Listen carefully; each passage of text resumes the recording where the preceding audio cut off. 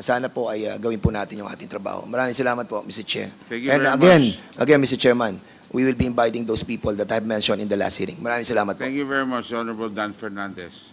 And also, happy birthday. The Honorable Rufus Rodriguez. Thank you very much, Mr. Chairman. I agree with the Chair that letters of invitation should be sent.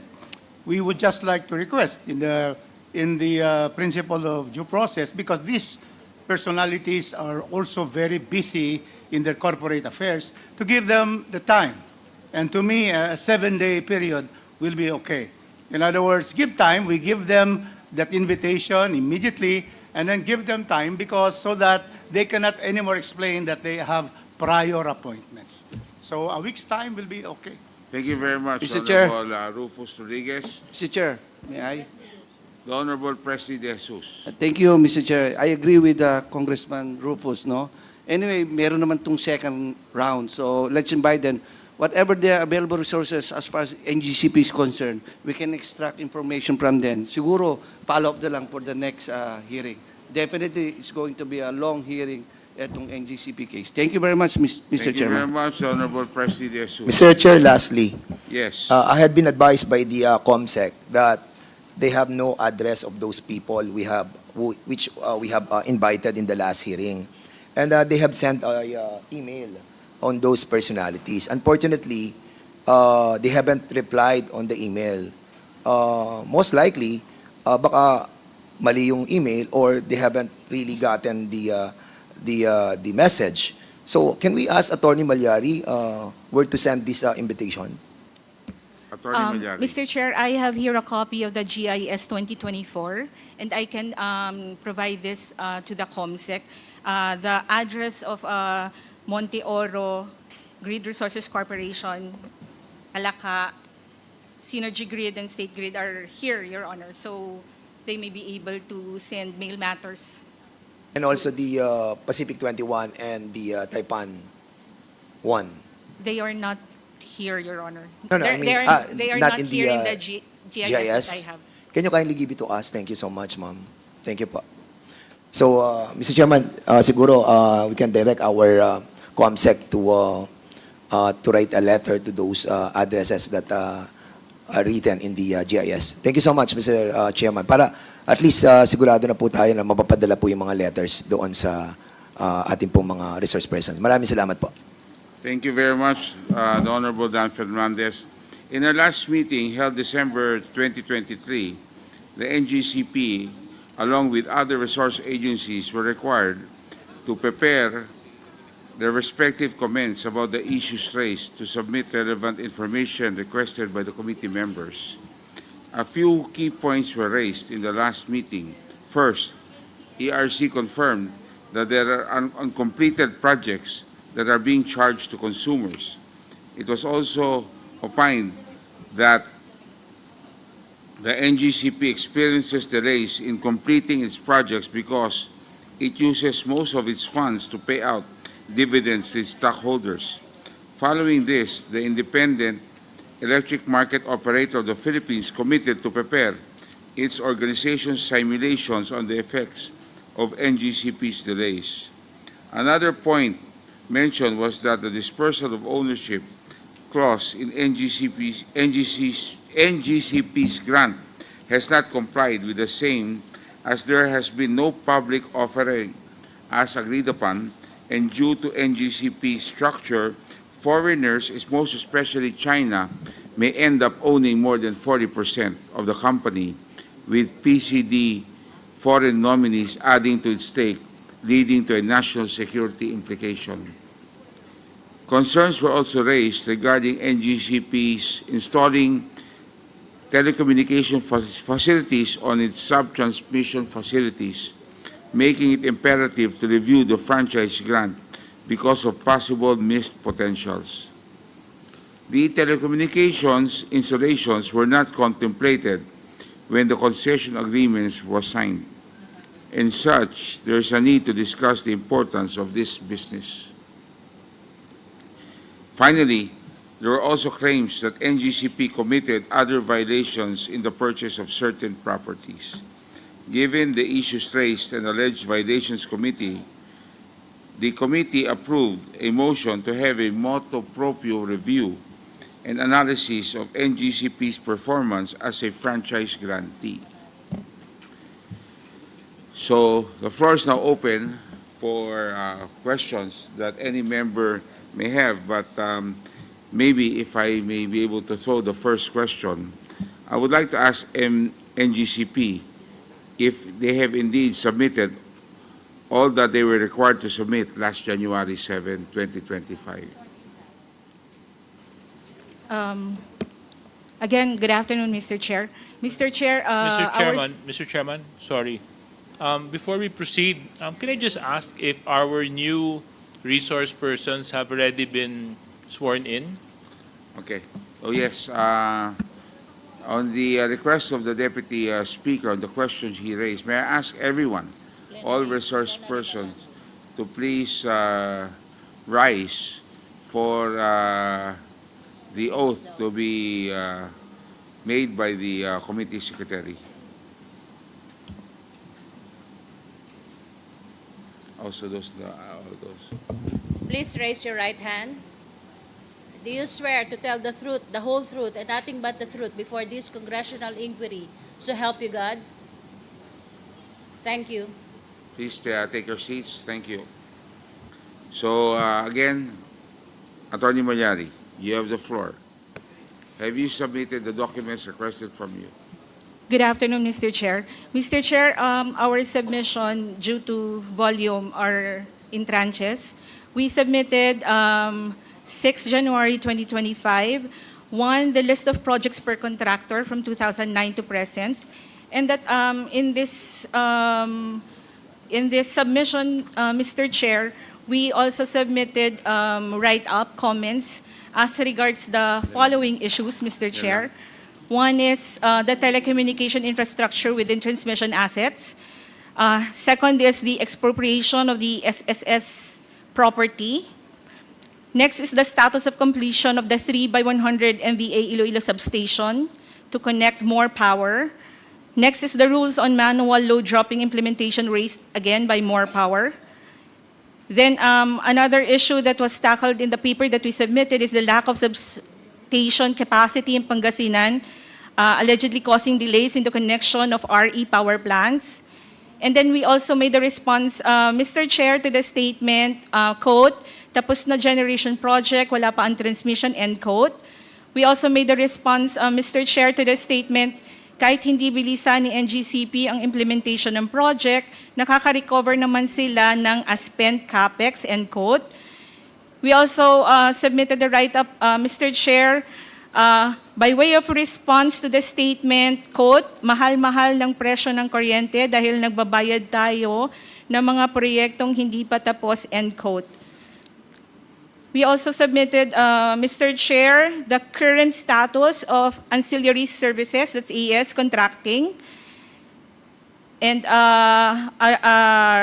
write-up on the conduct and completion of the SIS, that's System Impact Studies, and a write-up on the study by the DOE on the effect of heat index on demand, as well as we provided a short status of the Claver-Siargao interconnection project. These are all submitted January 6, 2025. Meanwhile, Mr. Chair, we also made a submission in our letter dated 10 January 2025, again, a paper containing NGCP's response to the inquiry regarding land acquisition under its name. And also, we submitted a copy of the concession agreement between PESAM, Transco, and NGCP. And also, in connection with the dispersal of ownership requirement provided under Section 8 of RA 9511, we wrote in our letter, Mr. Chair, that NGCP would like to note that it has been deemed compliant by the ERC as provided in its order dated 26 May 2022, and I quote, after due deliberation and thorough evaluation of all the evidence submitted and all the information gathered by the Commission pursuant to its regulatory powers, The Commission hereby finds the National Grid Corporation of the Philippines, NGCP, as compliant with the dispersal of ownership requirement under Section 8 of Republic Act Number 9511, end quote. So those are our submissions, Mr. Chair, as regards the matters taken up during our hearing last December 23, 2024. Mr. Chair, thank you. Attorney Malyari. As far as the GIS and other ownership documents, have you submitted that? Mr. Chair, we received on January 7 a letter from the COMSEC requiring us to submit the GIS and AFS of four entities, Your Honor, and these are Monte Oro Grid Resources Corporation, Calaca High Power Corporation, Synergy Grid and Development Philippines, Inc., and State Grid International Development Limited. Mr. Chair, considering that we are not in possession of these corporate records, we sought time, Mr. Chair, for which to submit this. We will coordinate with these entities, Mr. Chair, for But, us to be able to submit this. But Attorney, those documents were already requested on the December 23 hearing. And that's the reason why January 6 was given to you as a deadline. So the January 7 letter is not to inform you, but to remind you that you have not complied with those documents. Mr. Chair, we are in coordination with this as soon as possible, Mr. Chair. As soon as available, we will submit it, Mr. Chair. What is holding you back? Bakit hindi ho nyo masubmit yung napaka-importanting dokumento na yan? Mr. Chair, hindi po kasi kami, iba po kasi siyang entity, Mr. Chair. So, kino-coordinate namin sila, Mr. Chair, Yeah. with their respective corporate secretaries, Mr. Chair. Okay. How long do you need for you to comply with this? Kasi you were given already 2 weeks to produce all of these documents. Mr. Chair, our letter provided 31 January 2025. We'll endeavor this week, Mr. Chair.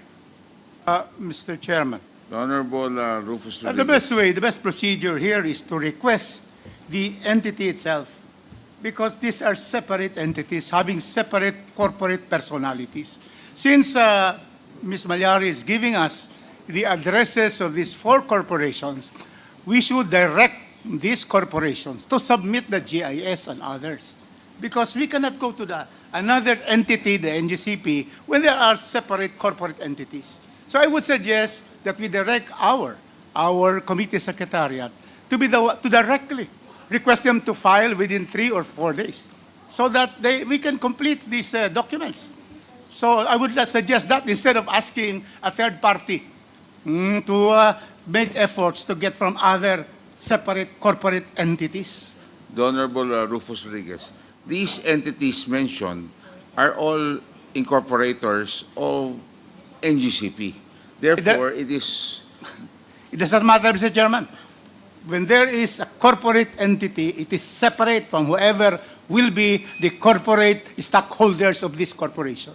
So the best way really, Mr. Chairman, is to ask them and to be signed by their officials that these are the true GIS submitted to the Securities and Exchange Commission. That is how it is in corporate law, Mr. Chairman. So my suggestion is just very simple. We have the names and addresses of the corporations. Direct them to be the one to submit to this committee, so that it will not pass other hands. Yeah. Because the stockholders are different from the corporation itself. There arises a corporate entity that is new and different from the stockholders, whether personal or corporations themselves. So that is my suggestion, Thank Mr. you very Chairman. much, Honorable Rufus Rodriguez. We take note of that. But for NGCP, as agreed upon, you were supposed to submit the GIS for all. So may we also emphasize that the commitment that you made in the last hearing should be honored. So I'm sure, as the company that is subject of this inquiry, it behooves you that I'm sure by now you have documents that of all of them, di ba? Hawak ko niya. Pero yung sinasuggestion ni Honorable Rodriguez, we will also take note of that, no? Pero palagi ko meron din po kayong kopya niyan. Kasi Mr. it is Chairman. to your interest that you know all the incorporators of all of these corporations that are part owners of NGCP. Sabihin na natin documents. Attorney Malyari. We have coordinated, Mr. Chair, we have coordinated with these entities in order for them to give us the GIS and the AFS. So we will be expecting that in the next hearing. So please submit it. Thank you very much. Mr. Chairman, just a question. That's a The query. Honorable Ace Barbers of the 2nd District of Surigao del Norte. Thank you, Mr. recognized. Chair. Mr. Chair, I was just wondering whether we have asked our resource persons a copy of the shareholders agreement among the shareholders of the NGCP. Have they submitted this document to this committee, Mr. Chair?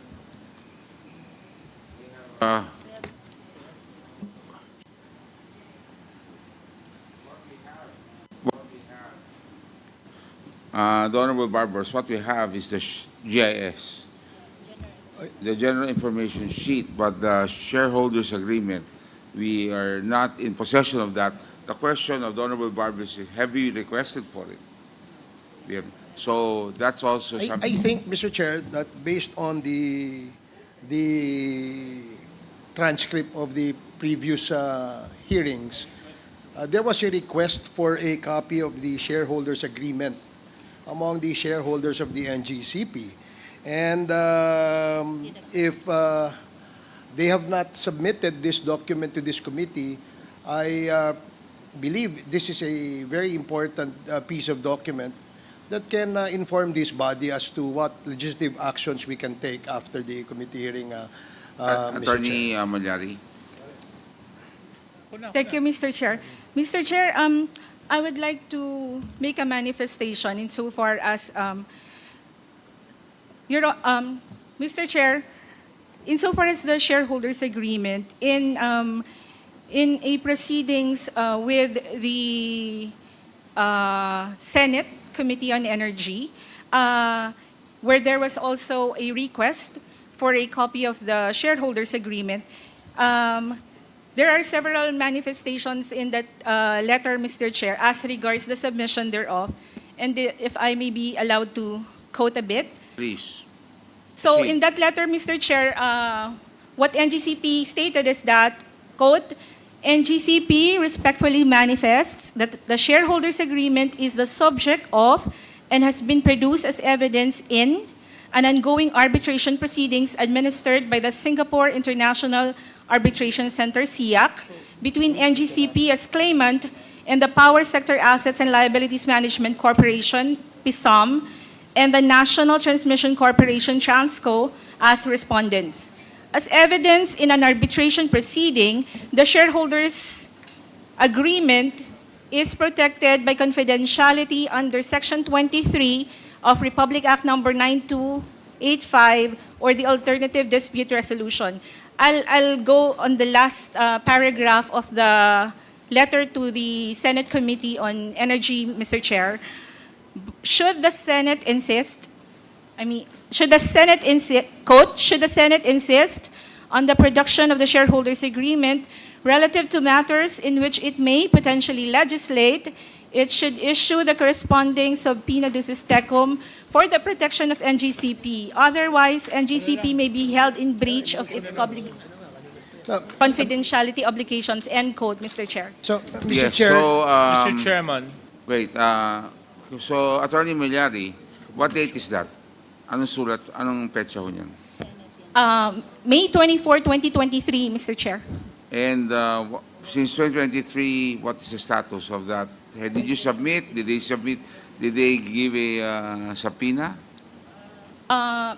Mr. Chair, can you give me like 1 minute? Because I was not the one attending this. Okay, so please look for that. Look for that. The status. I'll give you 1 minute, but I just would like to remind everyone that Section 1 of the Rules of Procedures governing inquiries in aid of legislation of the 19th Congress, Section 1, Paragraph 2, the filing or pendency of a case before any court, tribunal, or quasi-judicial or administrative body shall not stop or abate any inquiry conducted to carry out a legislative purpose. So that's in our rules, okay? Yeah, in Thank you addition very to that, much. Mr. The Chair, if I Honorable, may, Robert Ace Barbers. the reason why I feel that that document is very important in this inquiry is because we'd like to determine, no, sino ba talaga nagko-control ng NGCP? Di ba? Is it run, controlled, managed, operated by the Chinese? Or is it really the Filipino? So, kaya very crucial ito, Mr. Chair, because we'd like to determine up to what extent does the foreign incorporators or counterpart have influence over the management, operation, and control of this corporation? So this is really a very important piece of document, Mr. Chair. And as you stated, based on our rules, no Yes, one sir. can deny us this document once it is asked and demanded by the committee. Thank you, Mr. Chair. Thank you very Mr. much, Chairman. Honorable Barbers. The Honorable J.J. Suarez, Deputy Speaker. Thank you very much, Mr. Chairman. Mr. Chairman, I remember in the last December 23 briefing that we had, it was this representation that moved for a copy of the shareholders agreement. And in fact, during the time that we had the briefing on the 23rd of January of December of last year, up until last week, I was requesting from the COMSEC a copy of the shareholders agreement. Unfortunately, since the time that we had the briefing and until last week, wala pong pinadalang kopya ang NGCP ng shareholders agreement. Now, the good Congressman Barbers has already emphasized the importance of why we need to have a copy of that shareholders agreement. So therefore, Mr. Chairman, I move that we subpoena duces tecum, the shareholders agreement Second motion. of NGCP with the shareholders, Mr. Chair. So move. Thank you very much, the Honorable J.J. Suarez, duly seconded by the Honorable Dan Fernandez. Any objections? The chair, any objections? The motion is hereby approved. COMSEC, please prepare the necessary documents for submission before the next hearing. Thank you. Mr. Chairman, The Honorable Deputy Speaker, you still have the floor. along the line of the subpoena that we have just acted upon, can I just request that the chair also give a timeline? At least it is something that we can hold on to when NGCP can comply with the committee with regards to the submission of the shareholders agreement. Kasi baka mag-comply sila sa susunod na taon pa eh. Kasi nung isang taon ko pang hiningi yung kopya, hanggang ngayon wala pa rin. So may we ask the COMSEC, we will give you a week to proceed to produce all the documents required. So the COMSEC may ask Attorney Malyari that if you could please produce the documents within a week, okay, so that we can proceed smoothly and intelligently in this hearing. So COMSEC, 1 week is given to them. Thank you. We now proceed. So that's to NGCP. I just would like to ask ERC. ERC, andito po, Attorney, Chairperson Di Malanta. our Chairperson Mona Lisa Di Malanta. Mr. Chairman. The Honorable Rufus. Yeah, before we proceed to the ERC, it has been stated that there has been submissions of the NGCP January 6 and 9. For the better understanding of all the members of this committee and those present, may I request the copies to be given to each one of us here so that we can follow through the discussions of this hearing. So that each one of us will be holding it and can read it while there will be testimonies from resource persons.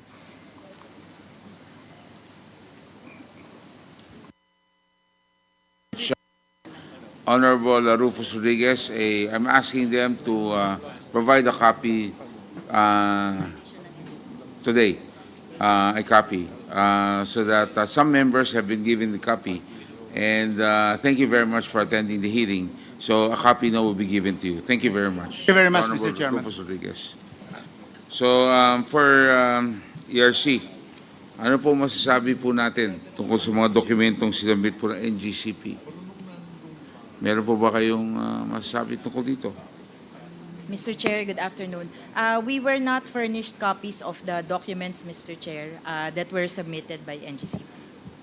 Okay, thank you very much. Can you also please provide a copy to ERC? Thank you very much. Comsec, pakabigyan din ng kopya na yan so that they can peruse. Any member that would like to ask a... oh, there are more members in today's hearing. The Honorable... Mr. Chair, may I also Tina ask a Pancho copy? is here. The Honorable Tina Pancho, welcome. Honorable Tina Pancho. The Honorable Tony Ferrer is also here. Welcome. The Chairman of the Committee on Games. The Deputy Minority Leader, President Jesus, and the Honorable Vice Chair, Jeffrey Konghun. Thank you, sir, for attending today's hearing. We now proceed. DOE, the Honorable Sharon Garin. You are recognized. Thank you, Mr. Chair. If you allow, we have a short presentation. Yes, please. And, Your to- presentation, please. And together Enlighten with, us. together with the DOE family, I think Transco and IMAP have presentations. Transco has a different presentation. Yes, yes, sir, because the topic is different. So you start it off, then Transco will come in after you. Yes, Mr. Chair. You have the floor. Can we start with the slides, please? Next slide. I'll try to make this as brief as possible, Mr. Chair. The first slide shows the history of NGCP. No? On 2011, IPIRA was enacted. So Transco took over the transmission business, both the systems operation as well as the transmission assets.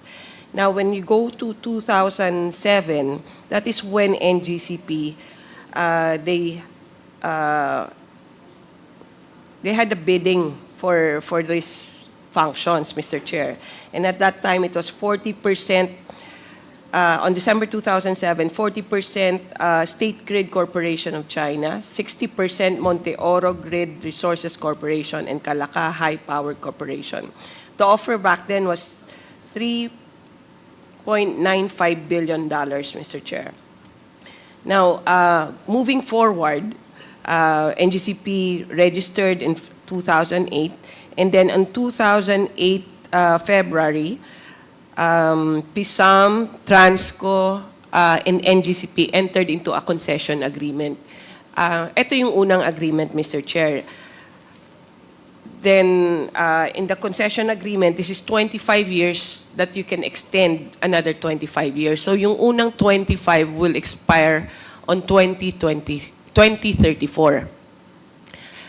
At the same year, on November, Congress granted the franchise to NGCP. Why is this important, Mr. Chair? Kasi condition yan at that time ng concession agreement na kuhanin ng NGCP yung franchise for them to it was a condition in the concession agreement, Mr. Chair.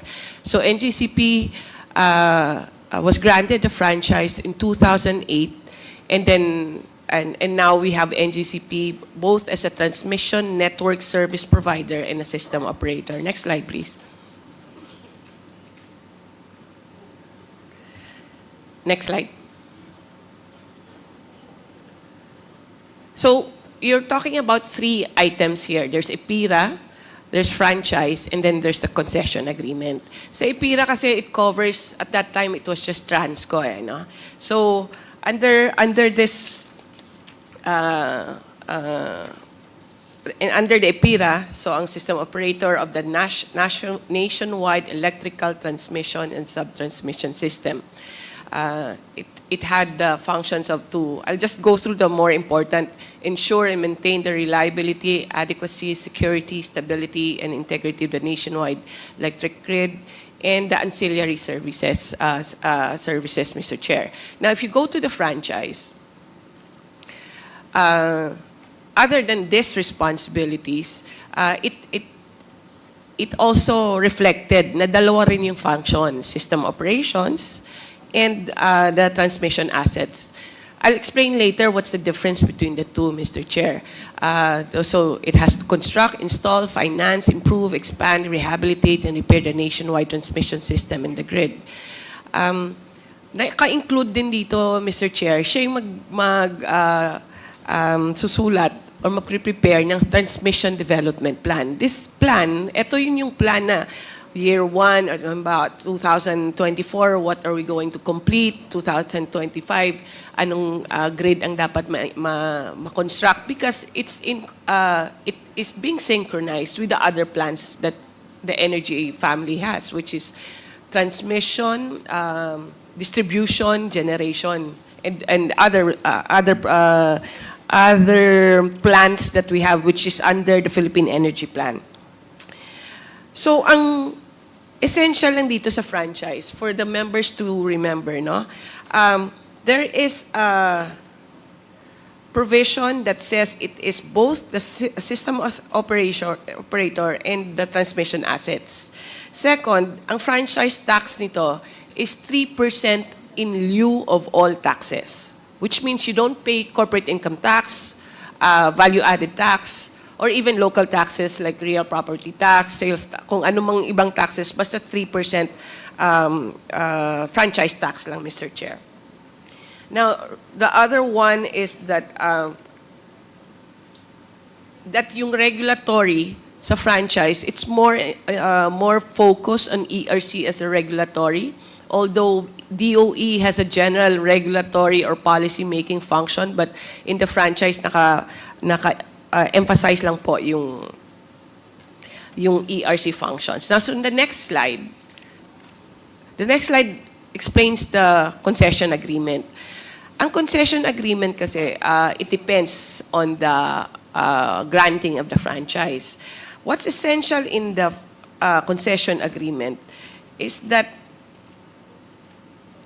other than having the franchise, sinasabi dyan sa concession agreement, on section 2.04, na all assets dapat na sa pangalan ng Transco, which is not being followed today. Ano? So, yan yung mga isa sa mga essential parts of the concession agreement. The concession agreement is about to expire in 2034, so it's due for renewal, Mr. Chair. Now, next slide. Ito po yung difference in transmission network provider tsaka system operator. Just to simply put, yung infrastructure, yun yung transmission network provider. Ang system operator, yun yung konduktor. Sinong papasok, sinong lalabas, including the ancillary services to ensure safety, power quality, stability, reliability, and security of the grid. So, both of these functions, in other countries, it's separate. In some countries, they're together also. But in our country, it's just one entity, ang transmission network provider and the system operator. So this is a huge task for NGCP kasi other than being an archipelago, talagang very complicated tong trabaho nila. Next slide, please. I just wanted to show the financial statements as submitted by NGCP in the next slide. Yan. So in the first column is the year, then next you have the revenues, capex, net income, dividends, and loans. These are based on the audited financial statements submitted as as the reportorial requirement of NGCP.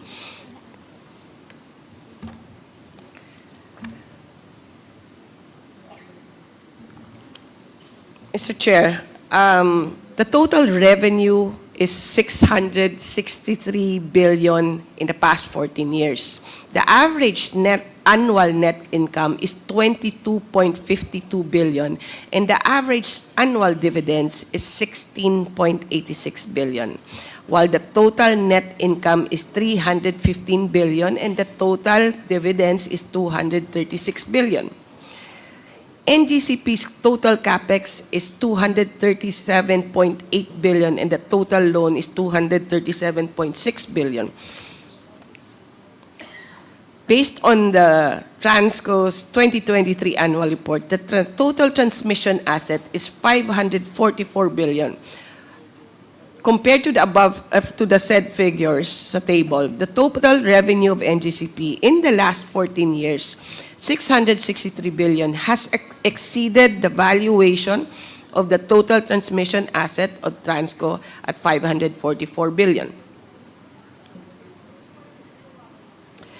The total concession fee paid by NGCP in the last 16 years of 203.62 billion has been overtaken by the total dividends received by its owners of 236 billion, Mr. Chair. Next slide, please.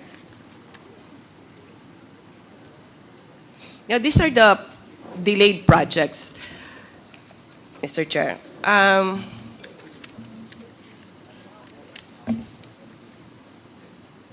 Meron kasing sa transmission development plan, nakalagay yan kung kailan matatapos o hindi. But what happens is every time there is a new transmission development plan, which is annual in submission, there's a new schedule that's being put. But just going through this, there are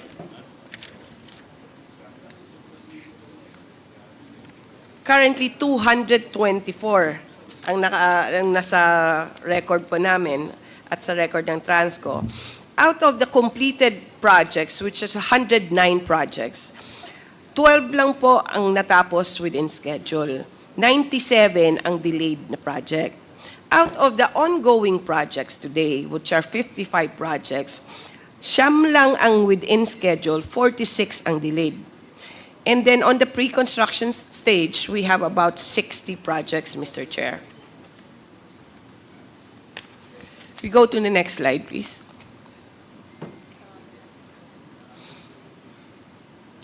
Mr. Chair, can I just ask Yusek Garin a question? Or, Can we allow her to finish her presentation? okay, thank you very much. So please take note so that we have a, we can we can ask all members, no, that would like to ask Yusek Garin to ask sabay-sabay na tayo para hindi tayo paulit-ulit. The Honorable Garin, please proceed. Yes, Mr. Chair. I yield to the better judgment of the chairman. Speaker. This one, Mr. Chair, shows the major projects. Some are finished already, like the MVIP, or the Mindanao Visayas Connection, Cebu Negros Panay, Hermosa San Jose. These are completed projects. There are pending pa. So, for example, ang Panay, which is in the middle of the, which is Cebu Negros Panay. 2020 dapat natapos yan. 5 times na move. Year on year lang yan. Kasi within the year, may movement din yan eh. So, natapos yan ng December, kailan yan? March 27, 2024. For example, there was a 3-day island blackout in Panay from January 2 to January 5 in 2024. As a result of multiple coal-fired power plants succumbing to issues resulting from the manner in which they are utilized by the system operator. Ang epekto niyan, Mr. Chair, I think I would rather give NGCP or ERC a chance to explain what happened kasi sila nag-i-investigate. The delay in the completion of the Cebu Negros Panay, hindi lang dahil sa blackout yan, but exacerbated by that blackout, was estimated by IMAP at that time during the report to us to have cost the Negros subgrade an average of 8.5 million pesos a month and the Panay subgrade an average of 79 million a month. Mr. Chair, IMAP can explain this better because they're the ones calculating the prices. And then in addition, the severely delayed integration of the MVIP at Mindanao was also estimated to have cost the consumers, hindi po yung generator, consumers an average of 1.44 billion per month for Luzon, 150 million for Visayas per month, and 154 million per month for the consumers in Mindanao. Mr. Chair, it's not just the delay of projects, it's the cost to the consumers, Mr. Chair. For example, on the Batangas-Mindoro interconnection and the Northern Luzon Loop, which have big potential for offshore wind, the projects, for example, that are in total 1,185 megawatts of potential capacity, which are slated to come online between 2025 to 2026, will be affected by the delay in transmission kasi sa 28 at 27. Tapos, after pa matapos yung project, saka papasok yung transmission. So, the project's delays range from 9 months to as long as 8 years and 7 months and are expected to cost, ang onshore lang to developers of 64 billion in potential revenues. Mr. Chair, marami pa tong situations where nanalo na sila sa auction or sa FIT at hindi nila ma-deliver because the transmission is not there, Mr. Chair. We can give the committee more information on this. Marami lang kasi ito masyadong, Mr. Chair. Like Hermosa San Jose. Hermosa San Jose is what connects Bataan to Metro Manila. Dahil na-delay to, 2020 pa dapat natapos to, there was around, I'm not sure about the exact megawatts, but about 2,000 megawatts ang na-stranded doon sa Bataan na, or the upper area. Kaya hindi siya mabato sa Manila, Mr. Chair. Go to the next slide, please. Now, with all these delays, with all the costs that we've been talking about, actually, kung titignan niyo po sa cost of electricity, because I think the objective of the committee is to lower the rates, but the transmission is really small. If you have a 4,000 peso bill, you have a 227.59 peso bill on transmission. That's correct, Mr. Chair. But a delayed transmission has an effect in the cost of the generation also, Mr. Chair. Kasi kung may delay yan, either sa power supply agreement sila, ang DU mo, or magwe-WESM ka. So there's an effect there, and I think IMAP can explain that better later, Mr. Chair. And that is where I think on the part of ERC and Transco and on IMAP, they explain the effect of this on the consumers. But on the DOE side, what is the impact on the GenCo? It affects, kasi, for example, Mr. Chair, we made calculations on what is the effect on our generation companies. If we go to the next slide, please. Dahil nag-mandate yung presidente na dapat 35% na tayo sa RE. So we've been pushing and we have so many contracts already. Actually, we are over-contracted with renewable. The problem is, kung walang grid, tapos na yung project mo, may losses ang GenCo. Nakatayo na yung solar farm mo, wala kang connection, you're losing money every day, Mr. Chair.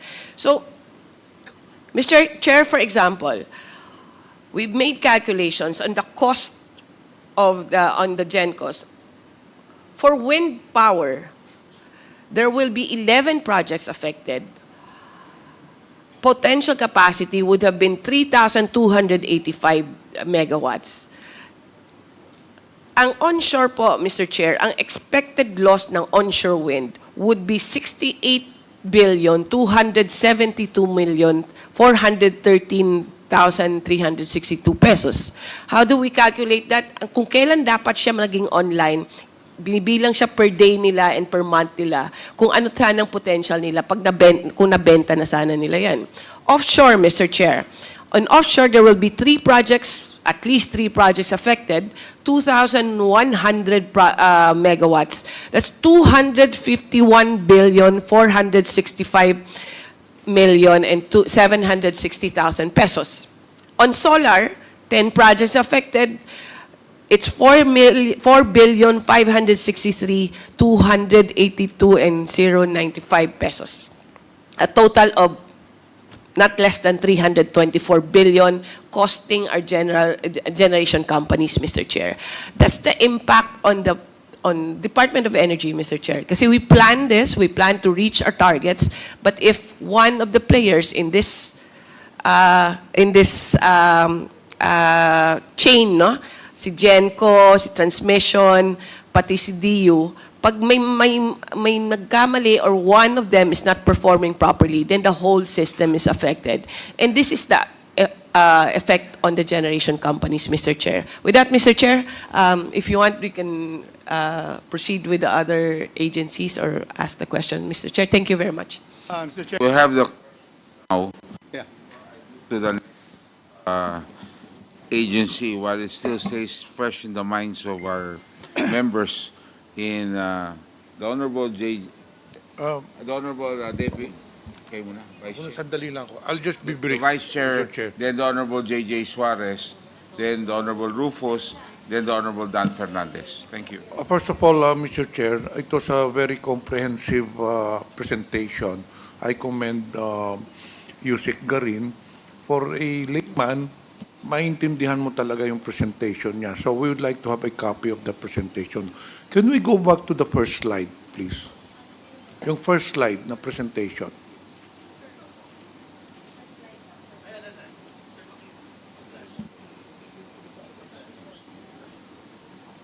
Yes.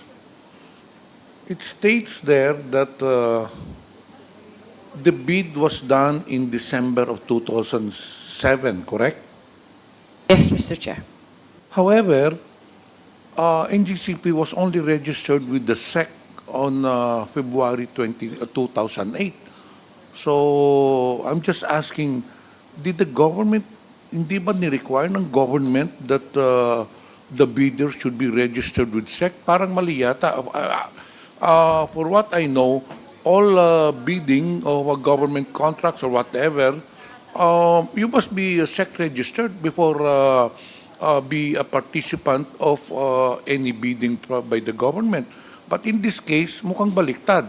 Nagbidding muna before there was a registration with the SEC.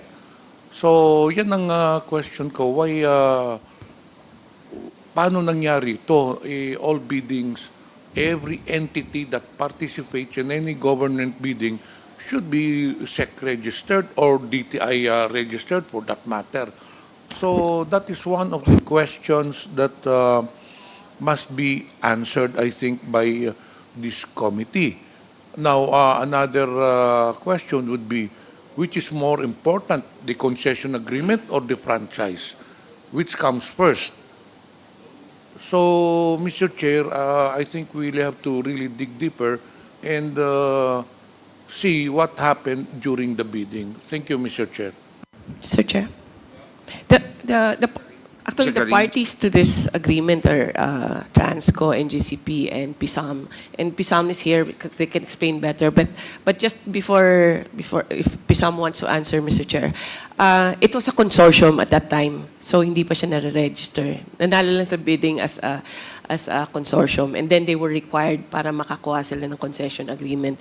But a question if what is more important, I guess both are important, Mr. Chair, but as to the superiority of the document, then the franchise is always, because it's the law. But the concession agreement also rules on the private relationship, as a private contract. So meron din sila, despite it being a public service or public utility, may condition naman talaga na dapat kumuha ka ng franchise. But I don't think there's any conflict between the two, Mr. Chair, except probably for the term. Iba lang yung expiration ng isa, Mr. Chair. Mr. Chair, if you want, I think PISAM is in a better position how to explain the historical of their agreement. Kasi nandito naman si President Dennis, Mr. Chair.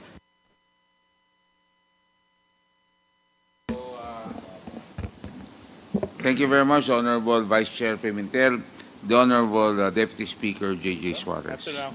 Mr. Chair, I'd just like to refer to the slides that the good USEC presented earlier about the development plan. Can we put that on the screen, please?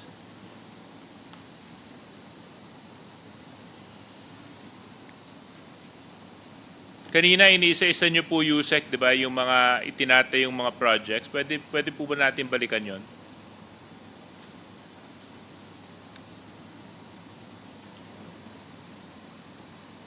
Yeah. Comsec, can we ask the tech? On the delays on transmission, yan. So, oo. Yung may mga delays, may mga binanggit kasi si Yusek na delays. Eh. Mr. I think it's lahat yata may delayed. All of that is delayed actually. Yeah, no, I think it's the slide previous to that, yung mas marami. Yeah, there. When it comes to the ongoing projects, Yusek, you mentioned that there are some delays to these projects, no? Number one, who identifies which projects are to be prioritized and implemented within a given time period? Mr. Chair. Is there a transmission plan, or is it DOE following an energy plan for the country? Mr. Chair. Well, Yusek Garin, please reply. ideally, we have a transmission development plan which should be prepared by NGCP. It is being prepared by NGCP naman every year. Then it will be approved by DOE eventually, ano? And that will be the basis. It's not a matter of which is more important. Para sa naka-TDP na yan, yun na dapat yung schedule. Now, what happens is, Mr. Chair, is that every submission of a TDP, the target completion date changes also in the previous years, Mr. Chair. Yun nga po, Mr. Chairman, yung gusto kong sanang mapansin natin eh. It's a moving target, in other words. Kaya nga gusto ko malaman kung sino po ba ang nag-identify ng mga projects to be implemented. Kasi sila din ang magsasabi kung kailan dapat matapos ito. Kaso lang, base po sa sinasabi ninyo, NGCP ang nagbibigay ng proyekto to be approved by DOE, and then you mentioned that it's a moving target. So, how are we supposed to hold companies, entities accountable to their performance targets if we can't even hold on to specific targets when it comes to when projects should be completed? The targets are supposed to be fixed, and that's what our comment to NGCP actually in the last review of the yung mga targets na yan dapat fixed siya, hindi siya moving target, and that's what we communicated to NGCP. Previously, though, Mr. Chair, the previous to this administration, di ba ilang beses din siya nag-move previous to this administration, na-approve din siya ng DOE kasi but it is being prepared by NGCP. It's basically like a unilateral decision on their part to change, but technically it goes through the process also. Dinadaanan din yan, nag-approve, recommended by a consulting Transco and then approved by DOE, Mr. Chair. Ngayon pa lang kami nagsabi na dapat hindi na yan pinapalitan. Kung ito po ay moving target at sabihin na natin hindi na natapos ng NGCP at the timetable, at the time frame that was provided to them, are they penalized? Sir, the penalty would be under the ERC because they're the regulator. Pero, Mr. Chair, these are not supposed to be moving targets. Kasi si Genco, hindi gumagalaw yung target niya for his generation. Si distribution, ganun din. So, even the demand of our households are not moving targets. Kung i-increase yan, mag-i-increase yan. So these are violations of the TDP, not only of the TDP, but also their concession and the EPIRA and the franchise, Mr. Chair. Yun actually yung point na gusto ko sanang sabihin at i-emphasize, Mr. Chair, na unahan lang ako ni Yusek. Siyempre, yung pangailangan ng taong bayan ng kuryente, hindi naman pwede mag-antay yun, di ba? So, ang hindi ko lang po masyadong maunawaan sa isang kumpanya na napakalaki po ng kinikita, dividendong pinamamahagi na umabot ng bilyon taon-taon, bakit hindi po nila matapos yung mga proyekto sa takdang panahon? At sila pa magsasabi kung kailan nila tatapusin to ayon sa kanilang kakayahan. When in fact, I don't see any reason why they should even have delays in their projects. So, Mr. Chair, like for example, no, let me just go down this list. I have a list of projects here that have been delayed. Some have been delayed for 5 years, some have been delayed for 6 years. Meron po dito 10 years na pong delayed, meron po dito 9 years na pong delayed. Some of those are relocation of steel poles. Meron po ditong Tugigaraw, Lalo project, Bingas, San Manuel transmission project. Meron pa palang susunod na pahina to, and the list is so long, Mr. Chair. So again, how are we to hold a company accountable to their performance indicators when it comes to providing transmission lines to the country? Dito po sa amin, sa sarili ko pong karanasan sa lalawigan ng Quezon, inaabot po ng taon bago makapagpatayo ng NGCP ng bagong substation doon po sa bayan ng Pagbilao. And it affected a lot of investors. It actually led to two investors closing down just because NGCP wasn't able to put up the power station, the substation that was required. So, and I'm sure this is not only limited to or happening in Quezon Province. I'm sure this is actually happening in the entire country. So, Mr. Chair, I want that point to be emphasized. And if NGCP can explain their dismal performance to this committee, I would appreciate an explanation from NGCP, Mr. Chair. If I may, Mr. Chairman, baka makapag-interject lang ako ng kapraso. Kasi nga, even itong masyadong maraming delays that our Deputy Speaker have mentioned, I think ang NGCP wala namang worry even these projects are delayed. Kahit 10 years yan, 9 years yan, wala silang problem eh. Because these are being paid and passed through to the consumers. Hindi pa siya used and useful, hindi pa siya commission, hindi pa siya tapos, binabayaran na po natin to. Kahit sabihin mong 10 taon, 9 taon, 5 taon yan, no problem. Basta't bayaran ng taong bayan. So wala silang hurry eh. Wala silang reason to hurry the construction or the infrastructure na dapat po matapos. Dahil nga, bayad naman eh. And that was allowed by the third regulatory period. The rules of the third regulatory period allows it. But unfortunately, dito, sa mamaya, i-discuss ko, Mr. Chairman, sa fourth regulatory period, hindi na po allowed yan. But, the majority decision of the ERC have decided, no, na spent na lang. Kaya nga yun yung minimension ko in the last hearing eh. Okay. So, Mr. Chairman, yun lang pong gusto kong mention. Kaya tumatagal ang project po natin dahil binabayaran na yan ng taong bayan. Thank you very Mr. Chair? Mr. Chair. The Honorable Dan Fernandez. Mr. Chair, may I? The Honorable Presley, I would like NGCP to first Just to quick reply question. to the question of the Honorable Deputy Speaker J.J. Suarez. Please reply. Good afternoon, Your Honor. I'm Attorney Pia Sanjego from NGCP.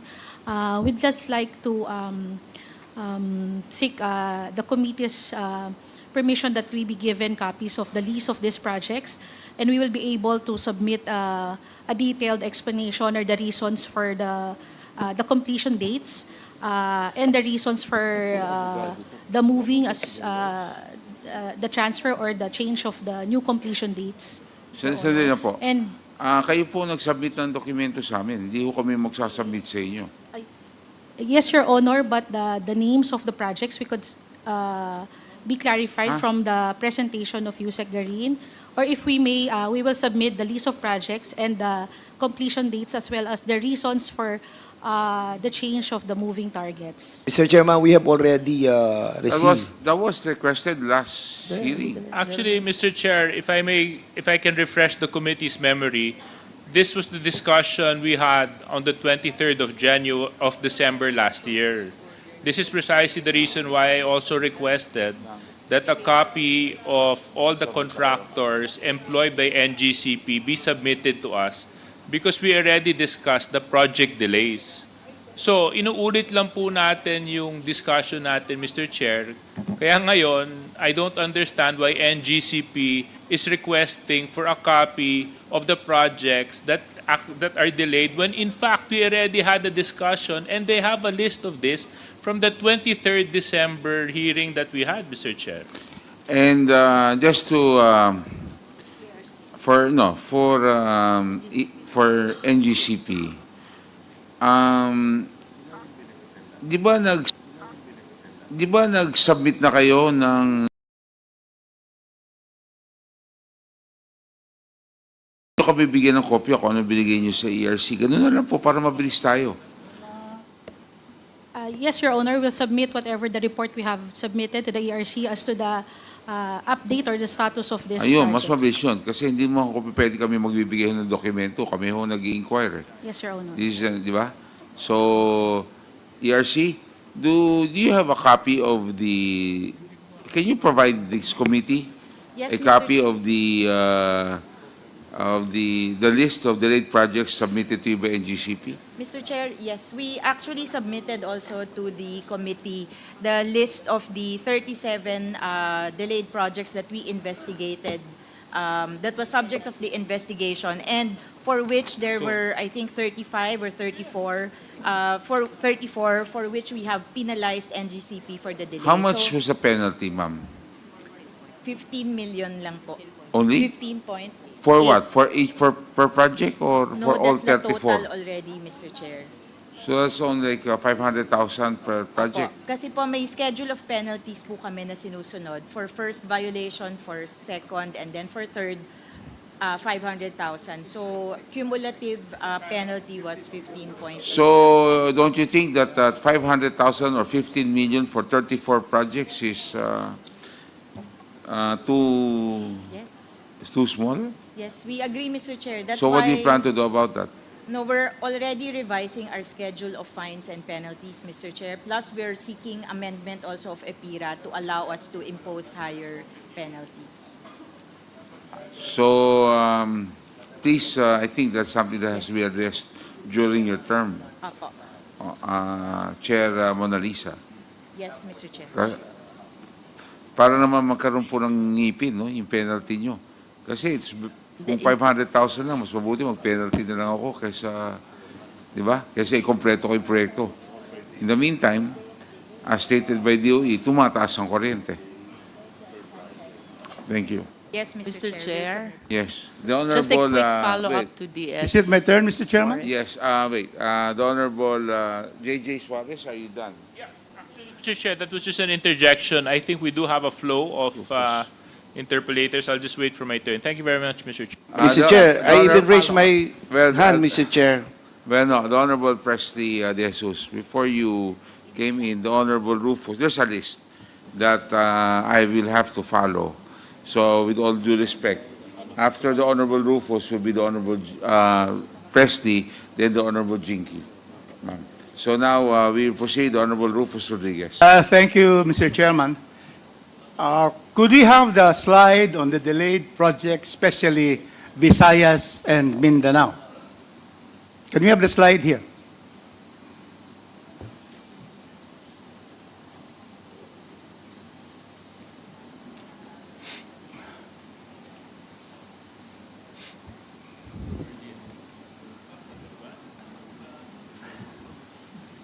The next slide, please. The next one. That's it. Go lower, because that is where my island belongs, where I belong to that island of Mindanao. Okay. Delays. How about Visayas, Mindanao? Mindanao. The last one, huh? Yes, it is way down. Okay, so anyway, can we put that up? Yeah. No, I want everybody to see the last item because it is Yes. covered by the tables and chairs. But for everybody. We Okay, cannot, it's we fixed. can't Okay, move it, so- it's fixed. Okay, so Mindanao has been interconnected with the Visayas last January 2024. My constituents, Cagayan de Oro City 2nd District, would thank the NGCP for finally connecting Mindanao to the Visayas and to Luzon. Why? Because if we need more energy from Luzon, Visayas, they can give to us, and if we have an excess capacity in Mindanao, we can help Visayas and Luzon. There is a 5-year delay. I know this because of right-of-way problems. First right-of-way that I encountered, the Cebu Golf Club filed a case in the Supreme Court to stop the NGCP from putting lines to Cebu that will go ultimately to Lanao del Norte and then to Cagayan de Oro. And I said, and I was able to come to the press and state, is golf more important than the needs of Mindanao? Everybody scrambled, including Secretary Frasco, calling me and saying, we will ask the golf club to manifest in the Supreme Court that they should now agree and not to stop it. Because if we stop because of the golf course, then certainly our priorities are not in the right places. And indeed, it took about 8 months to be able to proceed with NGCP's lines of transmission going through Cebu and then going to the island of Negros and then going to Lanao del Norte. That's the first one, Mr. Chairman.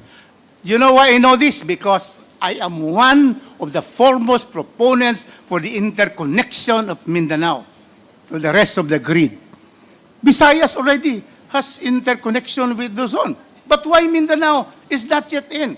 Even during the time of President Pinoy, he was in Iligan City. I spoke there that President Pinoy already support the NGCP to make sure that we interconnect Luzon, Visayas, and Mindanao. So now it's interconnected. And so now there will be many more power generation companies that will come to Mindanao because if we have excess, they can sell it, especially Luzon, who has a very tight supply on energy. Next, Mr. Chairman, that is why we cannot blame NGCP for the delay, at least for the Visayas, Mindanao interconnection. The next problem is Lanao del Norte. Right of way, you cannot just, you cannot just be able to dig and put your transmission lines there because, or put posts there because our Muslim brothers in Lanao del Norte will object. And in fact, they have objected. So what did we do? We were able to talk to the governor and the congressman of Lanao del Norte. It took so much time also because they have to talk with the owners of the properties. And so to be able to put just point, Secretary Garin, my former colleague, to state that it's 5 years delay and we should penalize them and to the ERC to increase the penalties. We have to look at the reasons. And in fact, if we see the reasons for delay, the right-of-ways that could not be immediately be secured, it stops the project. And so that is why, Attorney Malyari, we thank you. Because Mindanao is now interconnected to Visayas and Mindanao. There are more companies that are putting up power generation plants in Mindanao because they can now sell to Luzon and the Visayas if they have excess capacity. And right now, I tell you, because of the development of Mindanao, brought about by President Bongbong Marcos, nakapasok na. So, we expect, if you will see the NEDA report, Region 11 followed by Region 10, there's a lot of companies going there, and therefore there will be a need for more watts and more power companies. And so we cannot, my dear colleague Sharon, who has been, with us, presentations like this looks like, NGCP has not done its job. But let me tell you that based on my personal experience, at least these two right-of-ways problem easily would cause the delay. So what I'm saying here, Mr. Chairman, is let us look at the reasons for the delay. Because NGCP would want to connect all of these grids and all of our consumers, because it is for the best interest of the company. They will be able to charge more.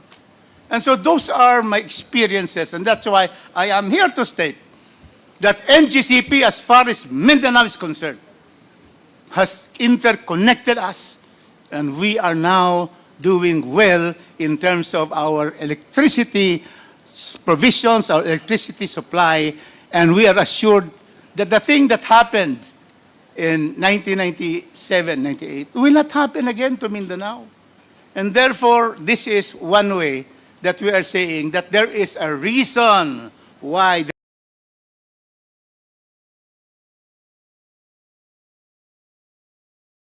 there is some delay. And to us, are we trying to dissolve the 50-year franchise of the NGCP? Is that the reason, Mr. Chairman?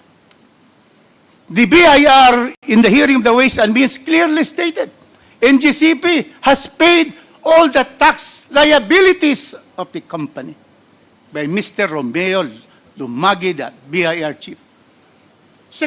ARC chairman has stated, is that correct, Madam Chair Di Malanta, that you said that there has been a compliance of the tax responsibilities of NGCP? Mr. Chair, in another hearing po, we confirmed that what we have seen from our records is compliance with the 3% franchise tax. Precisely, that was the issue. NGCP has complied.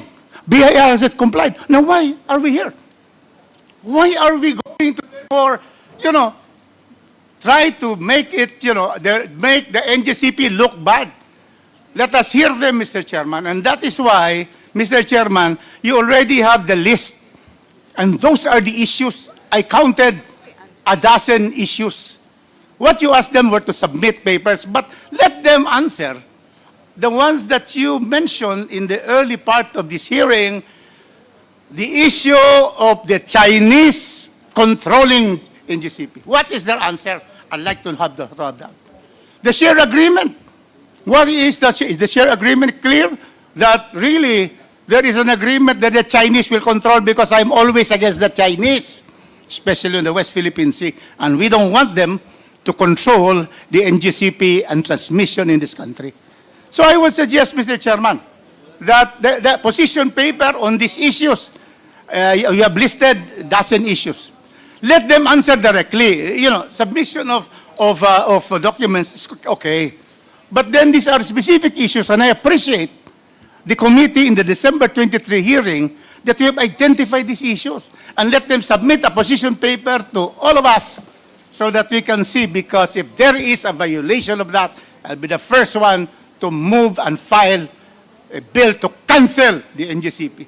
Just when I filed a bill to suspend the franchise of Cebu Pacific because we were delayed for one day from Cagayan de Oro. And that caused them to really improve. Before, they had only 2 standby planes, Pacific. Now they have 5 because I filed this particular bill to suspend. There has to be. Motu proprio, Mr. Chairman, we can do it. But there has to be clear violations that is clear, because under our Constitution, everybody, there should be no deprivation of life, liberty, or property, Article 2, Section 2, without due process of law. And NGCP has property intangible, which is the 50-year franchise. And so therefore, Mr. Chairman, I have said my piece. And so just to answer the report of our dear colleague, Sharon Garin, but let me tell you, us in Mindanao are enjoying the interconnection, delayed, better late than never. Thank you, Mr. Chairman. Thank you very much, the Honorable Rufus Rodriguez. At least this motu proprio hearing was called not to make any entity look bad, but for your information, it's just really to try to understand why all these delays are happening, and also for us to see the effect of the delays in the price of electricity, the Honorable Rufus Rodriguez. At least meron po nagpapasalamat, maski na mag-delay ka ng 6 years, nagpapasalamat si Honor, hindi, 2018 po to eh. 2024, 6 years po yan. And this is, no, so at least may nagpapasalamat, 6 years delay, nagpapasalamat pa rin si Honorable Rufus Rodriguez. Maraming salamat, Honorable Rufus. But anyway, the Honorable Sharon Garin, you have the floor. Mr. Chair, I'm supposed to be next, so I can question Yusek Saya Sharon po, Garin. kasi Ako na muna. there was a This is question interrelate- raised by the Honorable Rufus, and it was kind of addressing the position of ERC, so I will have to give them a chance to reply. The Honorable Sharon Garin. Thank you, Mr. Chair. Yes, that's correct. We're actually, DOE is very grateful that it's connected kasi nababato na yung excess power. But, Mr. Chair, just for the information of the body, I'm actually heading a committee in DOE checking why are there delays. And we are very familiar of the problems, whether it's the tree cutting permit or the DNR permit or even the DA for the conversion on DAR, even for LGUs. There are issues, Mr. Chair. But the issue on the right-of-way, at least, sir, kaya siya nag-privatize, no? Kasi that should be done by the private entity. Now, if your deadline, if your target completion is 2008, then you start your right-of-way before the 2008. Now, the problem in Mindanao Visayas interconnection was only brought to us, the NGCP, a year ago, na sinasabi na may problem dun sa golf course. Actually, the solution was very simple. Just transfer the towers or transfer the holes. And it was resolved with the interagency. Na-resolve naman siya kaagad. Hindi na pumunta sa korte to yun. But those are problems that can be resolved. That it is not in the, hindi naman yan obligasyon ng DOE, but we do go beyond our responsibility para matapos lang. Kasi everybody wins naman and everybody loses if it doesn't get constructed. Now, the second thing, Mr. Chair, is ang right-of-way issues kasi, we regularly write the Supreme Court to give priority to the cases of NGCP. We've done that, and it has, as you see, there was better progress in these past years. Pero, Mr. Chair, sometimes ang right-of-way nila, mga 5 taon din yung tagal eh. Baka sa, di ko alam paano nila ginagawa sa legal nila, but I don't think in lawyers it takes about 5 years. Now, the third part, Mr. Chair, is the applications eminent domain is under the name of NGCP. It should be under Transco. Kung government kasi yan, iba yung process and faster. So, mangyayari ngayon, there will be a private negotiation pa between NGCP and the landowner. So, that takes time. That's really the part that takes longer.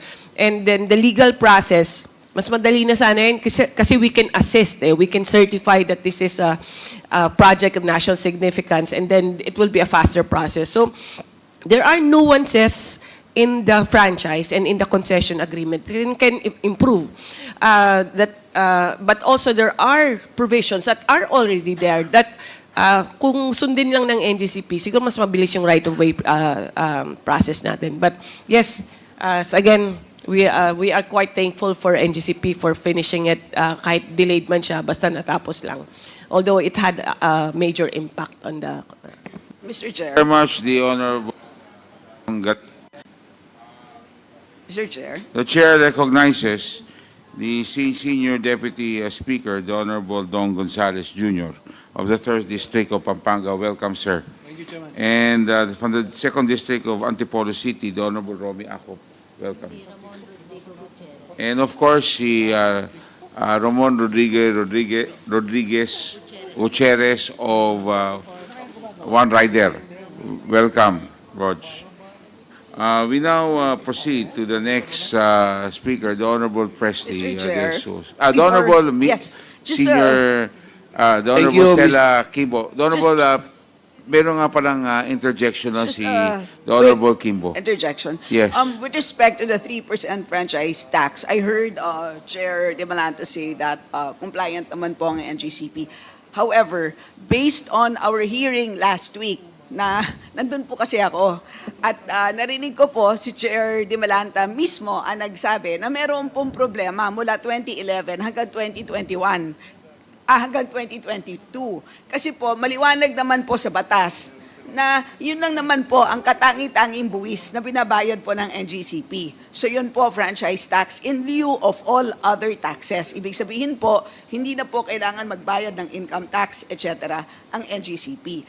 Therefore, hindi po dapat pinapass on to the consumers itong franchise tax. Kaya nga lang po, mula 2011 hanggang 2022, itong 3% franchise tax ay pinas on po sa ating consumers in the form of higher prices. Yun po ang naging finding ng ERC at yun po ay nireport po sa amin ni Chair De Malanta.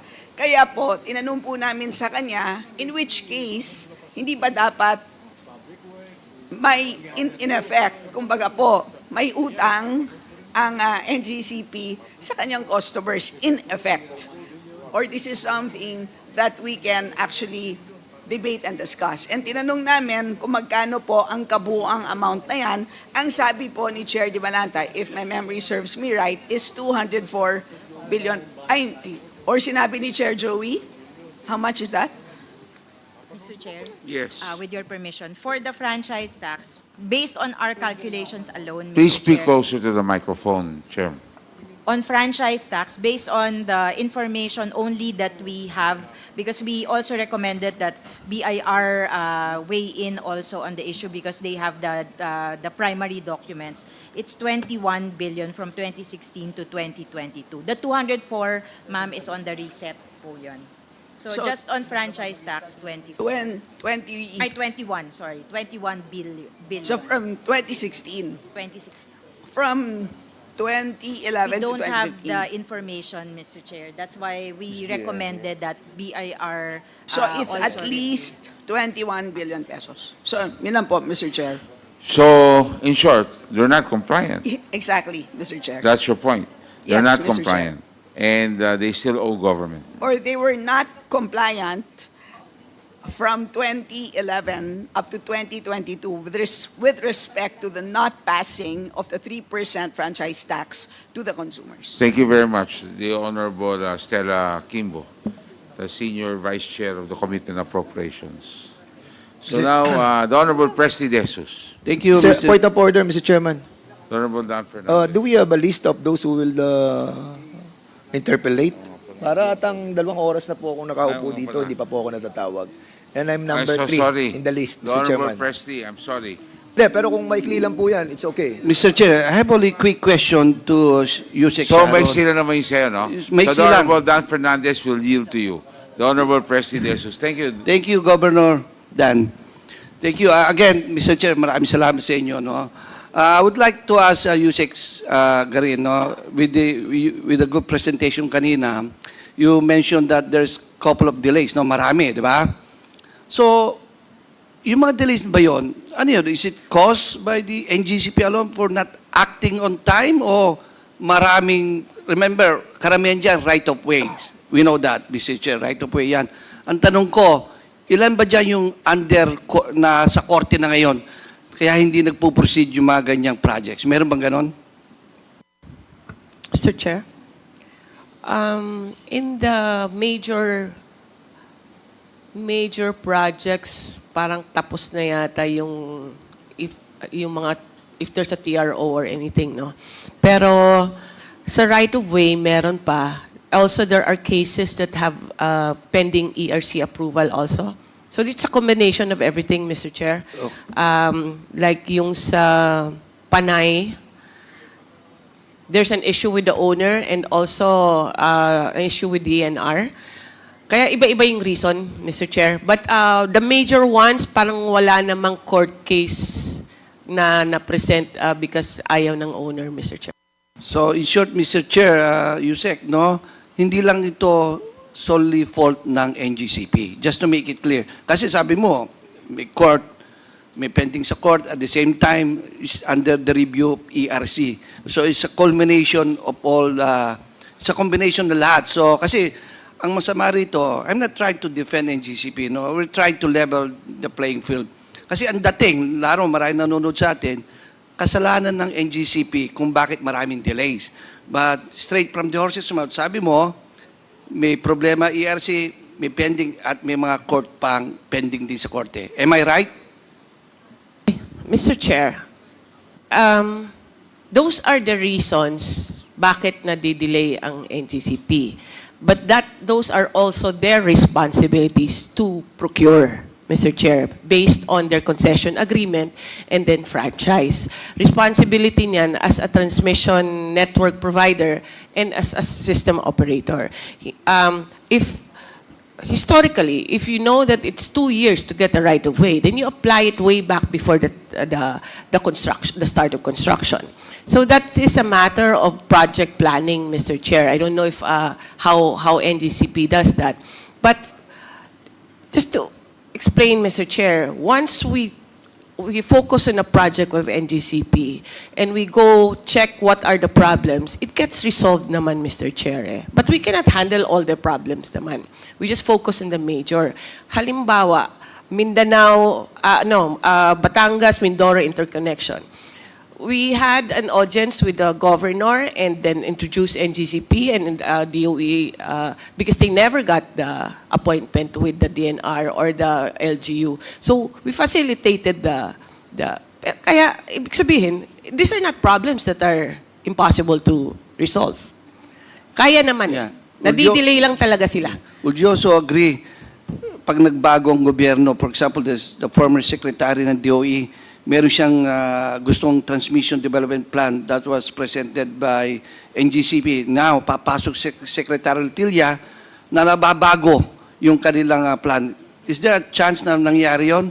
Or kasi it was mentioned by Chairman Di Malanta na puro plano, bago-bago.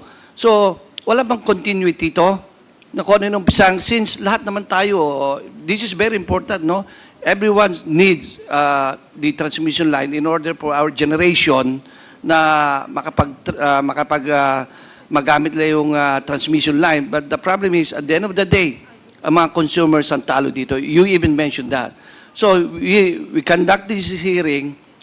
Ano ba talagang purpose natin? Paabayin ng presyo ng kuryente?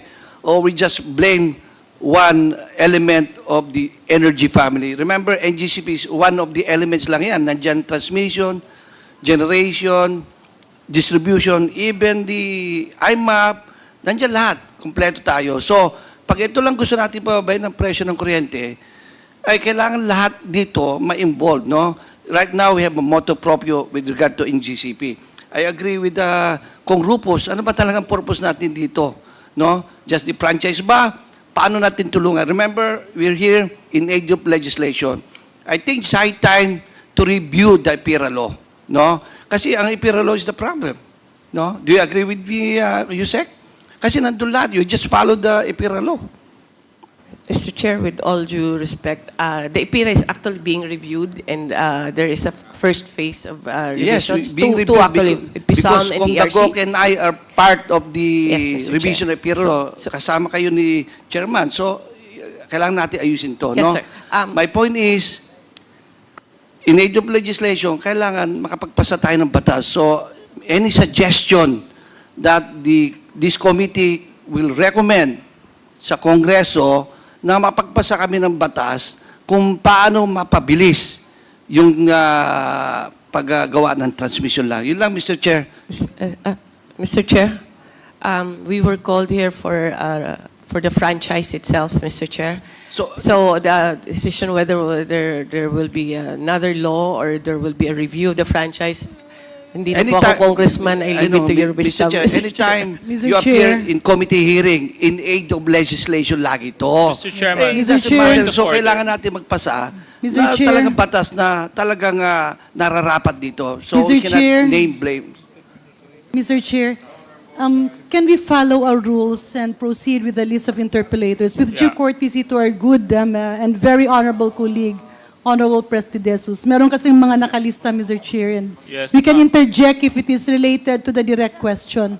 But I believe we have to go back to the Yes, list the Honorable, to put order. the Honorable Garin, it was really Prestige De Jesus, the Honorable Prestige De Jesus. Ma'am, nagpalista Siya ho- ako siya ho eksakto talaga ho nakalista ho. 1:11 The Honorable Dan PM. Fernandez yielded to the Honorable Prestige. Mr. Chair, Nagpalista just- ako, kanina pa nga ako eh. It was Yeah, Honorable I Prestige. understand, but I thought, Mr. Chair, the next interpellator was supposed to be Congressman Rufus, No. and then Tapos na ho. Tapos na ho si Honorable Rufus. the next interpellator will be. The Honorable Prestige De Jesus. That's Okay, why he and has the the next floor. is, The Honorable Dan thought somebody Fernandez. nag-yield po si Kong Dan, Mr. Chair. Yes. Yeah, because my understanding, well, Mr. I Chair, yield is you can. for a couple of questions, no?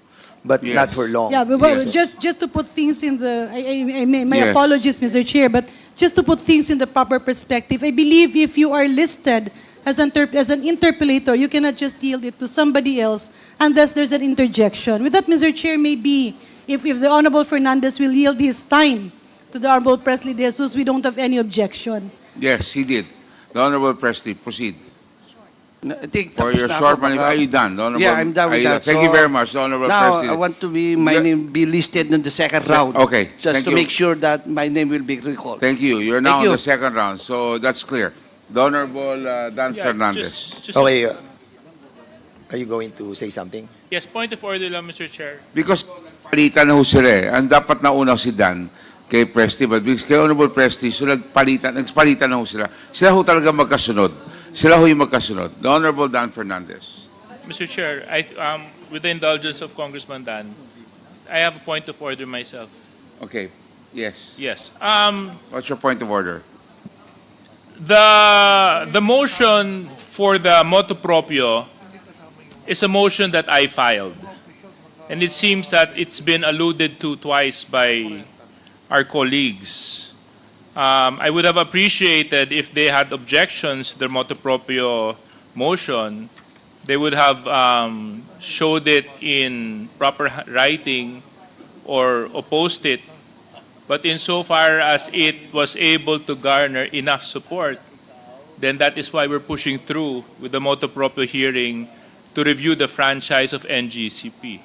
The very nature why I pushed for this motion, Mr. Chair, is so that we can look into whether or not, number one, NGCP is complying with the franchise that has been provided to them by Congress. Number two is also to look into the efficiency of NGCP with regards to their performance in providing electricity to the Filipino people. So I don't think if there is a question of the wisdom behind the motu proprio inquiry into the franchise, I would have welcomed an opposition in my motion. But to push it forward during the hearing proper, I think it would just be proper, Mr. Chair, that we continue on with what is on the agenda, following what we have already approved as the agenda for the committee hearing, just so that we cannot lose track and focus of the very purpose of why we're here and waste time while our guests are here in front of us. And I'm sure they're also waiting for their opportune time to discuss this matter, Mr. Chair. JJ Suarez. Definitely, this motu proprio hearing followed all the rules and with the permission of the Committee on Rules that this be done. So we have enough votes for this. So the Honorable Dan Fernandez recognized. Silence requested. Okay, maraming salamat po, Mr. Chairman. And the very reason why we are here right now ay yung sinabi ni Congressman Presley is talagang maibaba yung presyo ng transmission rate. And that's the reason why we've been fighting this for so many years. As a matter of fact, noong 2019 pa, pinaglalaban na po natin itong reset na kung saan ay 2011 ang last recorded na rate reset. And it's been like 13 years. Hanggang ngayon, wala pa po. And that's the reason why we're asking why. Di ba? Bakit hindi nagkakaroon ng panibagong set ng rates para sa transmission? And kung mapapababa natin ang lahat ng mga building blocks that the ERC is now evaluating through the RAAC and the NCL, like the return on capital, the capex, the opening ROB, the regulatory asset base, and even the depreciation on the capital, on the return of capital, at even the operating and maintenance expenses, I'm pretty sure, ito pong ating pong hearing na to, magkakaroon ng positibong resulta sa pagbaba ng kuryente ng transmission rate ng ating pong bansa. Now, magsimula po muna tayo dito, Mr. Chairman. Ang tatanungin ko po ay ang NGCP regarding doon po sa inyong IPO na in the last hearing, I mentioned about this IPO. Ano po ba yung legal obligation ng NGCP regarding the public offering na binabanggit ng provision ng ating pong batas? Attorney Malyari, you can answer this.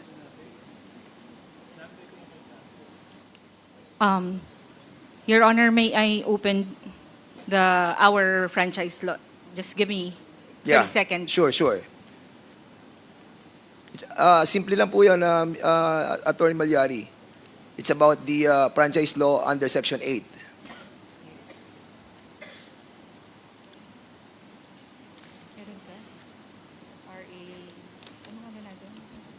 Okay, ako na lang mag-mention, Attorney Malyari. So under Section 8, ang mandato po ng ating pong NGCP is to offer sa public yung ating pong share of stock. At ito po ay within 10 years from the commencement of its operation.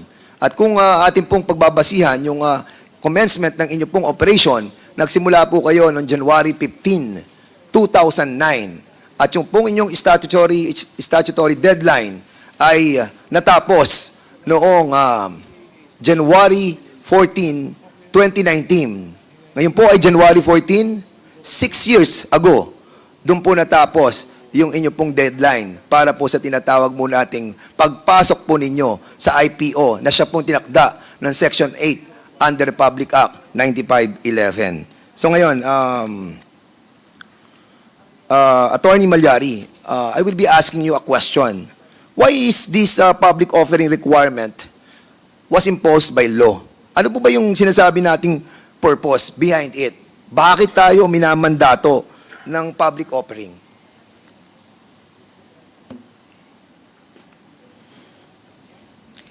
Your Honor, as to the wisdom of the legislation, it will be this honorable representation that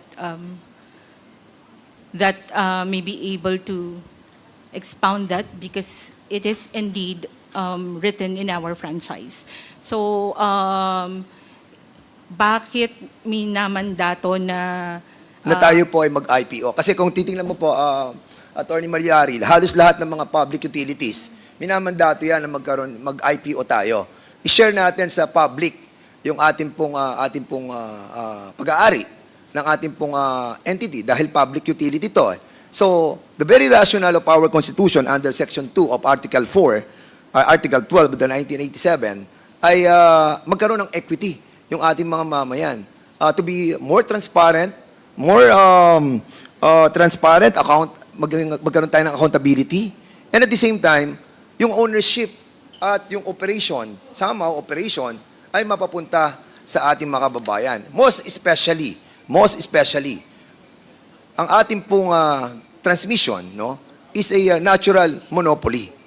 Ang ibig sabihin po ay wala po siyang kakompetensya, and that's the reason why kung wala siyang kakompetensya, kailangan siya ng partisipasyon ng ating pong mga kababayan. Now, I will be asking you again, Attorney Malyari, are there entities in the energy sector or elsewhere na masabi natin that the public offering is also being provided?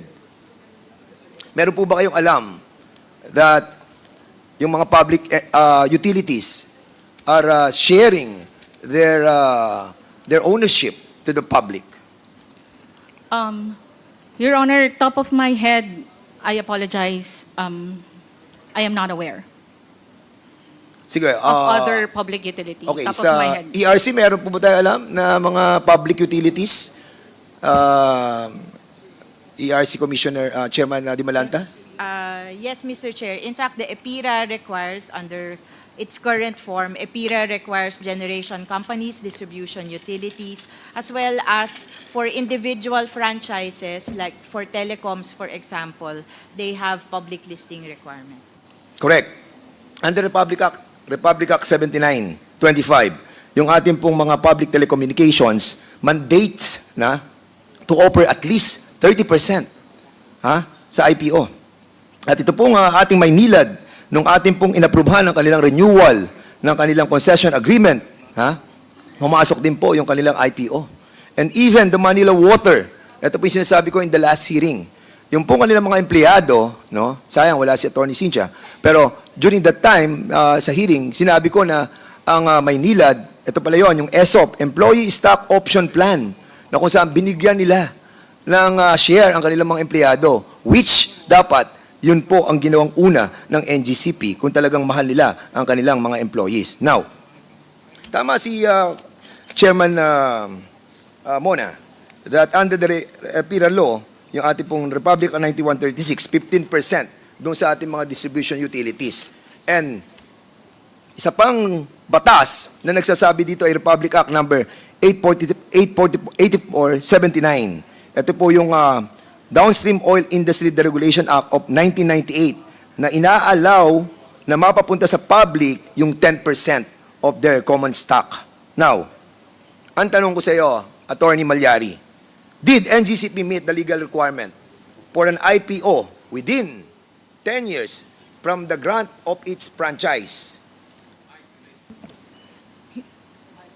Your Honor, I would like to read, now that I was able to open the Section 8 of NGCP Franchise RA 9511, dispersal of ownership, Mr. Chair, two ways, Mr. Chair. One is to make a public offering of the shares representing at least 20% of the outstanding capital stock or higher percentage that may hereafter be provided by law. And there's another, Mr. Chair, provided that the listing in the PSE of any company which directly or indirectly owns or controls at least 30% of the outstanding shares of stock of the grantee shall be considered full compliance. All right. So, tatanungin lang kita, Attorney Malyari. Simple lang yung tanong ko. Did NGCP meet the legal requirement for an IPO within the 10 years period that was mentioned in Section 8, Republic Act 9511? Yes or no? Your Honor, our legal position is yes. Yes, your pursuant to legal the position is yes. Correct. Now, nung November 13, 2018, para maintindihan po ng ating mga kasamahan at mga nanonood sa atin, para at least maging klaro po. Kasi dito ako ipaglalaban ko that you have violated Section 8, Republic Act 9511. But in your contention, in your statement a while ago, you have mentioned that in May 26, 2022, the order of the ERC was that NGCP was compliant with Section 8. But that was in contrast with the decision of the ERC on March 10, 2021, when they rejected your motion for reconsideration, when you filed a petition on November 13, 2018. Now, ang tanong ko sa iyo, Attorney Malyari, ano ang final nyo nung November 13, 2018 sa ERC with regards to this listing of share of stock of the NGCP? Mr. Chair, I am not the counsel that personally Who is the proper person to answer my query? Mr. Chair, can you just give me one minute, Mr. Chair?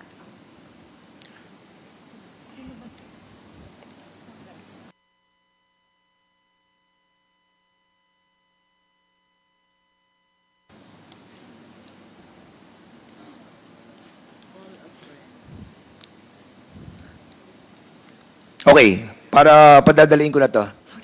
Alam ko naman sagot sa mga tanong ko. I just wanted to find out if you know my questions.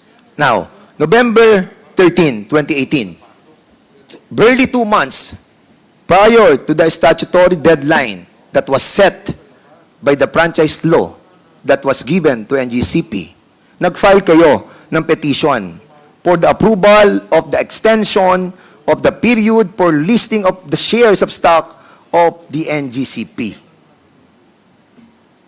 Under this petition, ang inyong prayer ay ma-extend po yung period ng listing ng inyong pong shares of stock.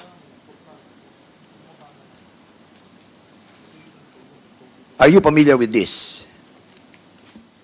Now that you're mentioning, Mr. Chair, I'm taking your word as is, All right. Mr. Chair. Now, tanong ko sa commission, ERC. Wala pa si Mona Lisa dito. Siguro ang tatanungin ko dito ay si Ma'am Commissioner Maceda. Ma'am, thank you for being here. Ano po naging aksyon ng komisyon on this petition for extension of the listing of shares of stock of NGCP? If it's the November 2018 motion to extend actually, there was a prayer actually to extend the period for listing of shares of stock of NGCP. The decision of the Commission was adopted March 3, 2020, as you mentioned, Your Honor, and the decision was to deny such motion to extend the period to comply with the public listing requirement. So, ang kanilang prayer prior to the deadline noong listing ng share of stocks ng NGCP in accordance with Section 8 ay dininay noong March 3, 2020. Am I correct? I confirm that, Your Honor. And what are the other directive of the NGCP or of the ERC to the NGCP regarding doon po sa process ng public listing? Yes, sir. If I may just read the pertinent portion of the order, Your Honor. Yes, please, go ahead. This is the order dated 3 March 2020 on the public offering requirement. Wherefore, the foregoing premises considered, the petition filed by the National Grid Corporation of the Philippines, seeking the Commission's approval of its proposed extension of period to list its shares of stock in compliance with RA 9511, is hereby denied and is directed to comply with the following. Number 1, NGCP is directed to commence immediately the process of public listing pursuant to RA 9511 and to fully comply with the same within 6 months from receipt of the decision. Second, NGCP is hereby directed to submit a compliance report showing its compliance with its public listing obligation within 30 days from the said compliance. So ordered. So in other Dated 3 words, March. Madam Maceda, there was a directive from the Commission for NGCP to immediately comply with the process of publicly listing. I confirm that, Your Honor.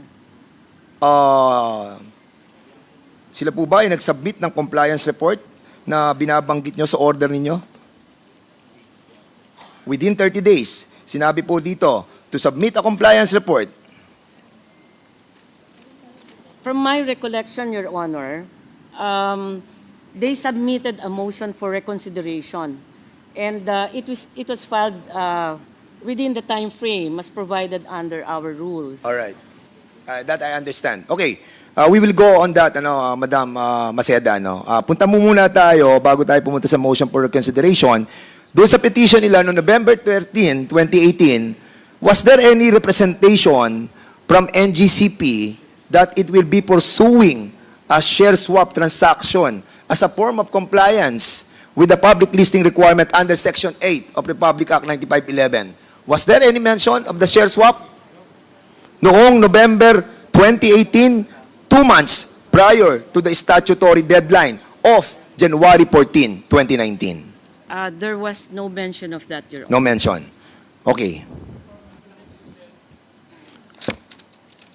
In March 3, 2020, Your Honor, if I may, Your Honor. Yes, go ahead.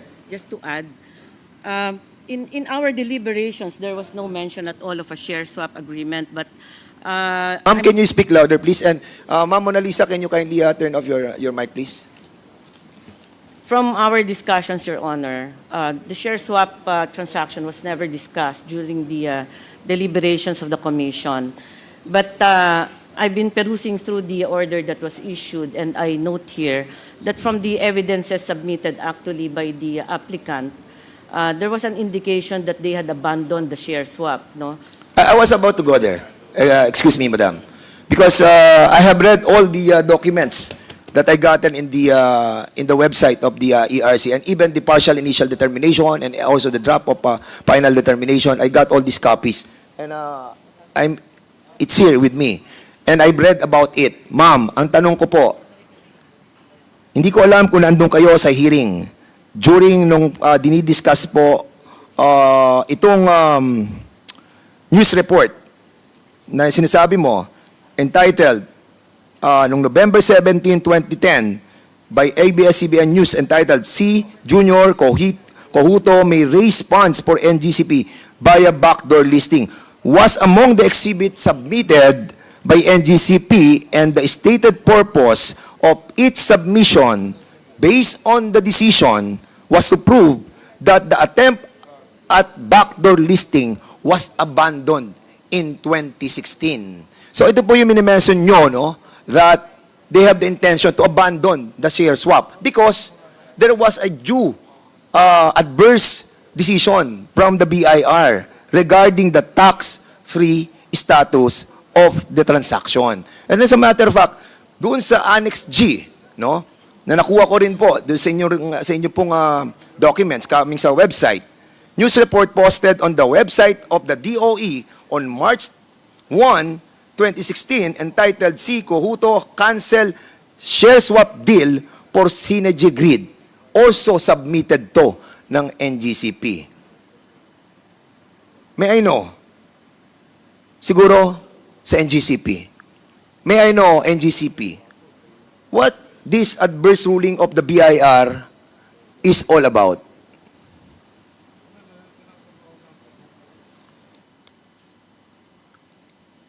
Kasi nabandon po niyo yung share swap noong 2020 yes. May I know the year, Your Honor? 2016?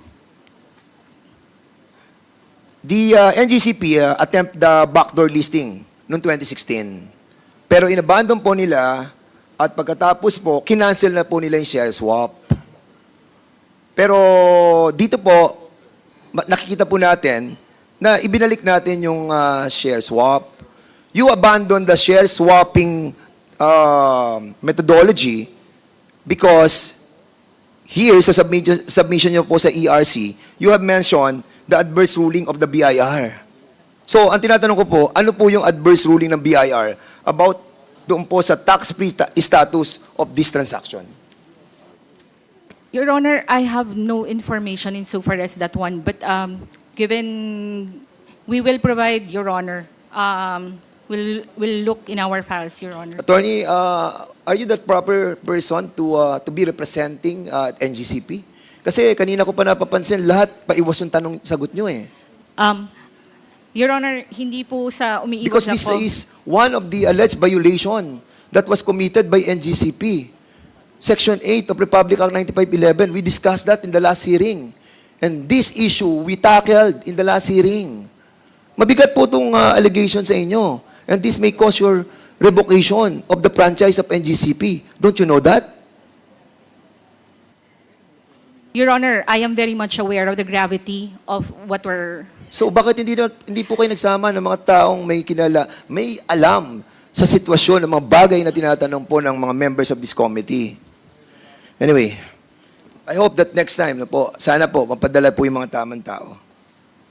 ERC, wouldn't you say that it was apparent for this evidence kanina na binanggit po natin that yung pong submitted voluntarily by NGCP, kasi sila po nag-submit nito that they had abandoned the share swap as an alternative to the public listing requirement?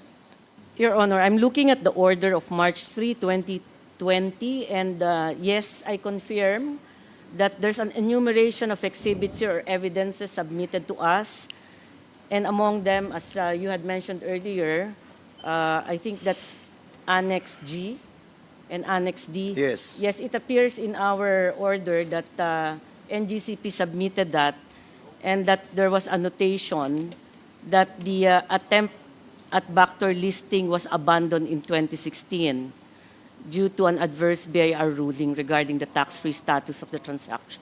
I don't recall this being questioned by NGCP in its motion for reconsideration. So ang tanong natin sa NGCP with that, kino-confirm mo, NGCP, did you comply with the directives of the Commission on its decision dated March 3, 2020? Na kung saan sinasabi, ano na po tayo, pumasok na po tayo sa IPO. Mag-IPO na tayo dahil lang sinasabi ng Section 8. Nag-comply po ba kayo? Yes, Your Honor. Your Honor, now that I have here some documentation in order to support what I will be stating now, may I be allowed to make some chronology, Your Honor? Sige, go ahead. Apo. Your Honor, Attorney 13 Malyari, November.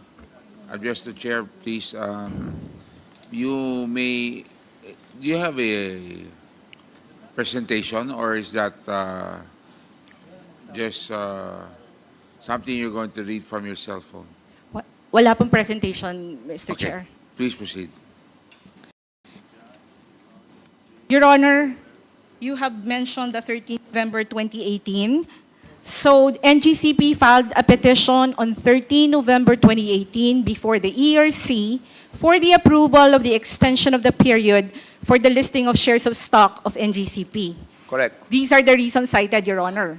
First, there's a pending arbitration case and there's a delayed regulatory reset. Second reason, Your Honor, period provided is merely directory. Third, no implementing rules for Section 8 of RA 9511. And the fourth, the timing of public offering is addressed to the discretion of the Board of Directors in the exercise of sound business judgment. So ang prayer po sa nabanggit niyo po na 13 November 2018, ang prayer po ni NGCP ay 1, approve the extension, and 2, grant an extension of 1 year from 14 January 2019 or upon final resolution of the arbitration case. Ngayon po, tama sila, nagkaroon ng desisyon si ERC noong 03 March 2020. It was issued on 27 April 2020. Dito po, dininay ni ERC ang petition for extension, as Coma Seda has stated, and that, ito po yun, Mr. Chair, NGCP is directed to commence the IPO obligation within 6 months from receipt of the decision. Correct. And that NGCP now is directed to submit compliance report within 30 days from compliance of public listing. Dito po sa desisyon na ito, due process, nag-file po si NGCP ng motion for reconsideration dated 19 August 2020. Tapos ngayon po, si ERC, in its order dated 10 March 2021, umabot na po ba tayo dito, Your Di ba? Honor? Wala pa. Sige po. Nag-advance ka Sige na. Okay. Alright. So, now you confirm, no, that nag-apply kayo 2 months prior to the deadline. And then, nagdesisyon ng ERC, sinabi ng ERC, denied yung extension nyo.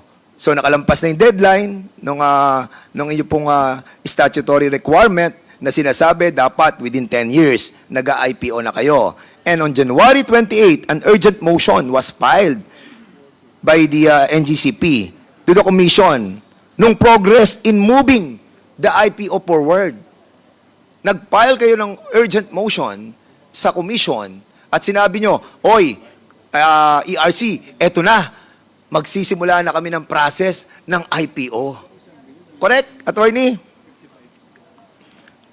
At nung March 10, ayan na, papunta na tayo sa sinasabi mo. On March 10, 2021, yung motion for reconsideration nyo was finally denied by the ERC. At inutusan kayo ng ERC to commence the initiation of the requirement of Section 8 Republic Act 9511, simulan na po ninyo ang IPO. At within 6 months, you have to report monthly to the ERC noong inyo pong accomplishment. Now, ang tanong ko sa iyo, would you consider this order final and executory that this resolve, the MR filed by the NGCP? Sa tingin mo ba, this is a final and executory? Yes or no? Your Honor, Wait, sagutin mo muna, Attorney Malyari. Ang tanong ko ay simple. Nag-file kayo ng petition, prayer for extension, na denied, tapos according sa rules ng procedure and practices of the ERC, isang beses lang mag-motion for reconsideration. Sabi sa rules will you confirm this, Mona Lisa, that according sa rules of procedure and practices of the ERC, isang beses ka lang mag-motion for reconsideration. Then, you were denied sa motion for reconsideration. Ngayon, ang tanong ko, final na ba yun and executory? in the same order, Your Honor. No, wait. I'm asking you. Yes or no? Yes, Your Honor, and we were given 6 months. Wait. Before you explain, let me hear your answer. So I'm asking you, final and executory na po ba yun? Yes or no? Opo. Okay, yes. Now you can explain. And in the same order, okay po. So, tuloy Go ahead. ko lang po yung chronology.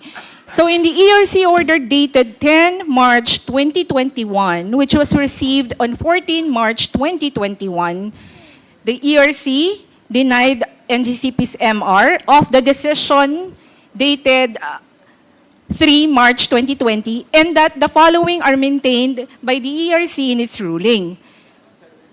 Among others, NGCP was given 6 months from receipt of the order instead of the receipt of the 3 March 2020 to complete the public listing process or on before November 10, 2021. Yes, At dito okay. rin po, in order po kami to submit a compliance report every fifth po of the month for the 6-month compliance. Alright, thank you. So at least klaro po na binanggit po natin, nagkaroon na ng order na final and executory yung pong desisyon ng March 10, 2021 ng ERC. Now, and it was directing the NGCP to complete its compliance with the IPO requirements until the successful listing thereof. Yun ang sinabi ng ERC .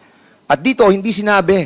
It did not say any IPO or any alternative thereto as may be allowed under the law. So ngayon, ang tanong ko sa Commission, what was the basis of the Commission in explicitly requiring an IPO and not just an alternative? Ito sa mga majority who have decided dito, siguro tatanungin ko si Puentes, si Commissioner Puentes. Commissioner Puentes, Yes, Your Honor. ano naging basis ninyo? What was the basis of the Commission in explicitly requiring an IPO and not just an alternative thereto? Bakit nyo ni-require ng IPO ang NGCPO? At yun na sinabi nyo. Sabi nyo, walang extension. Motion for reconsideration, denied. Final and executory. Tapos sabi nyo, proceed with the IPO. Within 6 months, dali ng listing sa ERC. Bakit yun po naging desisyon na require nyo sila ng IPO? Your Honor, yung At sa... walang ibang alternative. Yun ang desisyon nyo. Walang ibang alternative. Bakit yun ang desisyon nyo? Your Honor, yung sa IPO naman, nakasaad naman yung sa batas. And then there was deliberation wherein this was presented to us and that is why we... Hindi ang came up with tinatanong that ko, decision. Commissioner Puentes, malayo na yung sinasagot mo. Ang tinatanong ko, bakit nyo ni-require sila ng IPO? Kasi dito, sa decision nyo, sa March 10, 2021, nire-require nyo sila na mag-IPO na. At nagkaroon nga sila ng urgent motion noong January 28, 2021 Ini-inform ang commission na sinasabi niya, ERC, andito na kami. Nagpo-progress na yung aming nagpo-progress na yung aming IPO. Ha? At as a matter of fact, according sa inyong decision na binasa ko, they have already, ito ang sinabi ng NGCP, for your information, take note that the Commission acknowledged NGCP's good faith effort to comply with the IPO requirement, citing the following actions. Ito na yung mga ginawa nila action para sa IPO. Engagement of financial advisor, shortlisting of joint global coordinators, finalization of acquisition of legal counsel, submission of a detailed grant chat with timelines, and commitment to fully onboard external advisors. And additionally, Commissioner Puentes, ito ang inyong inimbestigahang witness na galing mismo sa NGCP, si Mr. Eduardo Francisco, who is an expert. Expert siya sa IPO. At sinabi ni Eduardo P. Francisco, who stated that NGCP required more time as the NGCP IPO will be unprecedented in terms of scale. Do you remember this, Commissioner Puentes, Commissioner Digal, Commissioner Lumbatan? Do you remember this? Reply. Mr. Chair, Your Honors, if I may be recognized to respond. Yes. For the record. Recognized. Thank you. Yes, Chair. I am Commissioner Digal of the ERC po. Yes, Mr. Chair, Your Honors, we do remember that we have considered several inputs of consultants then on the public offering of NGCP in deciding whether or not they were compliant. So, you are gearing toward the IPO with your March 10, 2021 decision. I think the wordings in the order referred to public... Tanong ko sa iyo, Commissioner Digal, you are gearing toward IPO with your decision of March 10, 2021. Yes or no? Yes. Yes. And if I may explain... Yes, go ahead. Because the documents then submitted to our offices and the position or arguments of the NGCP then they were already starting and they have made studies on conducting it. Correct. And as a matter of fact, tama yung sinabi mo. Ito ang sinabi nyo. Sabi nyo, the March 10, 2021 order of the Commission was also very clear in stating that other activities were included by the BDO Capital to ensure a successful IPO and not merely the listing of such with the PSE. So in other words, eto na eh. Nagsisimula na sila ng IPO. Di ba? Noong March 10, 2021. So ang ibig po sabihin, kung nagsisimula na po sila ng IPO, which you all relied on the statements of the NGCP, ang tanong ko sa NGCP, did the IPO proceed? Your Honor, No, sagutin mo muna, Attorney Malyari. Did the IPO proceeded? may interlocutory, Your Honor. No. Tanong mo muna, yes or no lang, tapos saka mo explain. Did the IPO proceeded? The IPO... Yes or no? Sorry, Your Honor, I'm trying to make Yes a or complete no, sentence. then explain. The Tuloy IPO po ba- as contemplated under... Wait. Hindi tayo magkakaintindihan hanggang hindi mo muna sinasagot ang aking katanungan. Did the IPO proceeded? Yes or no? As contemplated in the order, hindi po. And if I may explain. Hindi. The Kayo, answer. hindi sa order. Ang tinatanong ko, kasi in-orderan kayo, di ba? Na proceed with the IPO. Kasi nga, nag-witness kayo eh. Ang sabi ni Eduardo Francisco, yung inyong expert, nagpo-proceed na po kami sa IPO. Nasa initial stage na po kami. And we will be earning or we will have investor like $1 billion coming from the different investor. So ngayon, nandito po report eh. Nabasa ko lahat eh. At ang sinasabi nyo, nasa stage na kayo ng IPO. Ang tinatanong ko, nag-proceed ba kayo sa IPO? Sabi mo, no. Di ba? Then now, explain. Your Honor, ituloy ko lang po yung chronology. after the ERC order dated 10 March 2021, NGCP now filed a motion for clarification to allow... Wait. Darating tayo sa motion for clarification. Ang tinatanong ko lang muna, explain mo muna yung... kasi hindi kayo nag-proceed sa IPO. Sabi mo, no, you did not proceed with the IPO. So why? Explain. Ito na nga po, because we wanted to be clarified whether we can be allowed insofar as the alternative mode under Section 8 of RA 9511. Okay. So, ang tanong po nila, Your Honor, is, did the IPO proceeded as contemplated under ERC order dated 10 March 2021? Ang response po namin ay, dun nga po sa interim na yon, nag-file po si NGCP ng motion for clarification to allow the alternative mode under Section 8 of 9511, which is, yun nga po yung...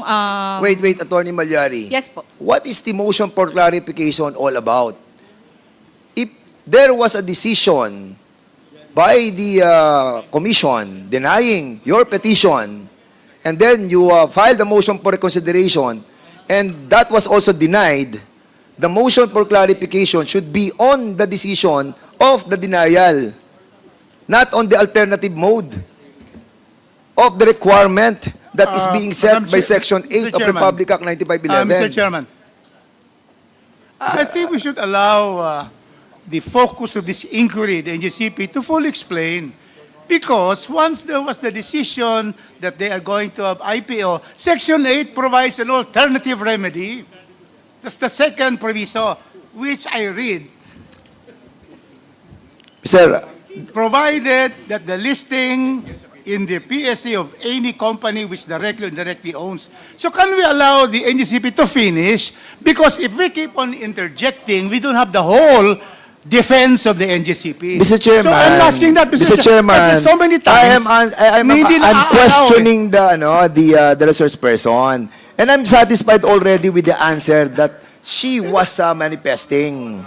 Okay na sa akin yun, Mr. Chairman, basta sumagot siya ng Mr. Chair, tinatanong the ko. Honorable Rufus, 1 minute this is the time of the Honorable Dan Fernandez.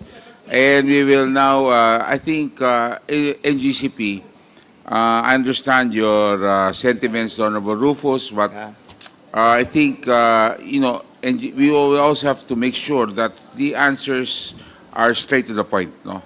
I think ang hinihingi ni Kong Dan ay yes or no, tapos magpaliwanag. Yan naman Chairman, ang hinihingi niya. Para mapabilis ho tayo. The Honorable Dan, can you please proceed? With all due respect with Congressman Rupus, I'm asking direct answer. I'm asking direct answer. And then I am letting her to explain. And then I don't know where the good gentleman is coming from na hindi ko inaalaw na magsalita yung ating pong resource person. As a matter of fact, sabi ko, sige, explain. Di ba? Okay. So this is still the time of the Honorable Dan Fernandez. So you have the floor, the Honorable Dan. Proceed. Okay, so nung March 10, nagkaroon ng final decision na denied na po yung inyo pong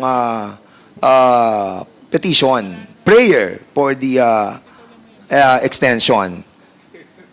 On August 11, 2021, may order that was issued by then Chairperson of ERC, Agnes de Banadera, saying that the Commission's order on March 10, 2021, ito, you listen, ha?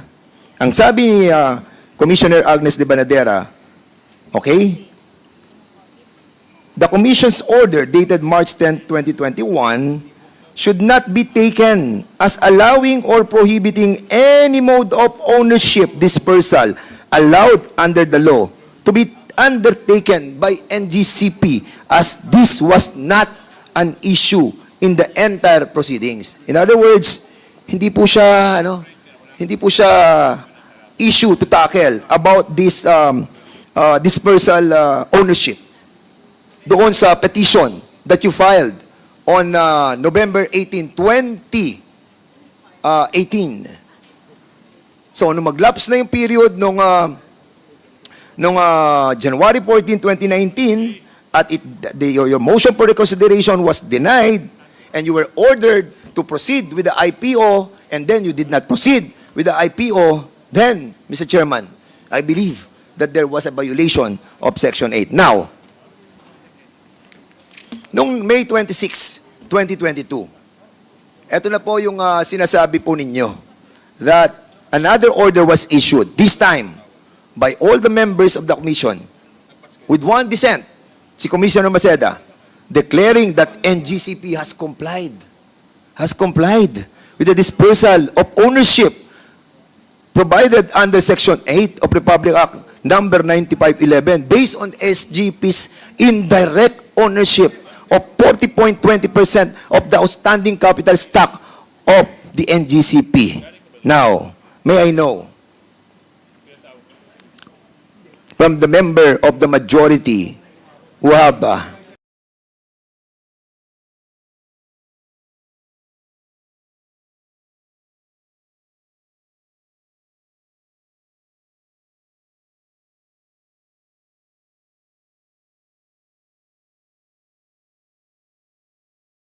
decided or reached this conclusion dun sa March 2021 order, sinabi nyo they have explicitly directed NGCP to complete its compliance with the initial public offering requirements until the successful listing thereof. Now, you have decided dito po sa May 26, 2022, pwede po bang malaman anong naging reason ng ating pong tatlong commissioner? Wait, Mr. Chairman, I still have the floor. No, I have an interjection because the best evidence of what was the reason of their majority decision is the document and the decision itself. We cannot be again asking them on this particular forum. Mr. Chairman, The best way is to find out, to have it read by the Secretary, that decision. Mr. Chairman, Because that is already the best evidence rule, Mr. Chairman. all right. Okay, ask Commissioner, sino pa bang hindi nakakasagot? Lumbatan. So, what is your reason for this? Kasi nagdesisyon na kayo nung okay, March 10, 2021, IPO na tayo. Proceed na kayo. And then suddenly, nung May 26, 2022, sinasabi nyo na hindi na, compliant na kayo. Meron na kayong pwede na kayo sa share swap. While sinabi nyo doon sa mga investigation nyo and hearings that were conducted by the NGCP, by the ERC, that share swap was already abandoned.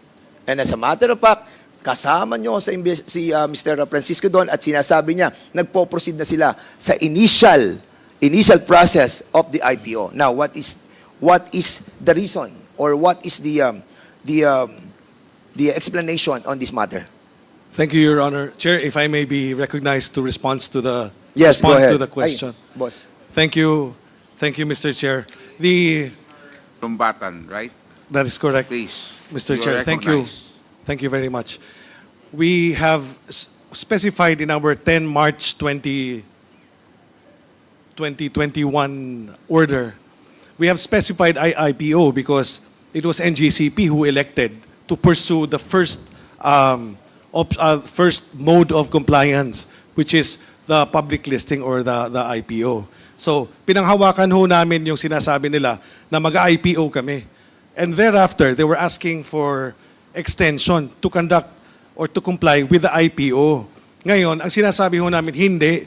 Ngayon na kagad, gawin na ninyo. Now, we have arrived at the 26 May 2022 decision because prior to that, they have filed a motion for clarification, asking the Commission, if we have elected earlier IPO, are we now prohibited again to choose the alternative, which is the public listing of a company having at least 30% control of the company. The majority decision of the Commission, composed of myself, Commissioner Fuentes, and Commissioner Digal, including the former chair, Agnes de Vanadero, was that by earlier electing to pursue IPO, you did not necessarily abandon the alternative mode of compliance. And so, ang sabi ho namin, sige, dahil nga ito ang sinasabi sa franchise law ninyo, you may utilize the alternative mode. So, in May in 26 May 2022. Pero Commissioner Lumbatan, if Opo. I may, no, I got your point. Will you agree with me that the petition that was filed 2 months prior to the statutory deadline noong January 14, 2019, deadline na ang petition nila is for the extension of the period of listing of the shares of stock of NGCP. Opo. Wala silang sinabing share swap. Wala po. Correct. Kung wala sila sinabing share swap, yung alternative mode of the requirements of the Section 8, nag-expire. Yung January 14, 2019, na deadline. Di ba? Kaya nga nyo, binigyan sila ng extension eh. Bigyan nyo sila ng extension twice, 6 months, para to complete the process of the IPO. But they did not. Correct? Correct, Your Honor. Now, yun nga ang tanong ko dito eh. The sudden as a matter of fact dito, kay Commissioner Digal, no? Doon sa urgent manifestation nila, sinabi mo that NGCP is also, kasi nga, I think there was a deception in here because ang sabi mo, Commissioner Digal, NGCP is also finalizing the engagement of legal counsels for the IPO and expect to finally onboard all external advisors for WID. Wala namang mention ng share swap eh. January 28, 2020, 2021 na to. So, ibig sabihin, hindi pinag-uusapan ng share swap. Di ba? Will you confirm that you have said this? Kino-confirm mo lang na, IPO na. Di ba? Tama, Commissioner Digal? If that is what is in the order, Chair. Yeah. And ganun din kay Puentes, Commissioner Puentes. Ang sinabi din ni Commissioner Puentes, for the record lang, para at least we have the basis for all of this. Ang sabi ni Commissioner Puentes, the IPO, ito, base doon sa desisyon na nandito, the IPO will be a singular opportunity both for the investing public and for NGCP. And the company seeks full and unhampered chance without pressure of constricted timelines under the pandemic to realize it. So again, there were walang mention ng share swap eh. Wala eh. No, the representation made by NGCP through this urgent motion and motion as well as the hearings conducted spoke lamang of the progress of the IPO. Yun lamang po ang pinag-uusapan. Now, kanina, dito po sa final order ng ERC, directing NGCP to complete its initial public offering within 6 months have become final and unappealable. Tanungin ko si Commissioner Maceda, since ikaw ay kasama doon sa mga nagdesisyon, naging final na po ba yung March 10, 2021 order ng ERC directing the NGCP to proceed with the IPO? Mr. Chairman, thank you for that question. I wasn't present actually when the Commission adopted the order of March 10, 2021. I was on leave on that day, Your Honor. But based on the rules of practice and procedure of the Commission, there can only be one motion for reconsideration. And once the Commission has ruled on such motion for reconsideration, the decision is final and executory. Unless, of course, the petitioner files for certiorari before the courts, which they did not do. So, meaning walang timely appeal or for certiorari or something? Wala po sa records namin yan. Instead, we got a motion for clarification po. So, the order became immutable, in other words? It's a final order, Your Honor, based on our rules of practice and procedure. So, yung NGCP's subsequent request for clarification, was it a, parang kasi, it's not merely an inquiry eh. Parang ang feeling ko, nung binabasa ko, parang effectively, they are suit to alter the decision eh. Because they injected the share swap, after which the motion for reconsideration was denied. And then motion for clarification, to clarify the decision of the motion for reconsideration, then suddenly, the clarification deals with the decision making. Am I correct? I issued a dissenting opinion, Your Honor, so my answer will be very biased. I would tend to agree with that observation. Because once we issue a final order arising from a motion for reconsideration, and such order is very specific as to the directives, we cannot change what's in that order when we clarify questions, let's say from petitioners.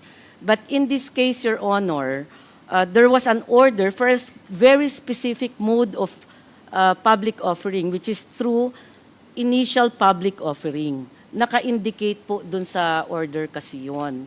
So, given that, if there was a motion for clarification, the Commission should clarify on the basis of that directive to initiate the IPO. Correct. And not to say you can undertake Alternative. any other form, alternative form of public And offering. that's the reason why I'm asking, kasi nga, that was the recourse that was done by the NGCP. The motion for clarification. The motion for clarification is to clarify the decision for the motion for reconsideration that was denied. But there was what do you call that? Parang amendment of the decision by inserting if they can have an alternative mode of the requirements of the section 8. But anyway,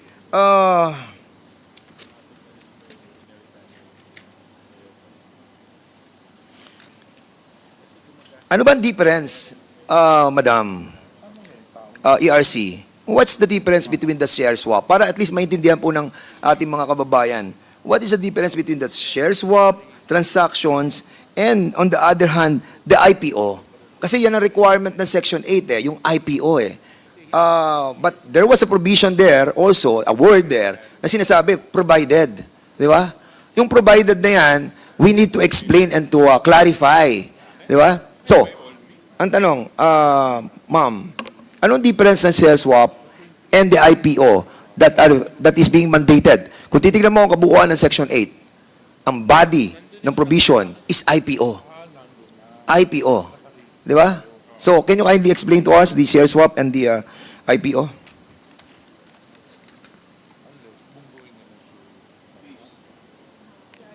ERC, who would like to respond to the question of the Honorable Dan? Thank you, Your Honor. The Honorable Maceda. Yes. My understanding of a initial public offering is such that you widely disseminate such information for public offering to give chance to the public, that's why it's called initial public offering, a chance to own a part of the stakes in that company. So there's wide dissemination. A share swap agreement is more of a transaction between private entities. So the question is, does that satisfy the public offering requirement in the Section 8 of RA 9511? I guess it's to a certain extent, the Securities and Exchange Commission, perhaps that can also help qualify that. But mainly, if you talk about what is the directive in the order, it's definitely initial public offering. That's the order of March 10, 2021. No mention of the share swap, as of course, also my fellow commissioners also confirmed earlier on. So when this came in under the motion for clarification, for me, as the dissenting commissioner, the number one question was, is that in compliance with the final order of the Commission of March 10, 2021? And for me, it is not in compliance with the final order of the Commission of March 10, 2021. Okay. The Honorable Dan Fernandez. Okay, malapit na po to, Mr. Chairman, but I still have a lot of issues, pero mamaya na lang po after ng mga members who would like to ask as well. So, doon po sa Section 8, maliwanag to sa mga commissioners po, no, na who have decided on this matter. Kasi medyo may, medyo Can we correct the error that was done? Because, Chairman Mona Lisa, the ERC decided on the franchise tax, the 3% franchise tax, under Resolution Number 7 of 2011 to pass through it to the consumer. But on your decision, on 2023, Resolution Number 10, sinasabi doon na hindi na. Hindi na pass through sa consumer. Di ba?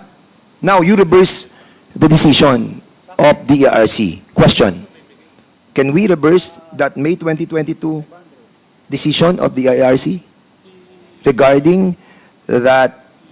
Kasi kung titignan mo yung decision ng May 22, May 16, 2022, masyadong baliktad doon sa desisyon ng ERC regarding sa pag-proceed sa IPO. Tanong, ma'am, can you do the same?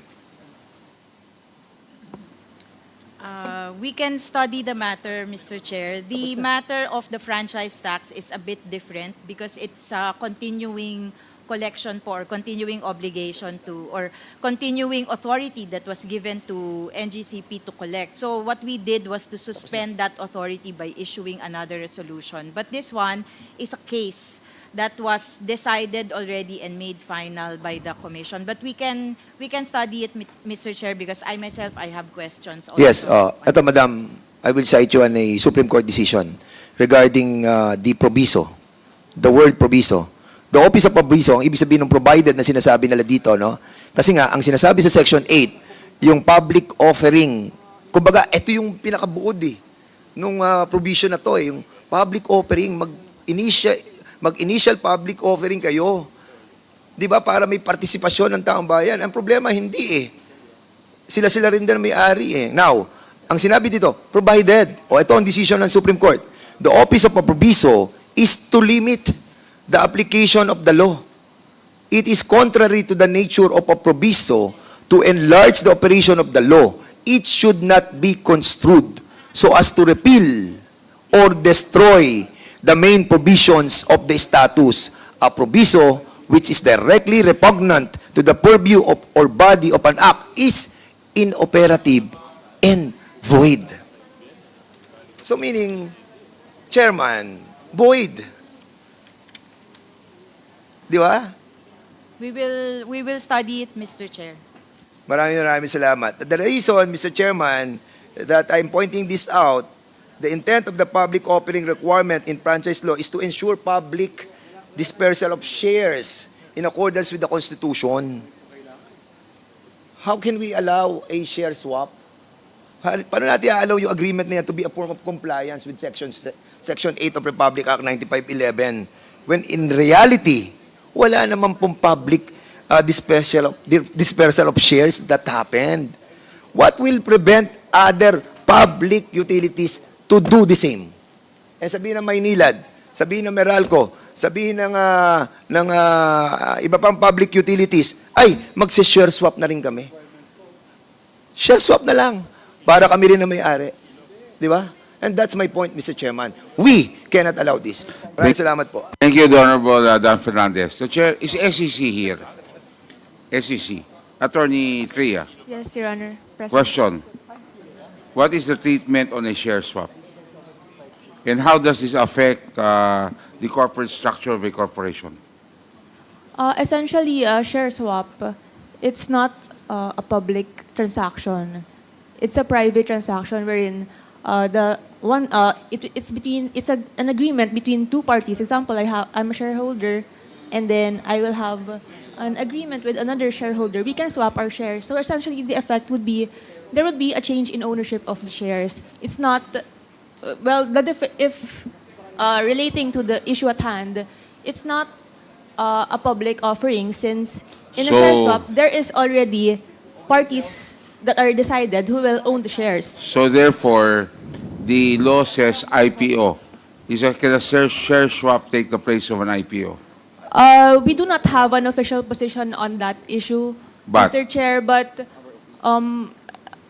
Please. it's not a public offering. A share swap is a private transaction, Mr. So Chair. you're of the opinion that it is two different animals altogether. Yes, Mr. And Chair. cannot And if be the same, coming from the same mother. yes, Mr. Chair. Although the commission does not have an official that- position, but yes. if you desire, we You're a can lawyer. submit I a position paper, Mr. Chair. Yeah, but as a lawyer, you feel that it's not the same. You're Yes. clear that it's not the same. As a lawyer, Because Mr. you Chair. said it's not a public offering, and the law calls for a public offering. Yes, Thank Mr. you Chair. very much, Attorney Tia. The chair now recognizes the next speaker, the Honorable Jinky Luistro. Ma'am, thank you. Thank you, Mr. Chair. I wish to commend the very passionate interpellation conducted by the Honorable Fernandez. However, Mr. Chair, I lament that the Filipino people who are viewing us right now may not be understanding the significance of this inquiry. So, while I do submit that this is a very technical matter, I hope everybody will exert the necessary effort to laymanize in the same way that Yusek Garin did during her presentation. So before I proceed to my interpellation, Mr. Chair, I wish to request Yusek Garin to please enlighten the public. Ano po ba ang kahalagahan ng National Grid Corporation of the Philippines sa pagtaas ng presyo ng kuryente dito sa ating bansa? Mr. Chair. Mr. Chair. Mr. Chair. Yusek Garin. As a transmission by itself, kasi yun yung nagko-connect, di ba? So kada parte ng electricity natin, may charges yan. Generation, transmission, and then distribution. So, ang generation, halos 50% yan. Transmission is a small amount. I don't know if it's 10%, ma'am. I'm not sure. I think even less. But ang importance is not just the charges. The charges can still be lower kung ayusin siguro yung mga taxes or yung pag-pass on nila ng yung costing nila, no?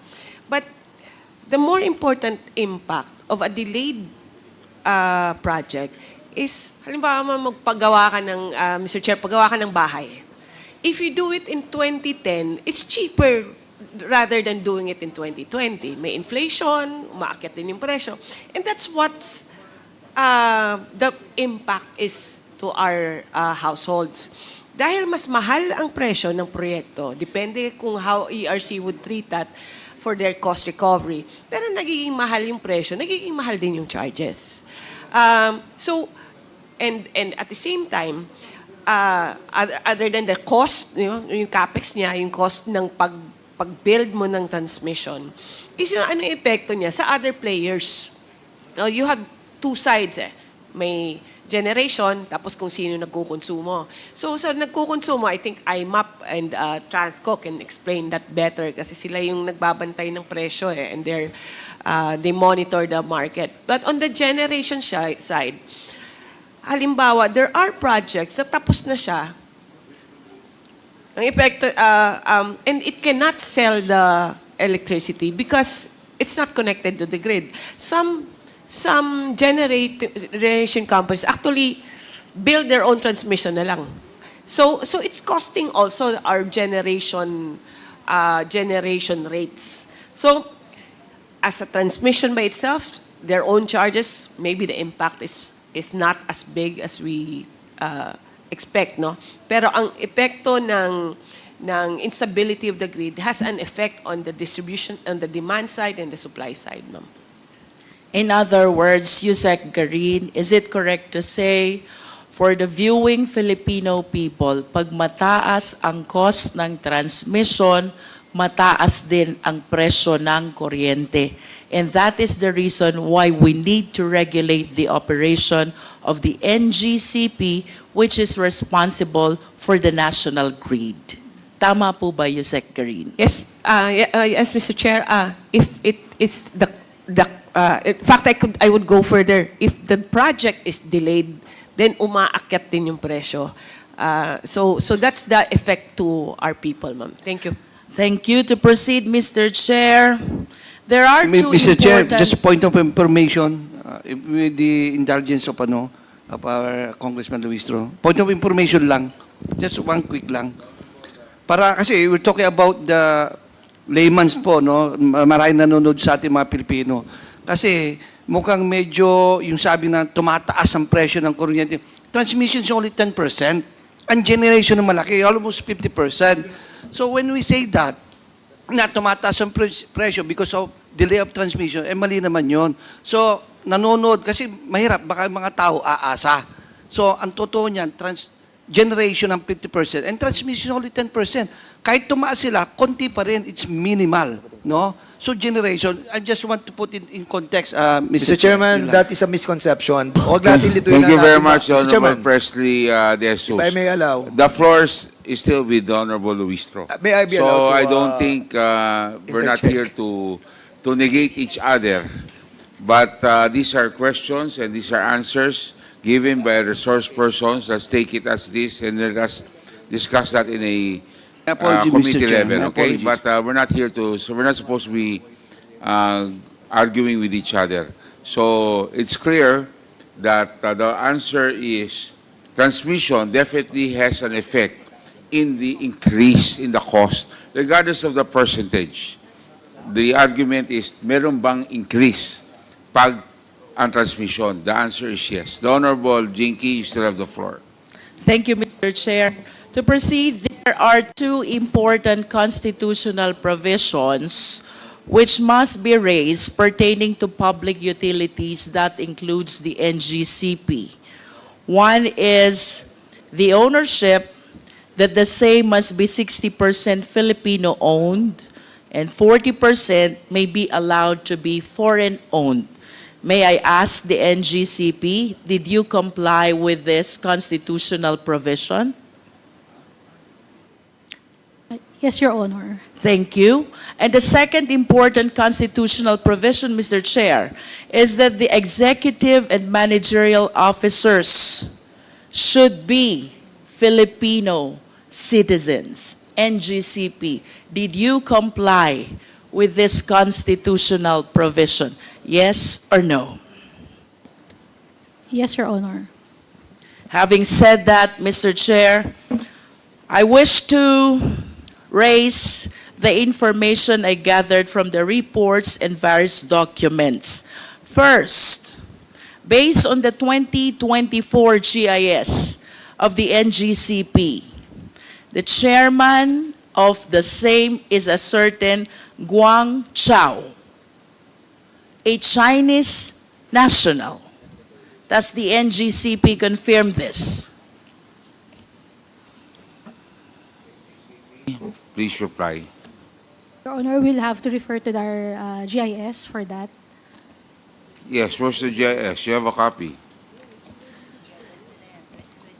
The name Zhu Guangchao, described as Chinese, is designated as chairman in the 2024 General Information Sheet of the NGCP. Having said so, because the same is indicated in your document, do you maintain your position that the executive and managerial officers are Filipino citizens? Please reply, NGCP. Your Honor, based on our general information sheet, Please speak closer to the microphone. Speak louder. Mr. Chair, with all due respect, but I believe that the question is answerable by a yes or no only. Yes or no? Attorney San Diego, ang pagbabasihan lang po GIS, ha? Yes or no? the chairman of our board is Mr.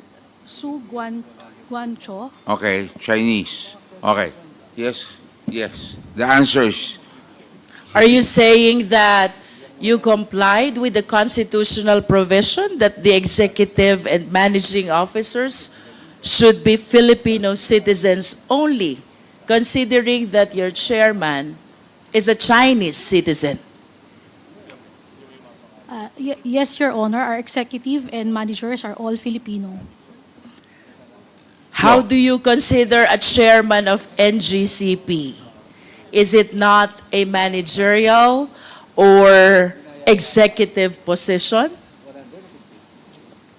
Your Honor, Mr. Swagwan Ko is a chairman of the board of the directors, but our executive officials and officers are all Filipino.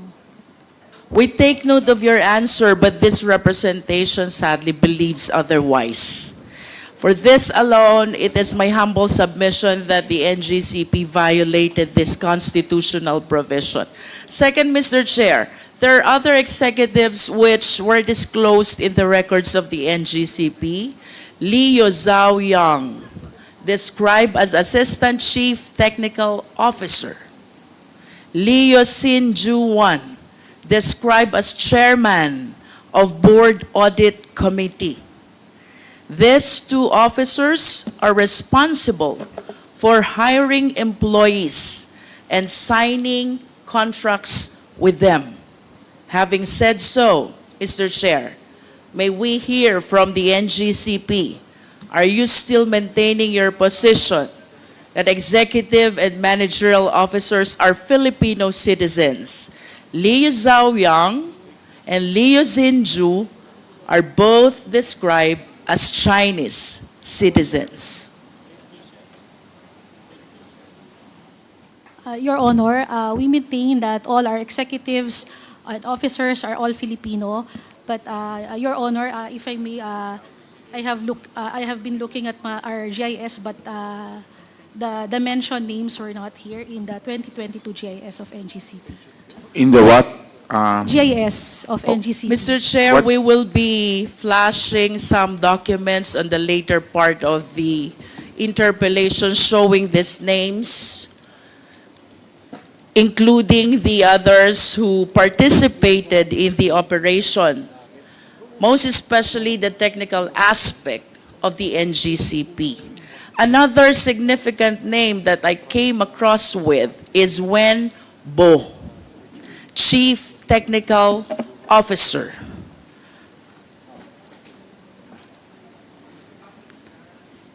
And he is described as well as a Chinese citizen, Mr. Chair. And with that, I wish to manifest, without asking anymore the NGCP, that the operation is participated not only by Filipino citizens.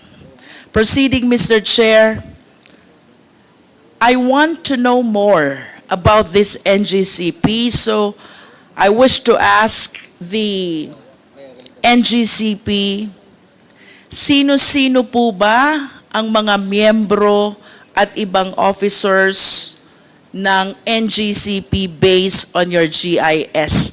May we request the Secretariat to please flash the 2024 GIS.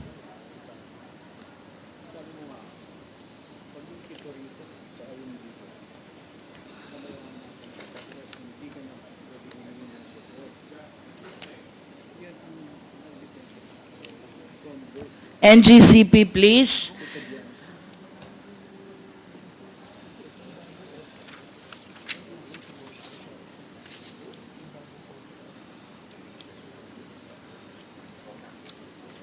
Of course, the document confirms Zhu Guangchao as the chairman of NGCP.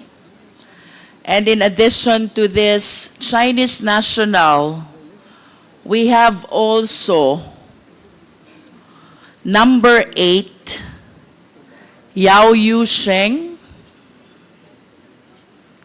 Wang Lijin, Liu Xinhua. Although their positions are not indicated in this GIS. Proceeding to our GIS on stock holdings, Mr. Chair. Kindly flash the next slide.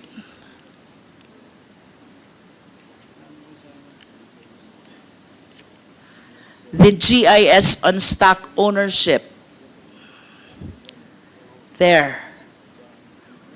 there is one corporation here, Monte Oro Grid, which owns 27.23%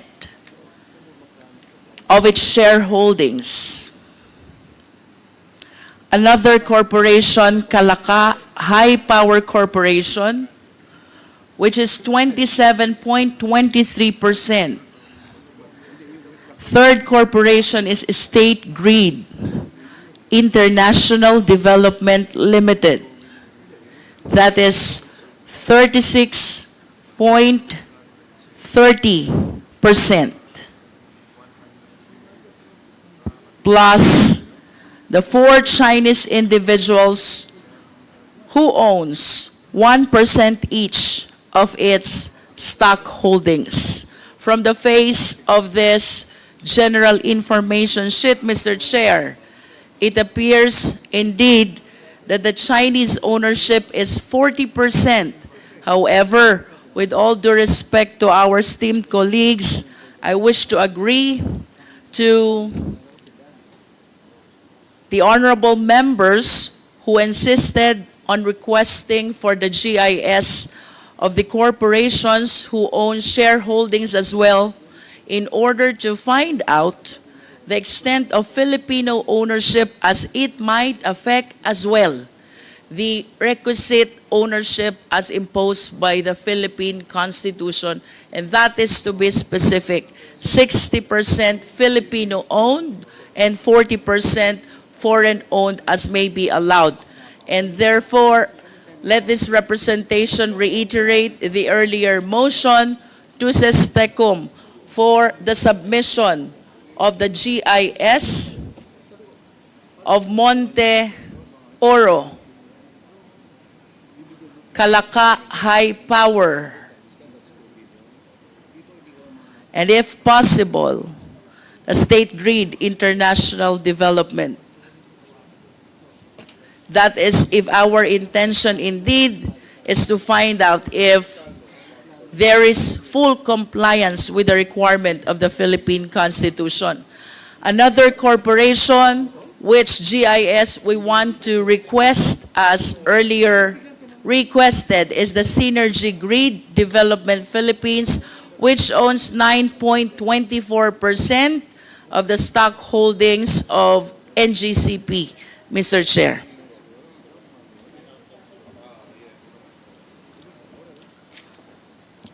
Mr. Chair, I want to go back to the 60-40 ownership. While I do acknowledge that the remaining 40% of the stock holdings may be foreign-owned, I just want to satisfy my curiosity. Considering the significance of this public utility corporation, NGCP, ang tanong ko po, NGCP, wala na po bang ibang Filipino citizens interested to own that 40% which currently belongs to the Chinese nationals?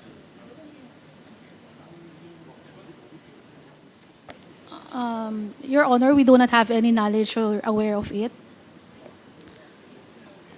May we know, NGCP, the primary reason why the NGCP preferred or allowed or opted to have this 40% be owned by Chinese citizens?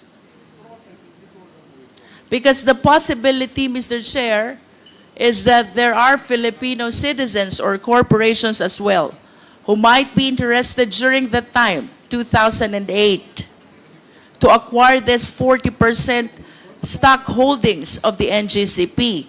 But as we can see from the GIS, that 40% is currently owned by State Grid of China Corporation plus the 4 other Chinese nationals. Pasensya na po, but you are representing the NGCP. So I wish to believe that somehow you are aware bakit po ang naging preference ng NGCP is to have this owned by Chinese nationals.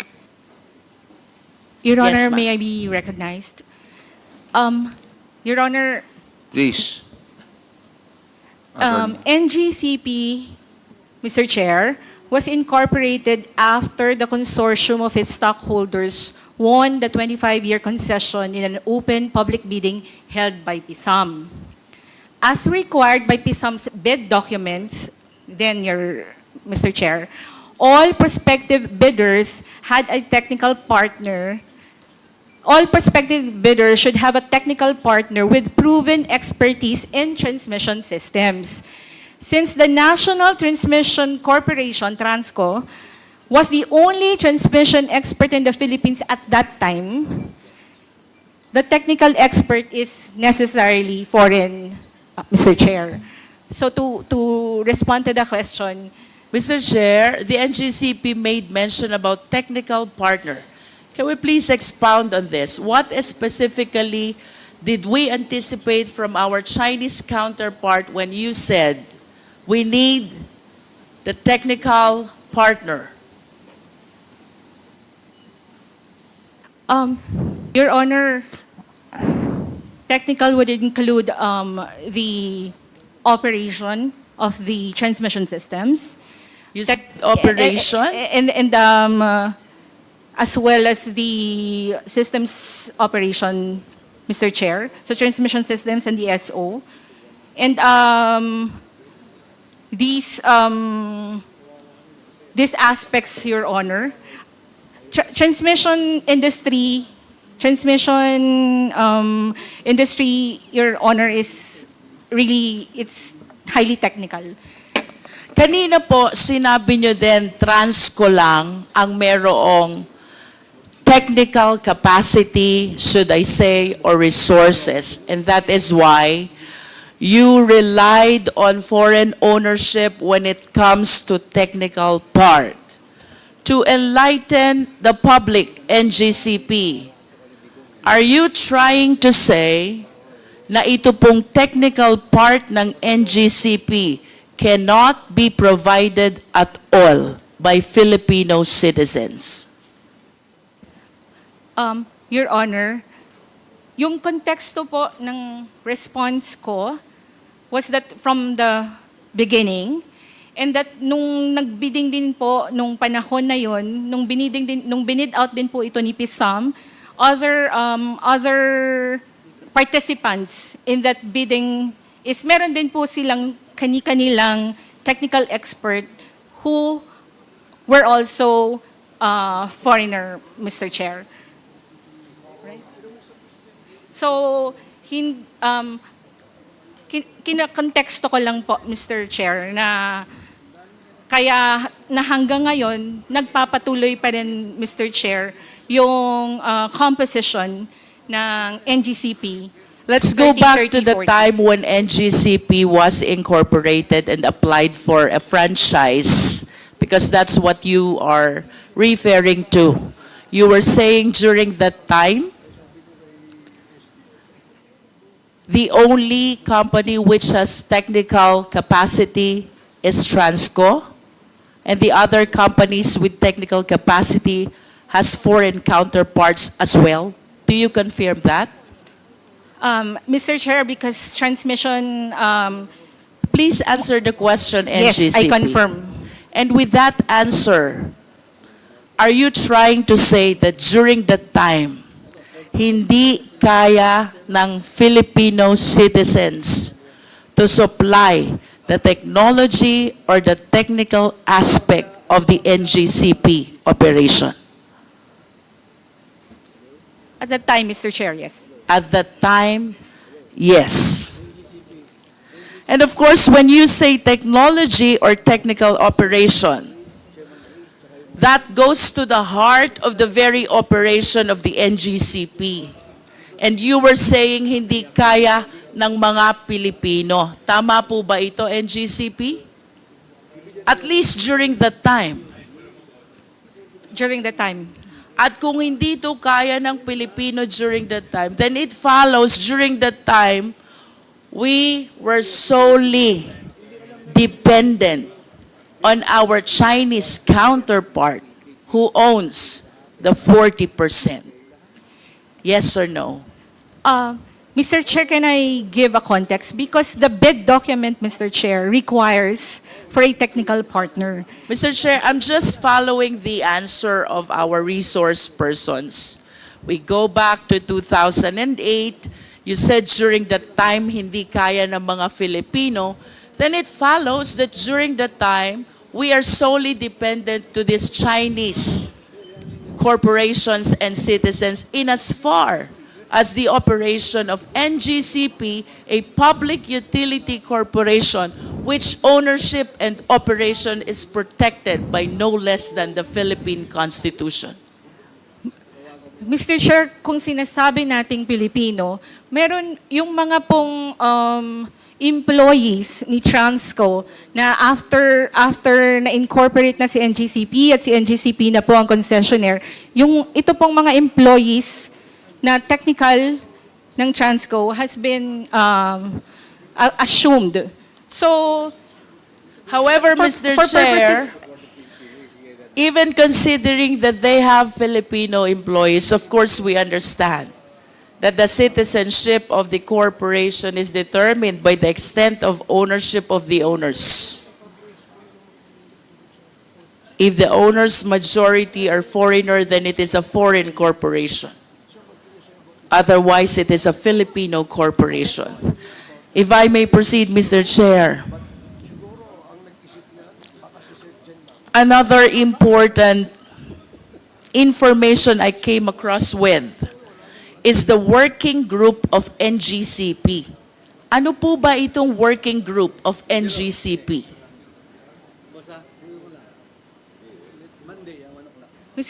Mr. Chair, sorry, I missed like NGCP working group. Have you come across this? TWGs, Mr. Chair, but literally working group. I am aware of the technical working group of All each right. department. Please allow this representation to continue. Under the working group of NGCP, there are two important officers. One is Chairman Yuan Ming Jun. He is described as acting officer, acting chief technical officer. And another is alternate chairman, Chan Chang Wei. These two play significant role in the evaluation of bids and in making recommendation for the award of contract. May I request the Secretariat to please flash the document of first, Aurora Polanco project.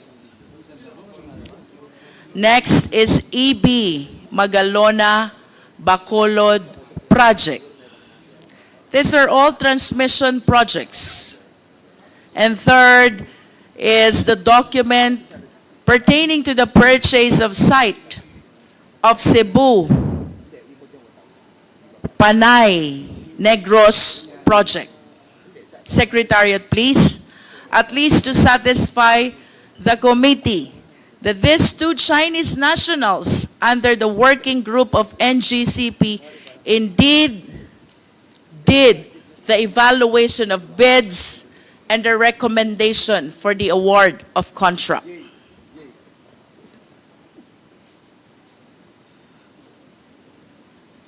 Do we have the document, Secretariat?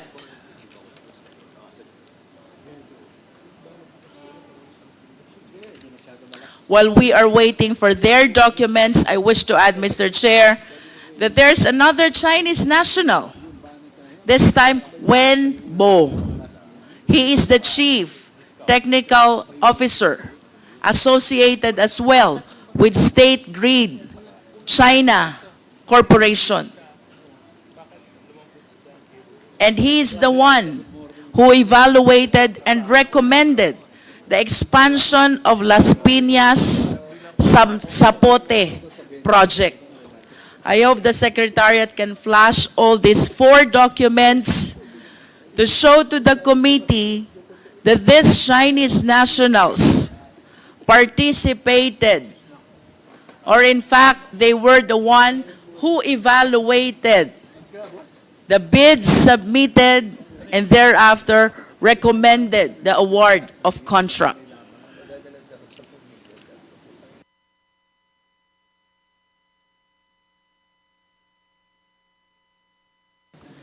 Considering the information, Mr. Chair, that this representation have relayed already, the chairman is a Chinese national. Other executives, Zhang Yu Wang and Xin Ju Wan, are both Chinese nationals. And then we have this working group of NGCP, Ming Jun, Cheng Cheng Wei, and a certain Wen Bo, participating in the evaluation of bids, all Chinese nationals. And NGCP continue to maintain that the managerial and executive officers are Filipino citizens. Mr. Chair, I am prompted to ask for a complete rundown of the remaining key officials of NGCP, which the NGCP representatives, I hope, will provide at the soonest possible time. Mr. Chair. To proceed, Mr. Chair, NGCP, are you aware that the State Grid Corporation of China has its own publication? I am not aware, Mr. Chair. Secretariat, kindly flash the publication which says SGCC first time acquired right to run transmission grid outside China. This publication, from the perspective of China, totally rejects the position of the NGCP that the Filipinos are in control of the NGCP. Because as you can see from this publication, it is the SGCC itself which is claiming that for the first time they acquired right to run transmission grid outside China, referring to the National Grid Corporation of the Philippines. May we hear the comment of the NGCP? Your Honor, this write-up was not written by NGCP. This write-up is... I understand. But going back to the question, do you still maintain the position that the managerial executive officers are Filipino citizens? Do you still maintain the position that Filipinos are in control of NGCP? Unequivocally, Your Honor, I maintain that position. It seems to me that the course have changed already, considering the significant officers who have been participating in the operation of the NGCP, aggravated by that publication coming from one of the major stockholders of the NGCP, that is the State Grid Corporation of China. That is a manifestation, Mr. Chair. To continue, Mr. Chair, NGCP, nasan po ba ang switchboard ninyo? You don't know? Your Honor, it's a technical term. We have technical people here. May we ask the technical people?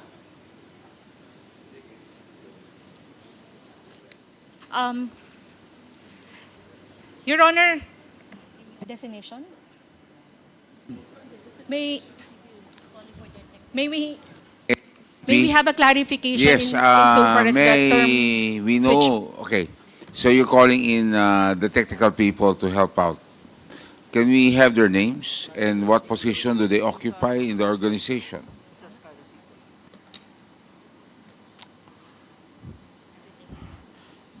Sino po sila?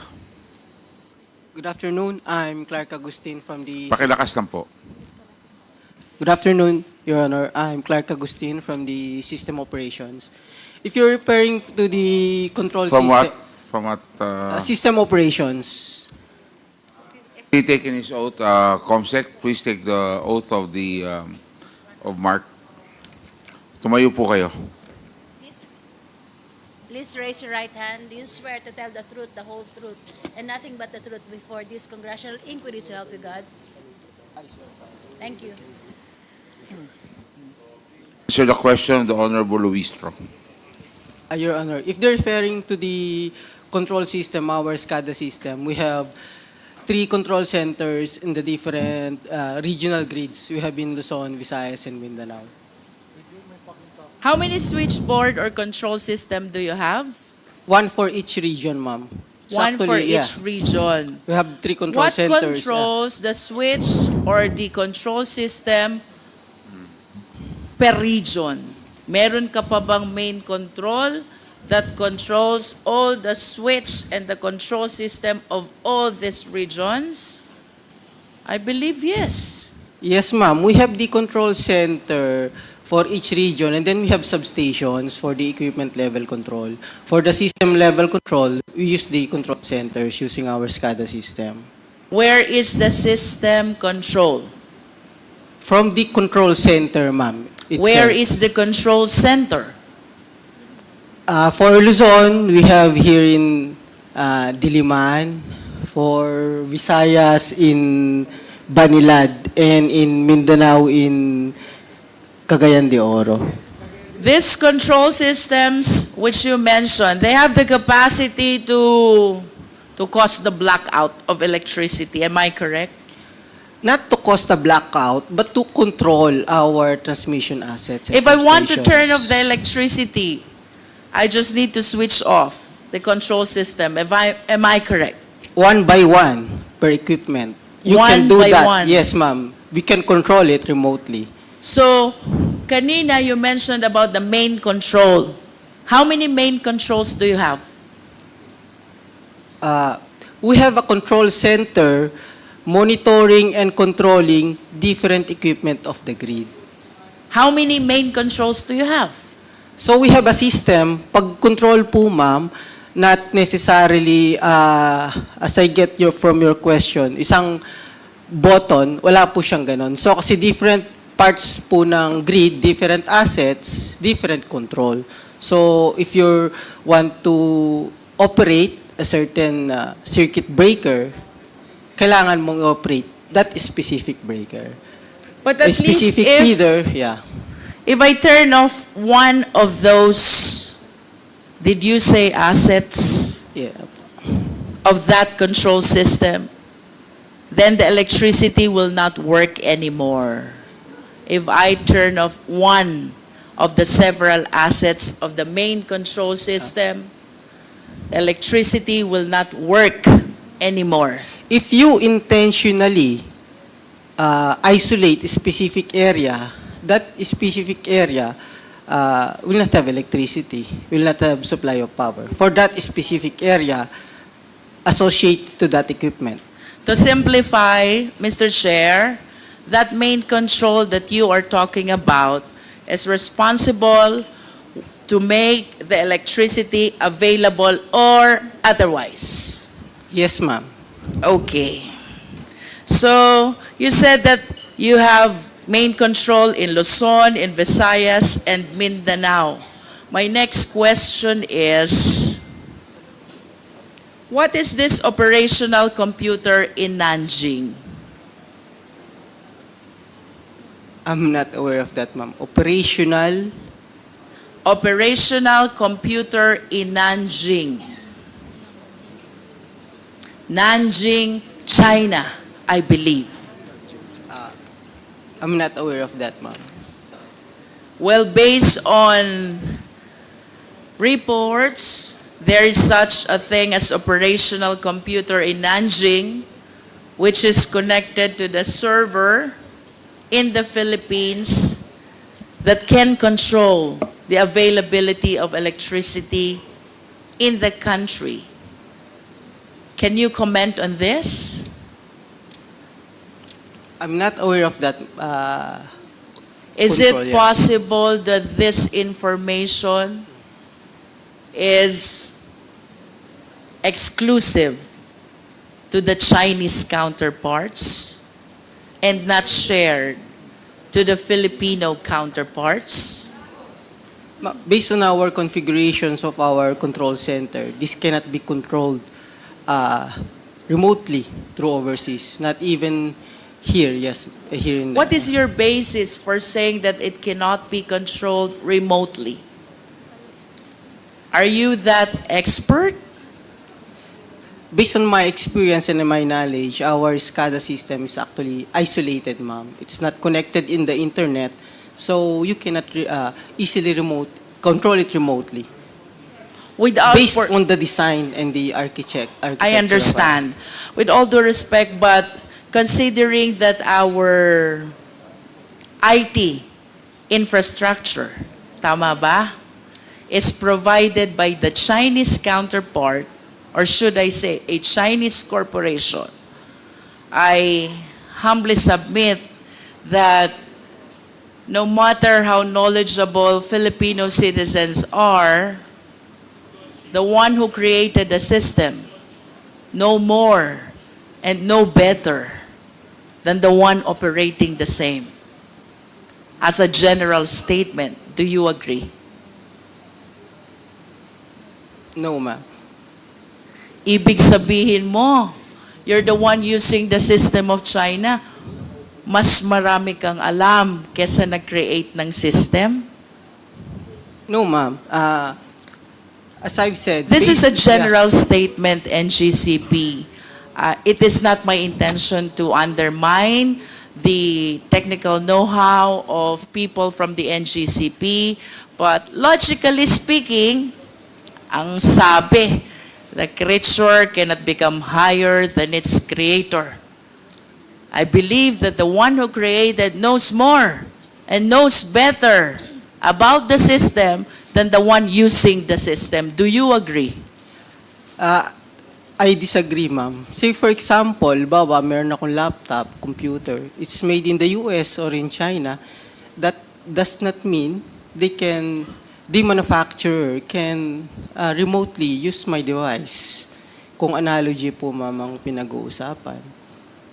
No, I'm talking about the system as a whole, and considering its use, the use of the system, considering that they were the ones who created it, it is my humble submission that no matter how expert we are, the one who created knows better about the system. That is a manifestation. We respect your position. To continue, Mr. Chair. Mr. Chair. Mr. Chairman. Romy Acop. With the indulgence of the Honorable Luis Tro, because I'm interested in the point she was making a while ago. I did not get it clearly, yung sagot po ng resource person. May I ask some clarificatory questions, Mr. Chair? If the Honorable Luisto will allow, Honorable Luisto, there were questions that he would like to ask for clarification. Yes, the Honorable Acop, you have the floor. Thank you, Mr. Chair. Sinabi po nyo kanina, 10 yung control points. Tama po ba yung pagkarinig ko? For the entire country, 10 yung control points. Tama po ba yung pagkarinig ko? Sir, hindi 10 as in 10? Yes. Hindi 10. po. Hindi po. We have 3 control centers, one for each region. One for One for Luzon, Visayas, and Mindanao. And walang central control point to control the 3 control points. Meron po kaming convergence point, yung central grid operations, pero it's just monitoring the interchange points. Yeah, but Wala po. For each region, you're correct, sir. so if you decide to cut off the power for the entire country, wala po yun. Wala po. Wala po. So it's for the 3 control points. Yes, Kung sir. gusto nyong patayin ang power sa Visayas, po pwede. Yes, sir. Using the control center, one Yes. by one, you turn off the circuit breakers. So you isolate walang the plants. central control point to control yung 3 control points. Yes, sir. If you're referring to central control point as a single control, single button, wala pong ganun. Thank you. Thank you, Mr. Chair. The Honorable Akop. Thank you. So, the Honorable Jinky Luis Troy, you still have the floor. Mr. Chair, just a interjection. With the indulgence of Congresswoman Yes, Luistro, yes, agreed. na medyo nakiliti lang ako dun sa tanong ni Congressman Acop. If I may ask, this is a technical question. Kasi kanina ang sagot, walang central control system, no, to turn off, let's say, the whole power system of the country, correct? Sir, we have a control center pero walang single button to turn It off. Okay. Yes. Now, can anyone just turn it off like that? Anong proseso pag turn off niyan? Sinong may approval? Yun. We have on-duty system operators. So yung duty lang ang nando doon. Halimbawa, yung naka-on duty, kinurap nung isang kalaban ng bansa. At sinabing, patayin mo lahat nung yung area ng kuryente nung area yon. Can they do that? What do you mean by corrupt? In-instructan? Oh, in-instruct. Oh. They should not follow. Huh? It's not part of their duty, sir. No. What was that again? Hindi. Ibig sabihin, sir, how could they do that? Why would they follow the instruction of other people No, from other countries? in simple analogy, ganito lang yan. Ano. Sabi mo kasi, it can just be turned off just like that. Yes, sir. Di ba? Now, ang tanong ko, sino ang pwedeng magsabi i-turn off yan? At kung merong ganyang order, ano yung procedure o yung proseso para i-turn off yan? Yes, sir. We have procedures on how we operate our equipment and especially the grid. May mga responsibility po yung system operator as outlined dyan sa Philippine Grid Code, and then meron kaming mga internal procedures. Okay, ganito na lang, para doon sa mga nanonood, no? Halimbawa, kaya nga binigyan kita example Sabi mo yung duty, ano yun? Ang sabi mo? What did you say? The duty? Yung system operator on duty, meron po kaming system dispatcher operator na tinatawag. on duty. Siya ang may kapangyarihan para i-switch on or i-switch off yung power supply, correct? Yes, opo. Okay. Dahil siya on duty, tinakot ng isang terrorist group, no? Tinutukan, tinakot. Sinabi niyang patayin mo yung switch na yan, turn it off. Can they do that? Hypothetical po, kung halimbawang nasakop nga, nandun siya sa control center, that's possible. Kasi ma-operate niya manually. Ano nga yung procedure pag turn off? Meron po tayong... Who decides? Is that the decision of the duty, duty system manager o ganyan? Yes, sir, Decision opo. lang niya yun? It's a decision based on established procedures po. May guidelines po tayo. May established procedure pala Ano nga yung procedure? Ano yung procedure? Kung halimbawa po, merong maintenance, pwede niyang patayin yon. May emergency, may risk sa life, sa equipment, pwede niya pong patayin. I raised a hypothetical scenario na terrorist group came into that place. Tinakot yung operator. Sabi, patayin mo yung kaya niyang gawin yon. Kaya niya po. So, yun ang tinatanong namin. Yeah, if it's possible, so, ibig he can do sabihin, the power to switch it on or switch it off ay nasa isang tao lang doon sa duty manager. Not necessarily isang tao, isang team. Usually po, 3 tao yung naka-duty. Isa, dalawa, tatlo. Ibig sabihin, nasa kamay lang nila ang desisyon. So, walang security feature. Wala man lamang safety measure or security measure to prevent that hypothetical scenario from happening. Is that correct?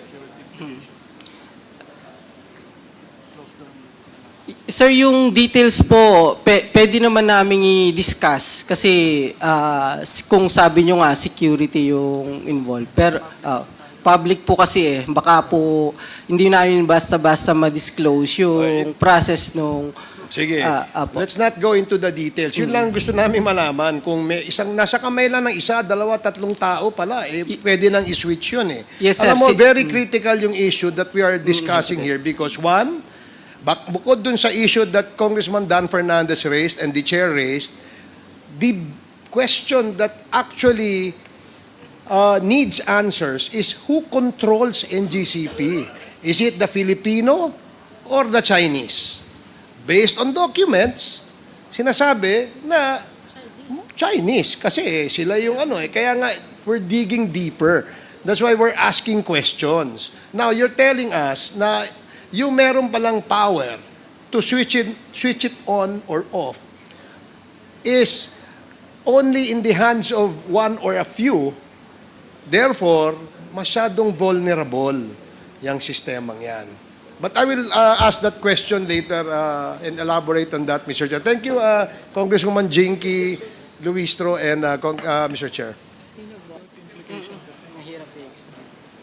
Luistro still has the floor. The Honorable Luistro.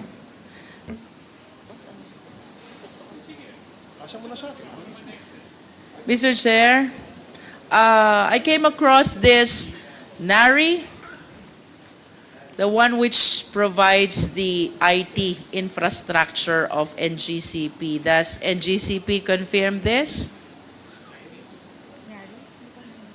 NARI. Mr. Chair, I am not familiar. May we place back on board the technical officer of NGCP. Mr. Clark Agustin, please take the chair of Attorney Malyari. Do you confirm that the IT infrastructure of NGCP is now NARI? For the IT, it's not NARI, but we have equipment branded as NARI. Okay. Yeah. Equipment is branded as Some. NARI, Some equipment, Some. not all, yes, ma'am. but you deny that IT infrastructure is NARI. I'm not sure about the specific brand of our IT. And it's not, I think not supplied by only one brand, ma'am. Mr. Chair, I wish to remind our resource person that he is testifying under oath. So I hope you are giving truthful information to this committee. I understand that prior to NGCP, the IT infrastructure is ESCADA, a Filipino corporation. However, upon the assumption of NGCP, they converted to NARI, which is a Chinese corporation. Now, I wish to ask, what is the reason why you switched from ESCADA, a Filipino corporation, to NARI, a Chinese corporation? Ma'am, I would just like to clarify. IT is different from the ESCADA. So, ESCADA is our control system. That's our system control and Do you data still have that acquisition. ESCADA Yes, up ma'am. to now? Yes, ma'am. We have a SCADA. Yes. Are you still using ESCADA? Yes, ma'am. Actually, all power utilities uses SCADA to control their power system. If ESCADA has this capacity, Opo, SCADA stands for System Control and Data Acquisition.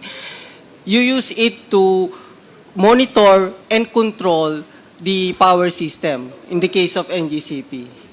and you're still using that, Yes, ma'am. We need the SCADA to control our power system. then why resort to other Chinese corporations if ESCADA has the capacity to provide the necessary technical aspect of the NGCP corporation? Why resort to NARI if ESCADA is still dependable? Ma'am, our SCADA is just the tool. It's the system we use to control the power grid. So How about NARI?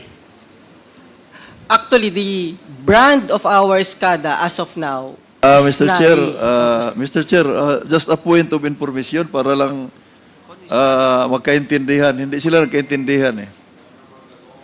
If you will share clarification. Yes. Okay. You're acknowledged. As a point of information, Mr. Chair, yung SCADA, ginagamit yun lahat sa mga public utilities, either distribution or transmission. Ang ibig sabihin lang ng SCADA, yung sinabi kanina, yung sistema. Pero yung mga mga equipment, pwede namang iba-ibang brand yun. SCADA is not a brand. It is a system of control. So, kung halimbawa, ikaw yung chairman ngayon, ikaw yung SCADA, ikaw nagko-control ng dito.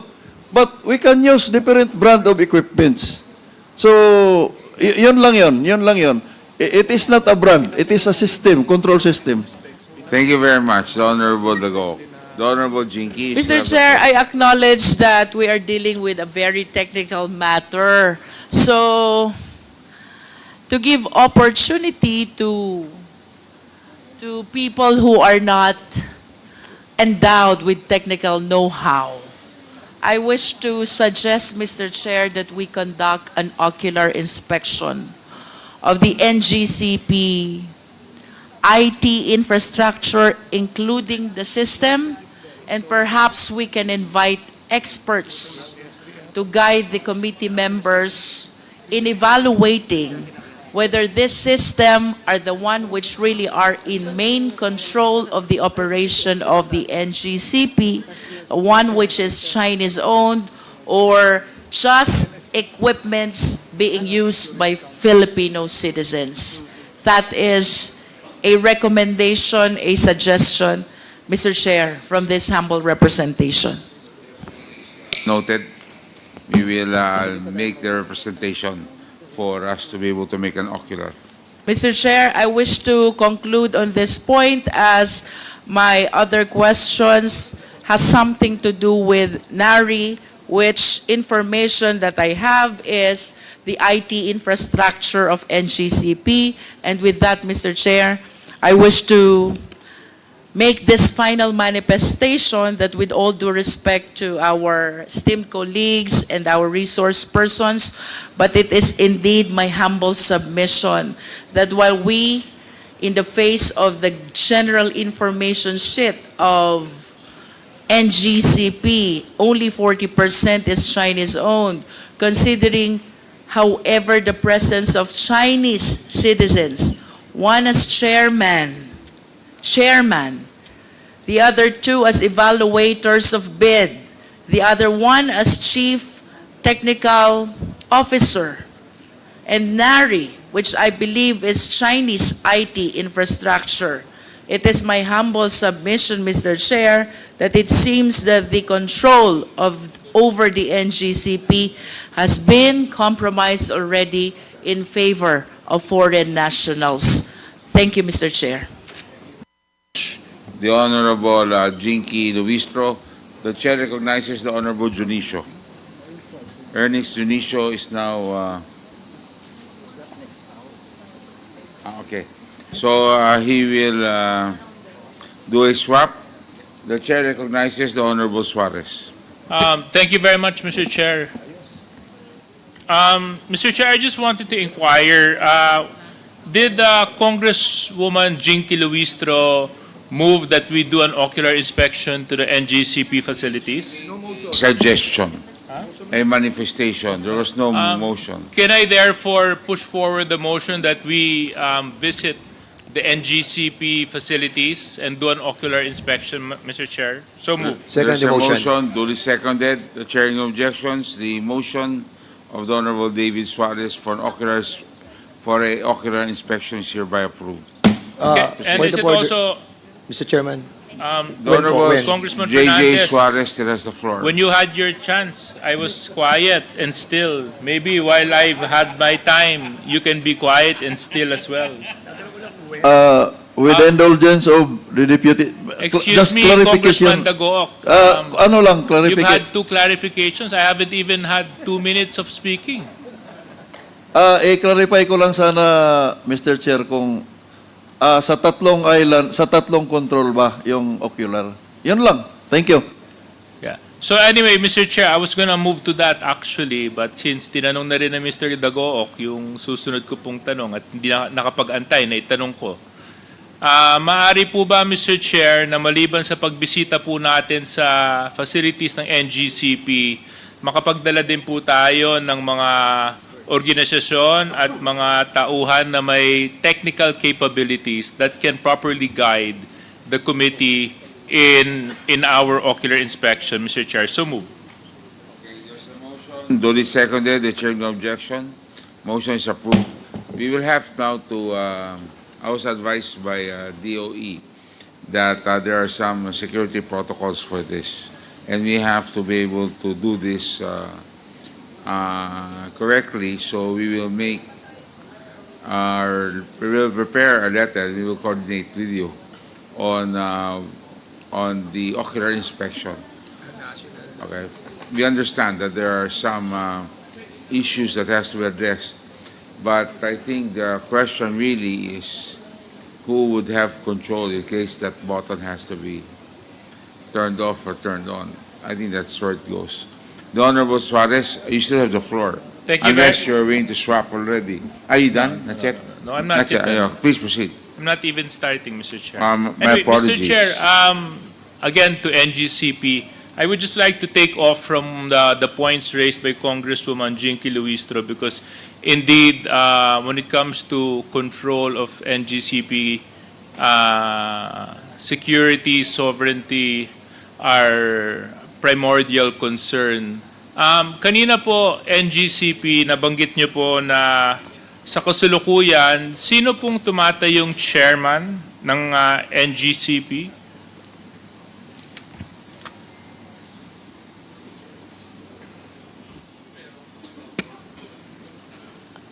Your Honor, I'm holding now the company's GIS for the year 2024, and it says here, Zhu Guangxiao.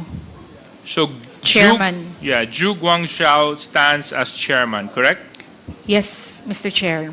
Okay. And then, if we're looking at the same document, can we just run through the other directors and officers? Can you just go read them one by one? Mr. Chair, I will read the name and the position. Yes, please. Number 1, Zhu Guangxiao, Chairman. Number 2, Roberto Cayuto Jr., Vice Chairman. Number 3, Henry T. C. Jr., Vice Chairman. Number 4, Jose T. Pardo, not an officer. Number 5, Ambassador Francis Chua, not an officer. Number 6, Anthony L. Almeda, President and CEO/CAO. Number 7, Attorney Paul P. Sagayo Jr., not an officer. Number 8, Yao Yao Sheng, not an officer. Number 9, Wang Li Jin, not an officer. Number 10, Li Xinhua, not an officer. Number 11, Nanette Nancy G. Bugnosen, Chief Financial Officer. Number 12, Rico C. Vega, OIC Chief Technical Officer. Number 13, Karen S. Ong, Corporate Secretary. Number 14, Ronald Delan P. Concepcion, Assistant Corporate Secretary. Yes. Okay. So thank you very much. And while looking at the document, Mr. Chair, I noticed that of the 14 individuals mentioned, 4 of them are Chinese of nationality. Is this correct? Yes, Mr. Chair. And you also confirm, Mr. Chairman, that NGCP 36% is state grid owned. Is that correct? Mr. Chair, also based on this GIS, the State Grid International Development Limited, 36.30, but there are nominal shares, Mr. Chair, for the... So for- 36% is owned by the state grid. Yes, Correct. Mr. Chair. Yes. And who owns majority of the state grid of China? That I do not have a detail, Mr. Chair, that already pertains to... Can somebody from NGCP answer this question? Mr. Chair, for the ones that are present here, and considering that we are from NGCP, Mr. Chair, I don't think anyone from NGCP will be able to respond to the shareholding insofar as who owns State Grid International No. Development. Because it is Limited very Hong Kong. important for us to know who owns the state grid. Is it privately owned? Is it government owned by the Chinese government? Who owns the state grid? Mr. Chair, if I may, I think there's already an order for an issuance of a subpoena. Well, anyway, I am reading an article here that says the State Grid Corporation of China is 91.68% owned and controlled by the Chinese Central State-Owned Assets Supervision and Administration Commission. So can you confirm this?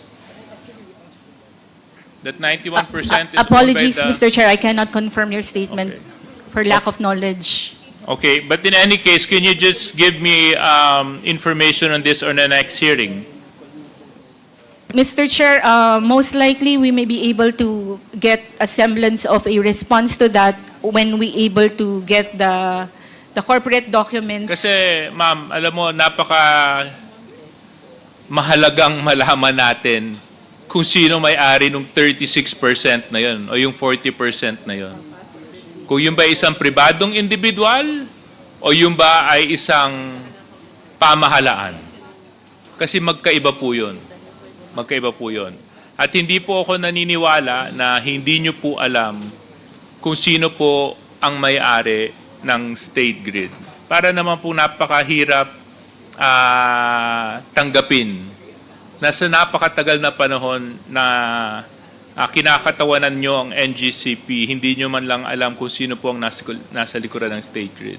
How long have you been working for NGCP? Started in 2019, Your Honor. Therefore, for the past 5 years. Okay. Anyway, NGCP, next question. 40% is Chinese-owned, correct? Confirmed, Mr. Chair. So how was it possible that the chairman of NGCP was able to be elected as chairman when their shares only represent not even half or minority of the company? Oftentimes, the majority shareholders would be able to elect their chairman. How is it here in NGCP, a minority share was able to hold chairmanship of the company?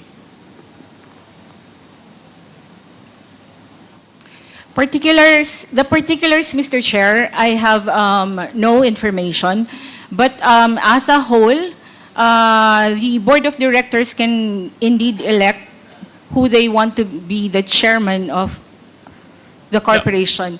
Understood. Conceptually, Yeah. Mr. Chair. Understood. The board of directors would elect. Now, isn't it quite ironic that a minimum share, a minority shareholder will hold the highest position in the company?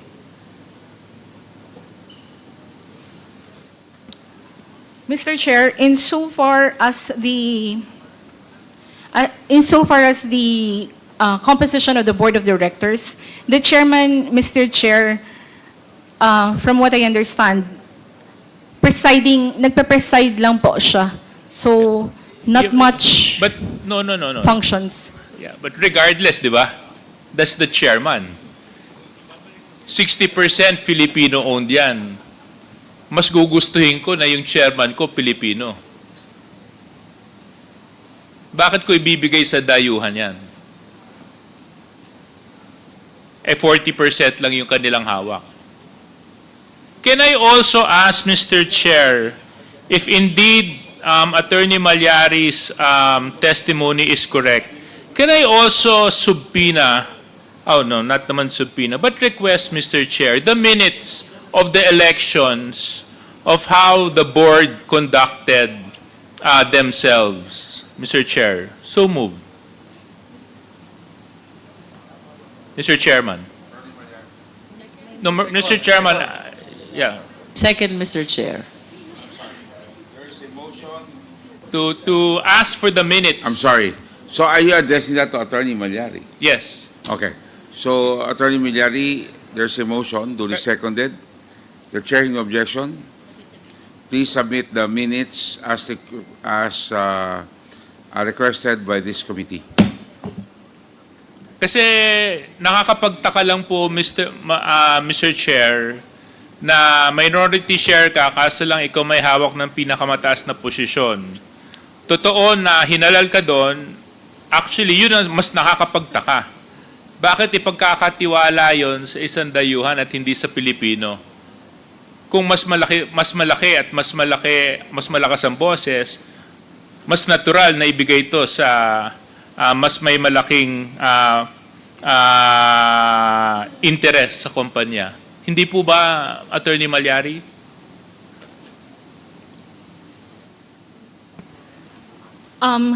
Mr. Chair, again, this depends on the agreement amongst the members of the Board of Directors, Mr. Chair. Yes, precisely. So anyway, so can we just ask for the minutes of how the elections was conducted among the Board of Directors and the officers of NGCP, just so that we can get a feel of how it transpired? Yes, Mr. Chair. Thank you very much. Attorney Malyari, kasama po sa mga opisyal ninyo si Liu Zhangqiang bilang Assistant Technical Officer. Siya din po ang kumakatawan sa operation and maintenance. Tama po ba ito? Based on the GIS dated 2024, I'm holding, it's not reflected here, Mr. Chair. Okay. Well, in my notes, he's part of your company. Can you enlighten me, Mr. Mamalyari, when it comes to projects of NGCP, what is the process of approving projects of NGCP?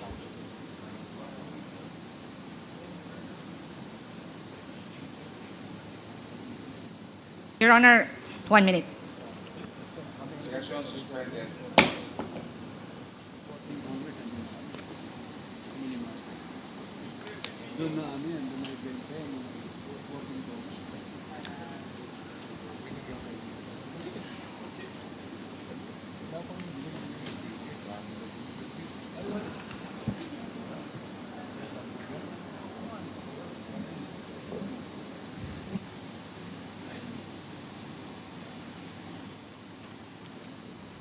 Mr. Chair, I yield the floor to our P&E, Mr. Chair. Okay, session resumes. Who is speaking now? For NGCP.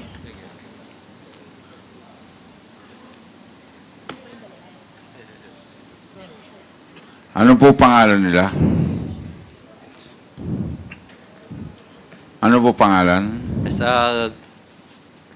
Good afternoon, Mr. Chair. I am Christian Ereño, the AVP and Deputy Head of the Transmission Planning Department of NGCP. Okay. So, may please rise for the oath to be administered by the COMSEC. Please raise your right hand. Do you swear to tell the truth, the whole truth, and nothing but the truth before this congressional inquiry, so help you God? Yes, I do. Thank you. Thank you. The Honorable J. Suarez. So, ang tanong ko po, sir, sorry, hindi ko po nakuha yung pangalan po ninyo. Christian po. Christian. Erenyo. Erenyo. E-R-E-N-Y-O. Christian na lang po, okay lang? Parehas naman malapad yung noon natin eh, kaya Christian Erenyo. So, Mr. Erenyo, kanina naitanong ko, paano po ba ang proseso sa pag-approve ng mga proyekto ng NGCP?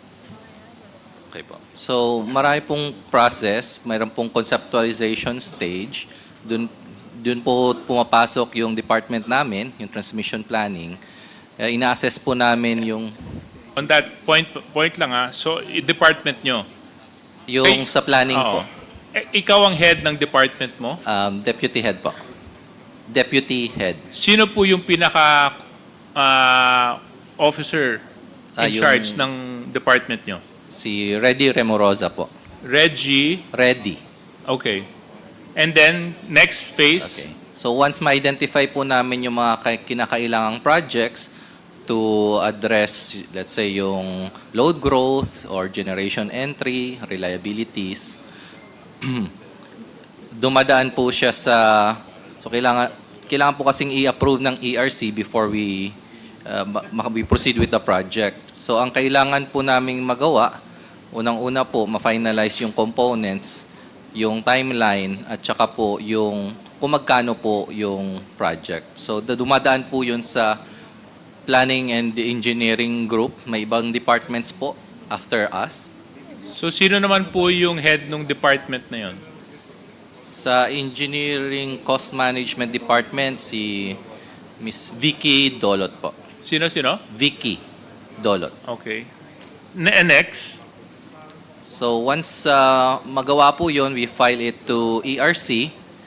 And once approved, doon na po ma-implement po yung project. So mayroon pong construction kaming group. Kasi lang, siyempre, bago nyo mag-construct, bibilihin nyo muna yung lupa, di ba? Opo. Iba rin po yung yung in charge po sa right of way. Kunyari naman po, na-identify nyo na ayos na yung specifications, alam nyo na itatayo ninyo, ngayon bibilhin nyo yung lupa. Sino naman po mag-evaluate nun? Yung right of way department po yung in charge doon sa acquisition po ng lupa. So let's say request for purchase of lands. Yun yung department na task doon.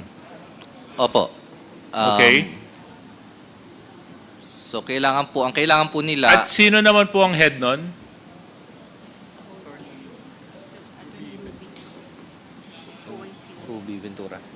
Ruby Ventura. Your Honor, OIC ng right-of-way namin is Attorney Ruby Ventura. OIC. Ng right-of-way department. Who used to be the head of this? Umalis na po, wala na po siya sa NGCP. Nag-resign na po. Okay.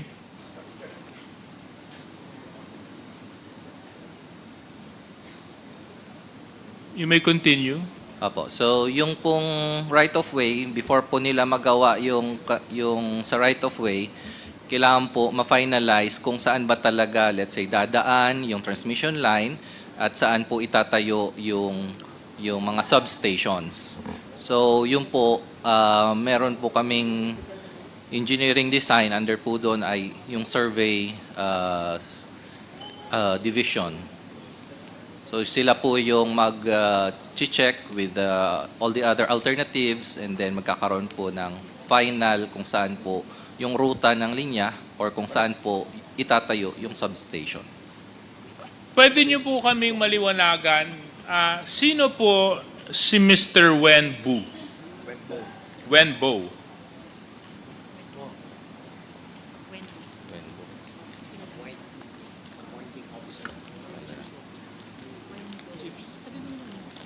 Wenbo.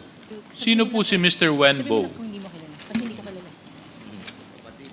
Your Honor, as for myself, I do not know. I will let Mr. Erenyo answer for that question, Mr. Chair. Mr. Chairman, the reason why I ask who this individual is because I have documents here from NGCP addressed to the president of the company from their chief technical officer, whose name is Wen Bu. And the subject of the document is request for approval of authority to purchase lands and land rights using the preferred valuations for EB Magalona, Bacolod for a 230 kilowatt transmission line project, part of the Cebu Negros Panay Backbone Project, Stage 1. So, kaya ko po kanina tinatanong kung paano at yung proseso ng pagdadaan ng proyekto at tinatanong kung sino yung mga nag-head ng bawat opisina na yon, nakakapagtaka po, bakit hindi nyo po pinangalanan itong si Mr. Wen Bu? At mukhang si Mr. Wen Bu din ang nagre-request sa mga acquisition ng mga proposed site expansion ninyo, hindi lamang dito sa Negros Panay Backbone, pati po sa Las Piñas sa Bote Substation. Pangalan niya rin po.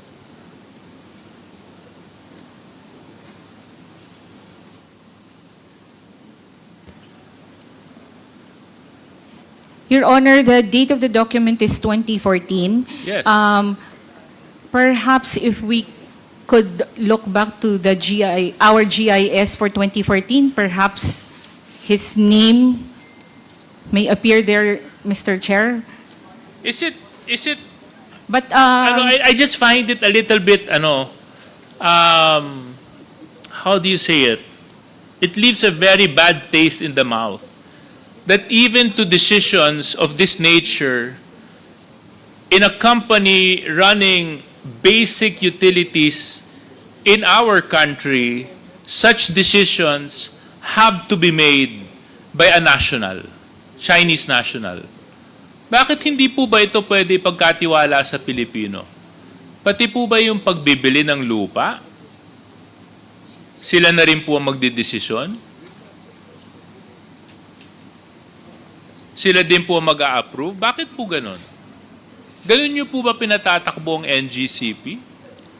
Kasi una, lumalabas, ang pinaka nagpapatakbo nito, dayuhan, as chairman. Tapos pati itong mga desisyon na maliliit na pagpapabili ng lupa, pag-expand ng mga acquisitions ng mga backbone ninyo, dayuhan pa rin po magdidesisyon. Ano na po nangyari sa Pilipino? Ano nangyari na po sa Pilipinas? Mr. Chair, ako ngayon, ang masasabi ko, hindi po ganyan yung proseso. Wala pong Chinese executive or managerial, holding managerial position. So, ito po, 2014, if we may be allowed to shed more light on this, kasi po, hindi ako familiar sa dokumento, Mr. Chair, but, and as I have said earlier, I came in 2019,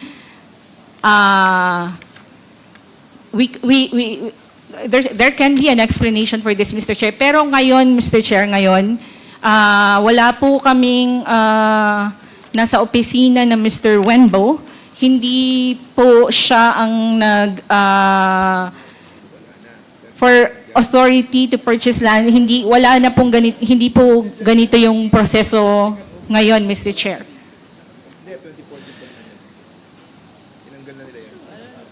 Well, you know what, Mr. Chair, madaling sabihin yon, but of course, documents don't lie. And we find ourselves in a very peculiar situation right now where sovereignty is a very sensitive topic in our country. Right now, just across Zambales, where Congressman Jay Kong-hoon represents, we spotted again one of the largest Chinese warships. So are they actually really in our seas or are they actually in our system? Are they even deciding certain decisions that should be left for Filipinos to decide? These are issues that are very sensitive to me, Mr. Chair, Dahil ang maapektuhan po dito ay bawat Pilipino. Kaya nga gusto ko rin po malaman, Mr. Chair, kung papaano po ba ang proseso ng pagdedesisyon at kung sino ang nagdedesisyon para sa NGCP. So, anyway, Mr. Chair, I will leave that point and I will proceed to the next.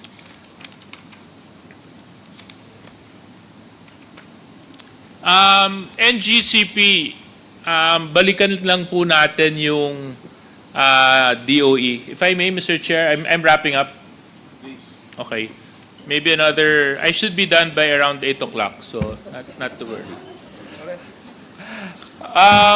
DOE, I just want to go back to the performance evaluation of NGCP.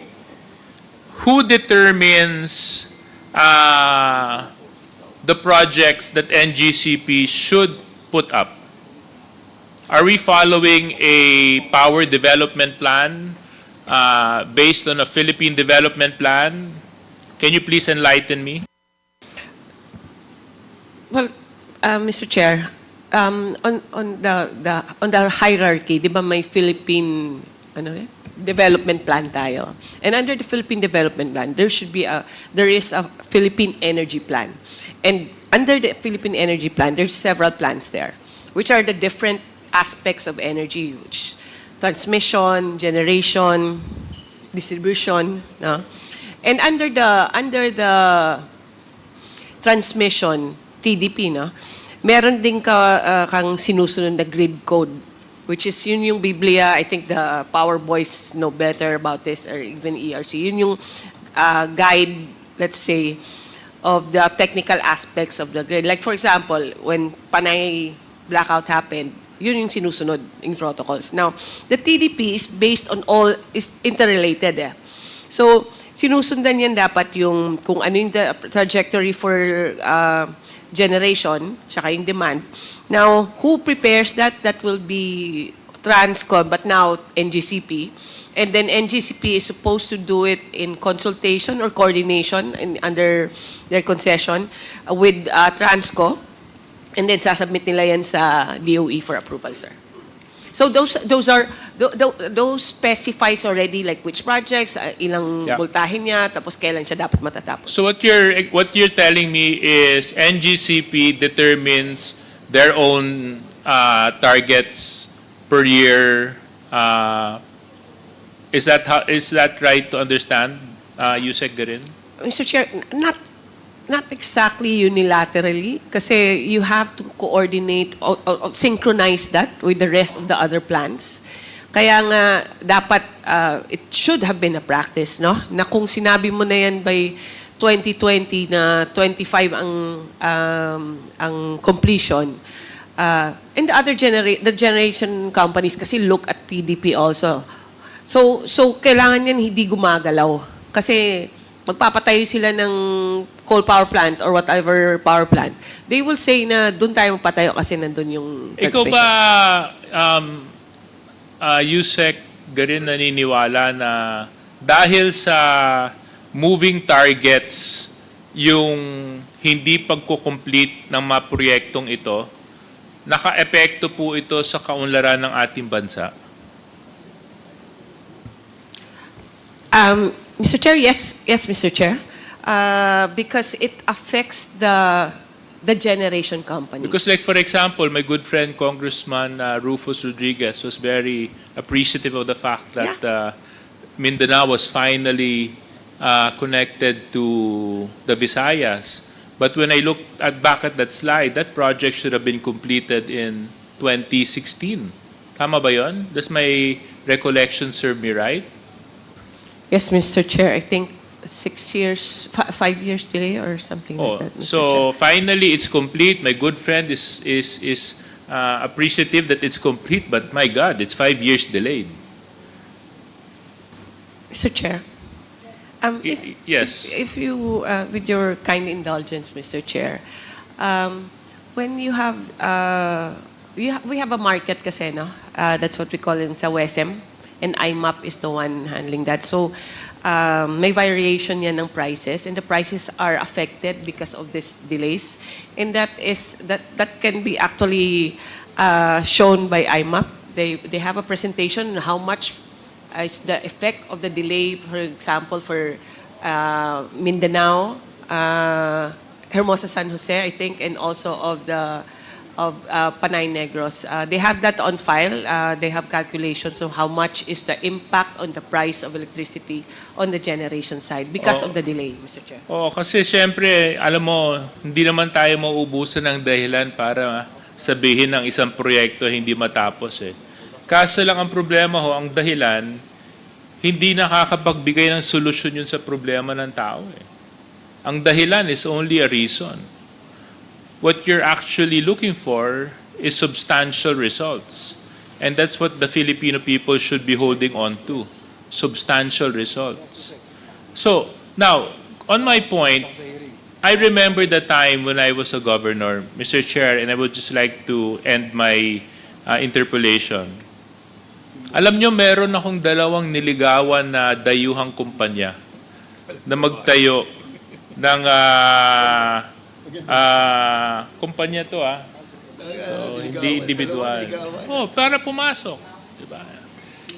So, nagtayo na po sila ng kanilang infrastructures. They developed a large area in the province. And only to find out that they couldn't connect to the grid. And for years, they were hoping that NGCP would put up the facility so they could connect to the grid. It took so long a time, Mr. Chair.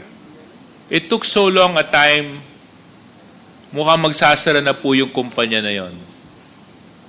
So ang ibig sabihin po dito, kung nais mo pumasok sa energy sector at hindi mahaba ang PC mo, malulugi ka talaga. Meron din pong nagnanais na magtayo ng renewable energy dun sa dulong bahagi ng aming probinsya. Solar power. Natatakot naman po sila mag-invest kasi wala pa po yung NGCP. So these are questions of development. Now, if NGCP can't improve the service that they provide, which is basic to every Filipino, Mr. Chair, it is only but right for us to review their franchise, to review their concession agreement. Because this is the only way for us to make sure that we're actually getting,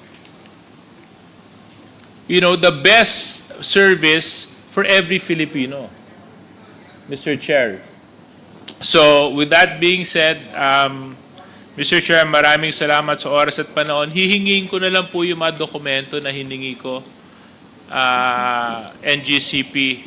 At sana naman sa pagbisita po namin sa inyong facility. Nasaan po ba yung pinakamalapit yung facility?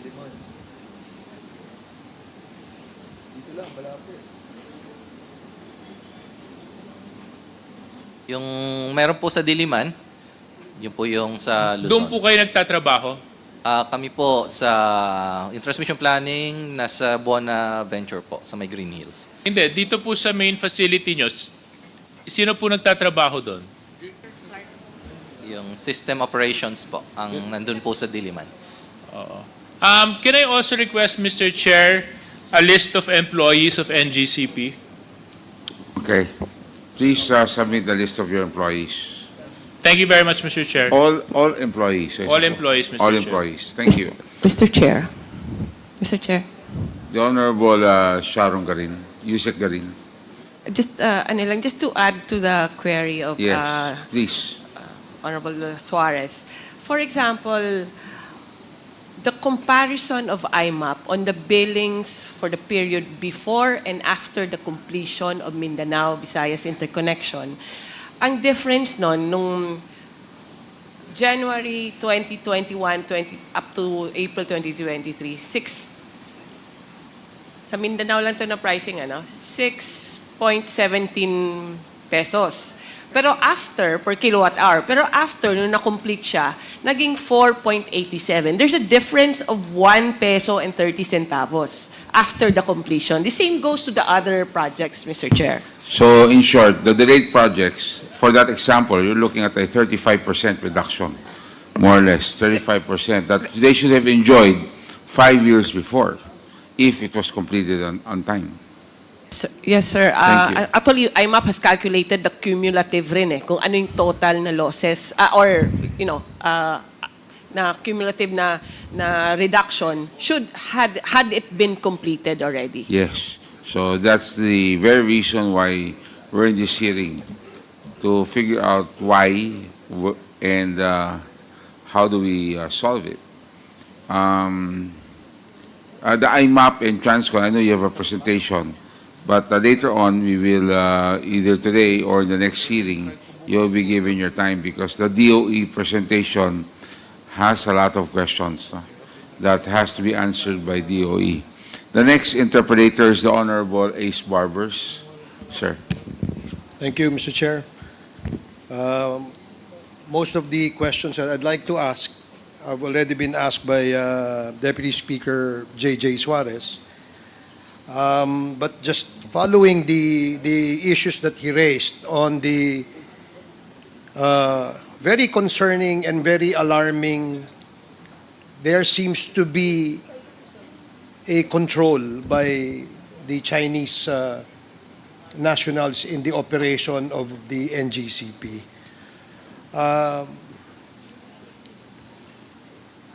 Kaya earlier, I was asking if the shareholders' agreement was submitted to the committee because most of my questions that I'd like to propound are based on the information that is stipulated in that agreement. However, in the absence of that, I'd like to pursue the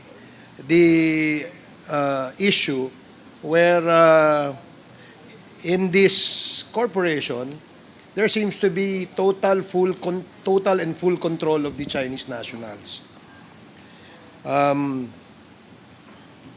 Tanong ko lang sa NGCP, no? Sa maraming pagkakataon, kapag tinatanong who controls, operates, and manage the NGCP, ang lagi pong sagot ay Pilipino. Tama po ba yan? Tama po, Your Honor. Okay. So, pinaninindigan ninyo na ang merong management, control, and nag-ooperate ay Filipino. Opo, Your Honor. So, ang ibig sabihin po ba nito na ang Pilipino ay siya yung may desisyon, yung kumbaga huling pa siya doon sa mga decisions that the NGCP makes? Opo, Your Honor. Okay. So, Pilipino lahat yan? Opo, Your Honor. Okay. Kasi kanina, nabanggit ni Congressman Suarez na doon sa desisyon sa pagbili ng lupa, paghingi ng approval, ang nagre-rekomenda ay ang isang Chinese national. No? So, that's the reason why I said earlier, this is very concerning and alarming. Bakit sila yung nagdidesisyon? Hindi ba dapat Pilipino ang nagdidesisyon dyan? But sabi nga, gaya nga ng sinabi mo, Pilipino ito, no?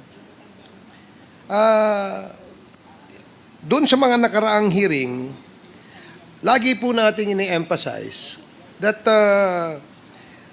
Filipino control in the transmission network ng Pilipinas ay napakahalaga because marami pong isyong nakaakibat dito. At ang pinaka-importanting issue dito ay yung national security. Tama po ba? Do you agree with me? I agree, Your Honor. So you agree with this representation that full control, full management of the transmission, national transmission, must be in the hands of patriotic Filipinos. Nag-agree po ako, Your Honor. Nag-agree kayo dyan. Sige. So, matanong ko lang, ano ho ba sa inyong pananaw ang relasyon ng transmission network sa national security? If I may be educated, Mr. Chair. Sa inyong pananaw, sa NGCP, ano ang relasyon nito? Anong kahalagahan? Napakahalaga po, Your Honor. Dahil katulad nga po sa mga nakakaraang House Committee on Energy hearing, si Kong Dagook talagang sinasabi niya parang basic necessity na natin ng power. Dati, food, tubig, bahay. Pero ngayon, power. Kaya po, sumasangayon ako na napakahalaga ng transmission network po. So salamat at isa kang ring patriotic Filipino na sumasang-ayon na itong transmission network ng ating bansa ay dapat nasa ilalim ng kamay ng mga Pilipino. Sa present situation and setup ng NGCP, masasabi mo ba na ang transmission network ng Pilipinas under the control and management of NGCP ay nasa ilalim ng kamay ng mga Pilipino? Walang pagsusubali, Your Honor. Sumasang-ayon ako na nasa kamay ng mga Filipino. And I presume, Mr. Chair, that that's the same opinion shared by your colleagues in the NGCP. Tama po ba? Attorney, all of you from the NGCP. Yes, Your Honor. Okay, maraming salamat dahil napakahalaga nga po nitong transmission network natin, no? At isa doon sa function na kung saan ay bago gumawa ng project, bago bumili ng lupa, o anumang desisyon na gagawin ng management ng NGCP, meron po kayong kinreate o merong nakikreate na sinasabi niyong working group. Is that correct?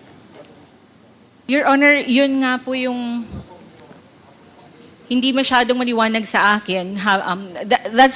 That's a matter that's not clear to me when si Congressman Luistro was the one asking question because working group, meron po kami mga TWGs. Kunyari, nung nag-bar exams, may TWG kami. Pag may election, may TWG na nag-aano na talagang hindi mag-brown out sa mga importanteng pagkakataon na yon.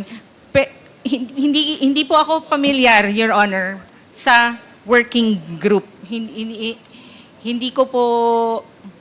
Hindi po ako pamilyar, Your Honor. We have, Your Honor, like departments, roadie, right of way department. Meron po kaming mga ganon, Your Honor.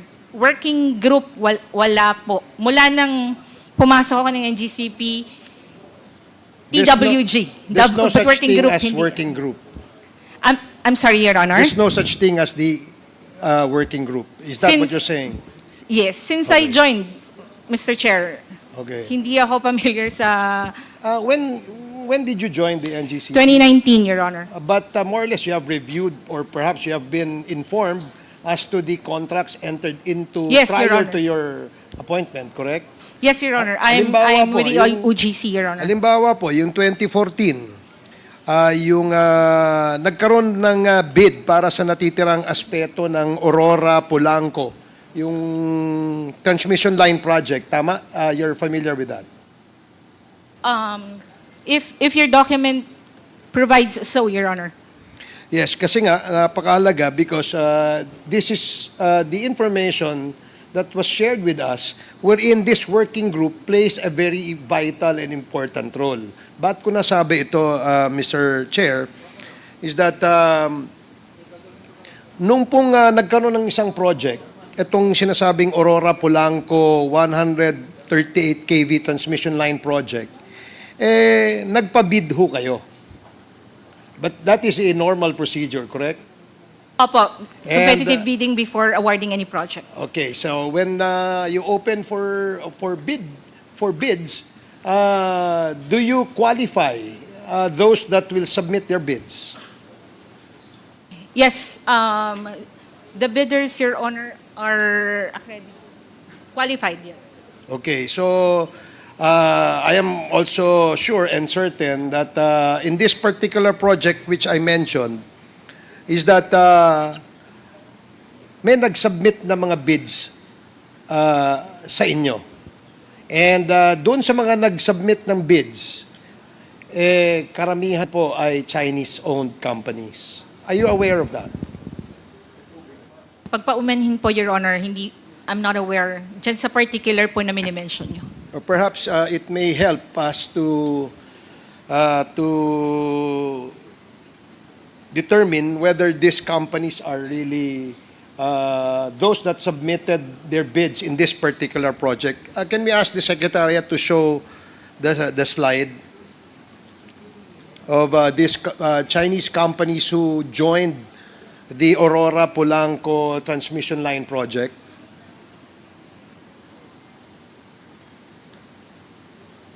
Tatlongput-anim po ang mga kumpanyang nag-submit ng kanilang bids dito.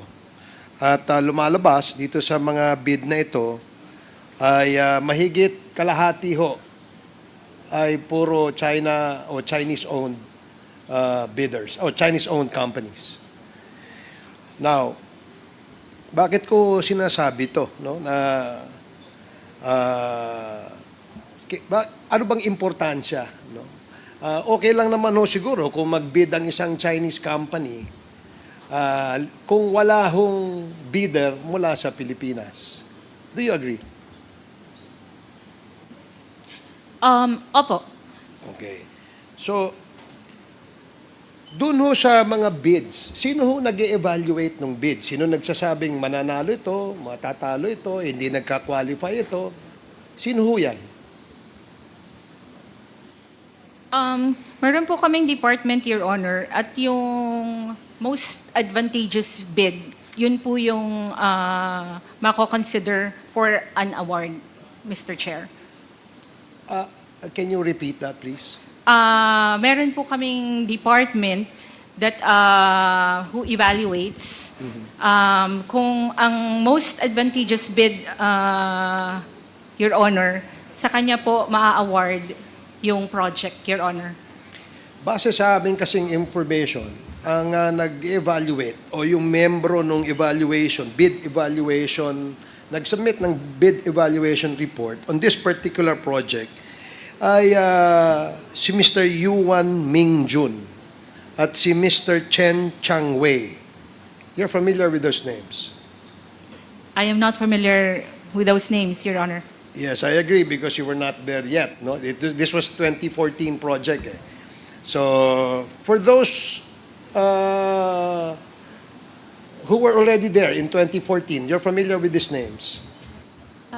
Your Honor, I have been in NGCP since 2011, but I'm not familiar with those names. So yung hindi ho totoo na meron pong nag-evaluate na by the name of Mr. Yuan Mingjun at Chen Chingwei. Again, as I repeat, Your Honor, I'm not familiar of those names.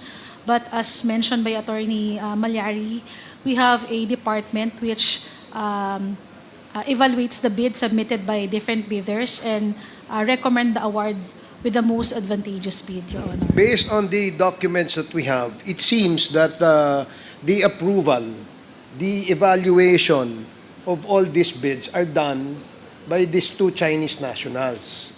Which again, I would like to raise this point that this is quite alarming and concerning. Kanina, sinabi natin yung pagbili ng lupa, Chinese ang nagdidesisyon. Yung pag-implement ng project, Chinese ang nagdidesisyon. So again, can we ask the Secretariat to please flash on the screen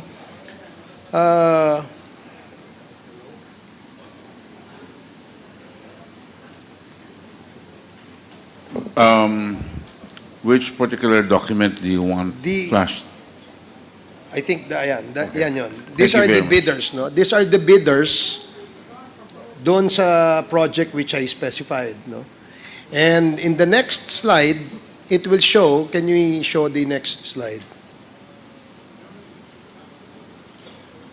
So, majority po ng mga kumpanyang ito ay China-owned corporations. So, the next slide, please, Secretariat.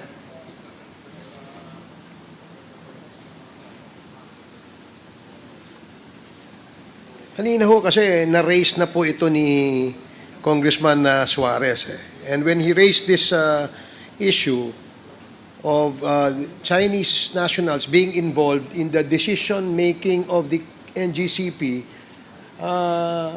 did not just raise eyebrows, so to speak, but also ito ay isang national security vulnerability sa tingin ko eh. Na yung mga importanteng desisyon ng NGCP ay nasa kamay ng mga dayuhan. So, yung next slide will show what I was mentioning earlier, yung sinasabing working group. No?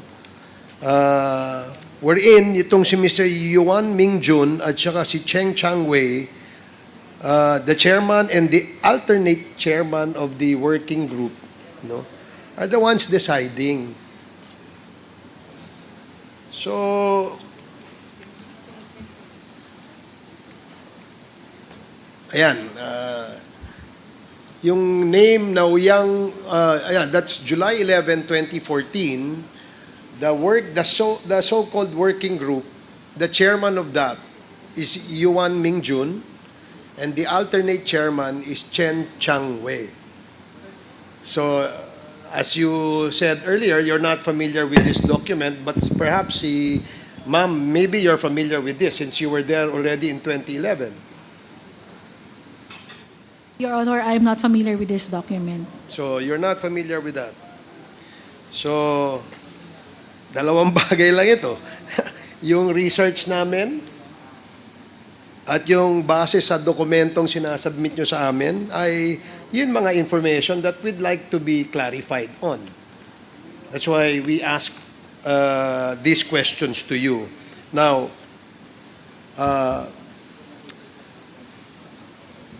earlier, tinanong natin yung systems gaya ninyo kung ano yung procedure, no, para i-shut off, i-turn on or i-turn it off yung buong power system. At sabi niya, ang in charge lang doon ay yung duty manager. If I remember it correctly, there's just one person or maybe 2 or 3 of them who are in control of the shutting down or the turning on of the system. To me, and I'm sure my colleagues will share my apprehension, na nakakatakot ito. Nakakatakot ito. And this is, again, something that we should really correct and we should look into, Mr. Chair. Now, other issues that were raised earlier by Kong Dan Fernandez were quite alarming too, no? Especially dun sa violation sa Section 8. But listening to the NGCP, definitely the first reaction is to deny, no, and to, short of saying, disagreeing with the observation of Congressman Dan Fernandez, and we respect that. It's just that we're all here para ayusin itong sistemang ito at hindi ito hindi mangyari yung kinakatakutan natin na maaari at posibleng mangyari, considering that we have now an issue with China in the West Philippine Sea. I cannot imagine utility companies being managed and operated by, quote-unquote, the enemy. I'm sure you wouldn't want to sleep with your enemy. And majority ng ating mga kababayan na nakikinig ngayon ay nagtatanong, totoo ba na kapag halimbawa nagkaroon tayo ng alitan sa ating kapitbahay na China, isang pindot lang ba nila, mawawala na ang power sa atin? That needs to be answered. The Filipino people must be informed. They need to know kung ito ay posibleng mangyari. Pero sa sagot kanina, parang posible. Parang posible, unless you have a better reply to that question, ma'am. Mr. Chair, nandun ako sa likod nung kausap niyo si aming Mr. Clark Agustin. Yung scenario niyo po kasi na bigay sa kanya is si terorista na sa kwarto na. But ang ano po is, bago siguro nakarating si terorista doon, kasi po yung control center namin are physically secured. And insofar as yung mga tao na mag-on at mag-off ng mga equipment, there are switching procedures which includes validation between control and substation. So, sa hypothetical scenario, it appears na hypothetically it can be done, pero sa tunay na buhay, Mr. Chair, may kalabuan. So, yan ay ginagarantiyan nyo sa ating mga kababayan. Opo. So, hindi pwede na pakialaman ng dayuhan ang control sa ating elektrisidad o power dito sa ating bansa. Opo. Sigurado kayo dyan? Opo. Okay, sige. I will not belabor that point anymore, Mr. Chair, but to give more time to my colleagues here that would like to propound questions, I am yielding the balance of my 38 seconds in my interpellation, Mr. Chair. Thank you, Mr. Chair. Very much, the Honorable Ace Barbers. The Honorable Ernix Junicio is recognized. Thank you, Mr. Chair, and good afternoon to everyone. Sino po ulit yung mga representative natin sa NGCP? Parang tatlo po. Meron po kami Pero yung nakaupo po, tatlo. Tatlo po. Ibig sabihin, kayo po yung nakaupo, kayo po yung may kaalaman. Mostly with regards to the query of the members of the committee. Tama po ba? Opo. Hanggang sa kaya ng aming Yes, abilidad. Don't worry, ma'am. Ako naman. No, mahirap po kasi yung tanong ko eh. Ma'am, ano pong first nickname niya, ma'am? Pangalan ko po, Attorney Lali Malyari. Attorney Lani, ma'am. Saan po ang probinsya nyo? Batangas po. Batanggenya po kayo. Yes po. Pilipino po kayo. 100%. Okay, of course, it goes to, without saying. Of course, all the representatives from NGCP are all Filipinos here. Agreed? Opo. Opo. No, kasi actually, most of the queries and questions of the members have been asked by the members who asked questions earlier. Ako lang kasi na bagabag ng kaunti sa mga ibang informations, ma'am, na narinig ko, attorney. For example, ano ba yung nabanggit kanina, yung chairman ba? Sino po ulit ba yung chairman? Based on the 2024 GIS ng NGCP po, the chairman is Mr. Zhu Guangzhou. Ang nationality niya po na naka-indicate dito sa GIS ay Chinese. Ma'am, sinagot yun na, tinatanong ko pa lang yun. But thank you, ma'am, for answering agad. Pero, bakit po kaya Chinese yung naging chairman sa tingin niyo, ma'am? Katulad po ng sagot ko kanina, Mr. Chair, how the Board of Directors operate, sila po yung nakakaalam. At saka po, pinasasubmit na rin po ni Congressman Suarez yung minutes of the meeting ng election. Yes, ma'am. Opo. Kasi all the answers have been technical. I'm trying to talk to you as representatives of NGCP on a more, let's say, personal yung opinion po ninyo. Matagal na rin po kayo sa NGCP, 2019, tama po ba, ma'am? 2019, Mr. Chair. Ma'am, kayo po, since when po kayo nasa NGCP? Since 2011. 2011.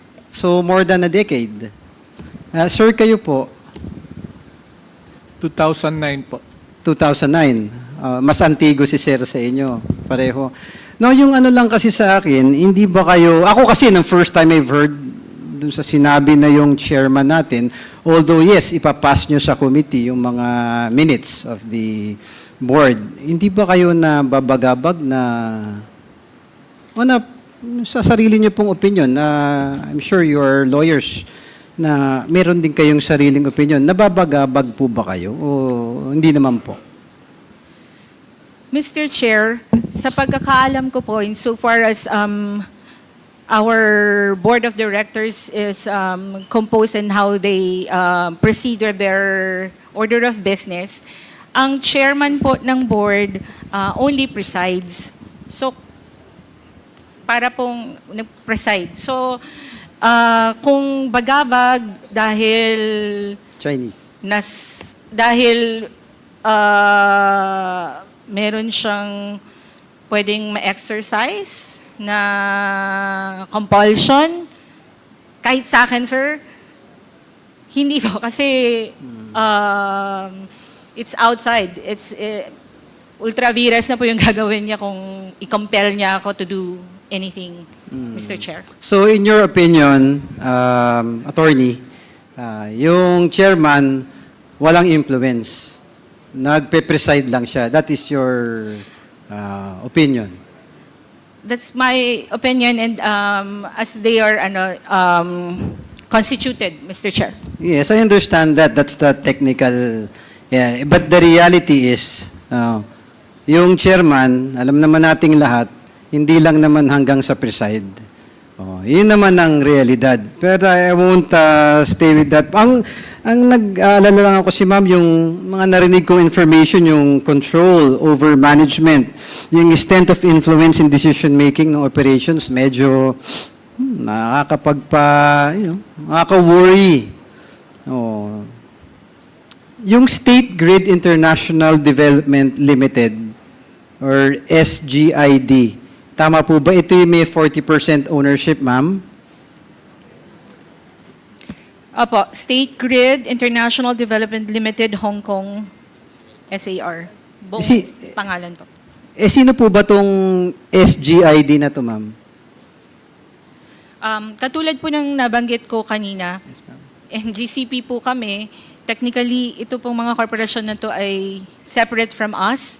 So ako po walang personal knowledge insofar as sinong nagko-compose kay State Grid International Development Limited. Yes, ma'am. Thank you. I really hope that the committee, sana lumabas po lahat itong mga katanungan ng mga members at control over technical operations. Ma'am, ano po ba yung CTO, yung Chief Technical Officer? Ano po ba ang tungkulin nun? Good evening, Mr. Chair. Yung Chief Technical Officer po, under sa kanya yung 4 na grupo, yung System Operations, Planning and Engineering, Operation and Maintenance, and Technical Management Department. Yung Chief Technical Officer natin, Pilipino naman po. Tama po, Filipino po. Ako lang, sa mga narinig ko po, to give way to my other colleagues, nakabagabag talaga yung mga narinig ko na, yung influence ng bansa ng China sa atin. So, Mr. Chair, that I really hope that the committee will find out to the bottom of things, the queries of each members, and sana itama natin yung dapat itama, na yung mga bagay na dapat in control ang mga Pilipino, dapat fully controlled by Filipino citizens, patriots. Just one quick manifestation, Mr. Chair, na I'm in full support of the investigation of this committee. And in the end, wala naman pong magmamalasakit sa ating mga Pilipino, kundi tayo rin kapwa mga Pilipino. Maraming salamat, Mr. Chair. Thank you very much, the Honorable Ernest Janicio of the City of Manila. The Chair recognizes the Honorable Rog. Yes, Honorable Rog, and then the Honorable Stella Kimbo. Thank you, Mr. Chair. Mr. Chair, before I begin my interpellation, I'd just like to have a short manifestation. Listening to the proceedings earlier, and of course, we can't help but understand that some of our colleagues here have shared their elation and their gratitude to the NGCP for having connected their various constituencies to the grid. However, just to give it the proper context, because I, for one, this representation was one of the members of this committee who voted yes to the conducting of this motu proprio inquiry, I think we have to frame it in the proper context po, no? I don't think, not to sound ungrateful, but I don't think we should be happy when a franchisee is just doing its job po, no? And doing its job in a belated manner. I heard the statement earlier that better late than never. However, I think the Filipino people deserve better. We've talked about it. It was already mentioned earlier. In fact, we've heard the expert opinions that the 5-year delay actually caused an increase in price, which our constituents could have enjoyed earlier. Yes, we're thankful that eventually they were connected to the grid. However, there is a plan that has been afforded to them. In fact, the ERC and the DOE have been bending themselves over backwards just to accommodate them po, no? And I think the problems and issues are very glaring. So if there's any question as to the direction of this inquiry, I, for one, would throw my support behind it. Because as the way that we've seen it, before we even started this inquiry, through the news articles and some of the privileged speeches of some of the congressmen, we've already heard some of the issues. Not to mention, we have these I'm not really sure it would be right thing to say, no? Perhaps it would be preempting po, no? Because a lot of these things are premised on documents which the NGCP have yet submitted to us. But there are allegations po, no? That their profits far exceed those that they are willing to spend to reinvest in our infrastructure. We're talking about the runaway cost in which they are passing it on towards us, the consumers. We also have issues of ownership, not only in questioning the nationalities involved and whether this respects the 60-40 rule that would be required of a public utility, but also of those that are in relation to the provisions of the franchise. Most glaring that we've been discussing today would be Section 8 po, no, in the dispersal of ownership. So in the face of all of these issues, I think it would not be wise to attack this issue with a sense of gratitude po, no. I don't think we should be thankful for the services that have been rendered when the rendered service was done poorly. And I think we should exact accountability, and that's what this inquiry is all about po, no? But with that said, Mr. Chair, I'd like to proceed now with my interpellation. And before I begin with questioning NGCP, most of the queries have been asked earlier, and a lot of my questions would actually hinge on documents that were already asked. But I believe just some few points on the dispersal of ownership. And I'd like to, before beginning with NGCP, I'd like to ask perhaps the ERC Chair, if I may, just to briefly summarize. I beg the indulgence of everyone here if these questions were already asked. We were going back and forth po kasi may session rin po kanina.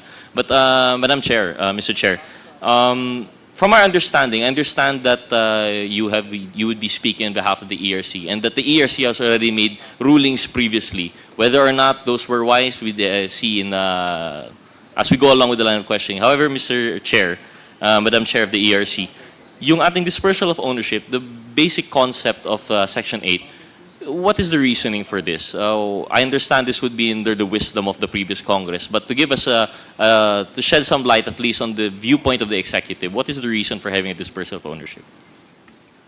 Mr. Chair, with your permission, I think the legislative intent, not just for the RA 9511 for NGCP, but for franchises that include, most of our franchises have include that obligation to disperse ownership. And the basic reasoning is that most of franchise holders are monopolies. So they have exclusive, in a way, exclusive rights to certain services, to certain geographical areas. So the intent is to allow the public to have some participation in that monopoly and to realize some gains also from the activities and the revenues of that monopoly, because it has no competition for that end. So that is in general the reasoning behind certain similar provisions. But as to this particular legislation, I think NGCP was asked about this, and I think it's wise if we check the deliberations of Congress at the time to get the specific requirement for this. But I don't think it will deviate significantly from the general principle behind the similar provisions. Thank you, Madam Chair. Mr. Chair, just wanted to double check lang po, no, because I would agree, and tend to agree, because this is not the first time we've dealt with such provision under the Committee on Legislative Franchises, actually, and this is not limited only to when we're talking about yung distribution utilities or the like. Actually, even in the field of telecommunications, in the field of media, we also have this dispersal of ownership. And I just wanted to make sure that at least in the field of the DOE, it would be the same. Because the way that I see it, and I'm not sure if the committee shares this sentiment, but I believe that it's twofold po, no? One is that primarily it affords the public to participate and gain economic benefits, that is to benefit from the fruits of this monopoly, whether that be through dividends or whatever manner of which that could be compensated for their investment. But second and most important is a check and balance through ownership, through equity po, no? So the equity portion is very important. And would that be a fair statement, Madam Chair? I don't want to put answers in your mouth po, no? Would that be a fair statement that the dispersal of ownership also talks of equity and control of a corporation? That's correct, Mr. Chair, because the public utilities, there is a requirement in the Constitution to observe certain Filipino ownership requirements. So that's also part of the parameters or safeguards that are put in the law. So generally, Mr. Chair, when we are going to interpret these provisions of the franchise, it would be guided by those principles po, no? That generally, the interpretation of any provisions should be in support of public participation and economic gain that the public may get out of it, and then public participation and ownership, equity po, no? Thank you for clarifying that. So, Mr. Chair, I'd like to now direct my questions to the NGCP. And I believe the current, not the spokesperson, po, the representative is... Mr. Chair, if I may yield to... Mr. Chair, if you allow, can I show a picture of the structure of the ownership, Mr. Chair? Yes, please, by all means. It's with the Secretariat already. Okay, Secretariat, please present the structure. Yung isang picture lang. Because the objective was to disperse the ownership, ano. But with the structure, although ang caveat lang dito is we are still awaiting for documents from the corporations that are like holding corporations. In the structure kasi ng ownership nila, Mr. Chair, yes, the 40% is owned by State Grid. And then there's the 60%. Both 60%, if you divide it into half, that's Monte Oro, and the other half would be Calaca High Power Corporation. But if you go up, Mr. Chair, there's basically like on the 60%, medyo there are basically two people that are controlling NGCP, Mr. Chair. Wala, hindi mo pa.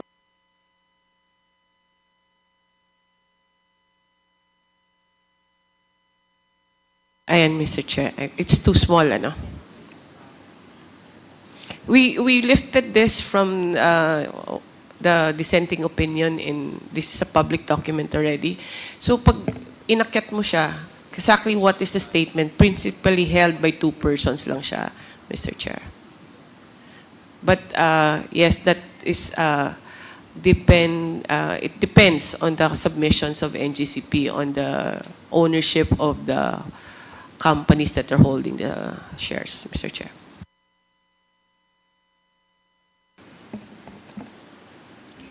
Thank you. Raj. Thank you, Mr. Chair. And actually, if we may ask the COMSEC to keep that on screen, because coincidentally, I was going to be talking about that very opinion, because as a public record, I actually also ran into that dissenting opinion. And I would like to ask now the NGCP. Maybe ask Attorney Malyari po, no? So I understand that earlier, you could, again, as I said, if you could bear with us po, no? We weren't here this whole time. We had other hearings, we were in session. Naitanong na po ito ni Chair Dan Fernandez po, no? You made mention of a share swap agreement, is that correct?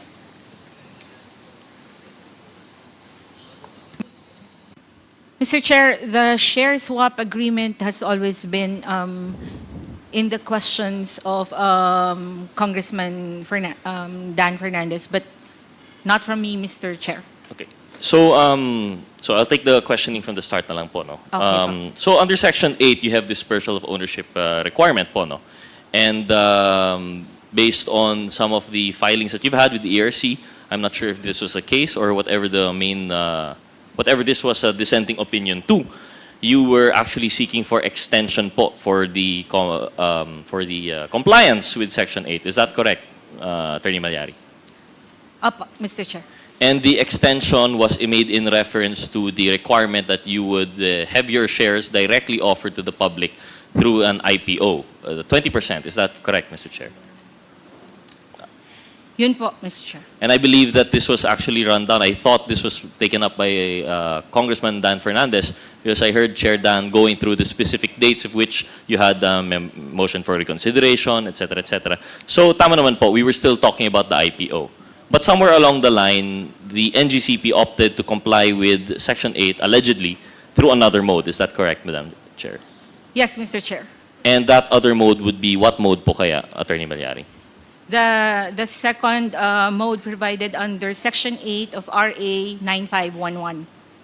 And may we be enlightened as to what the alleged second mode would be? I'll read, Mr. Chair.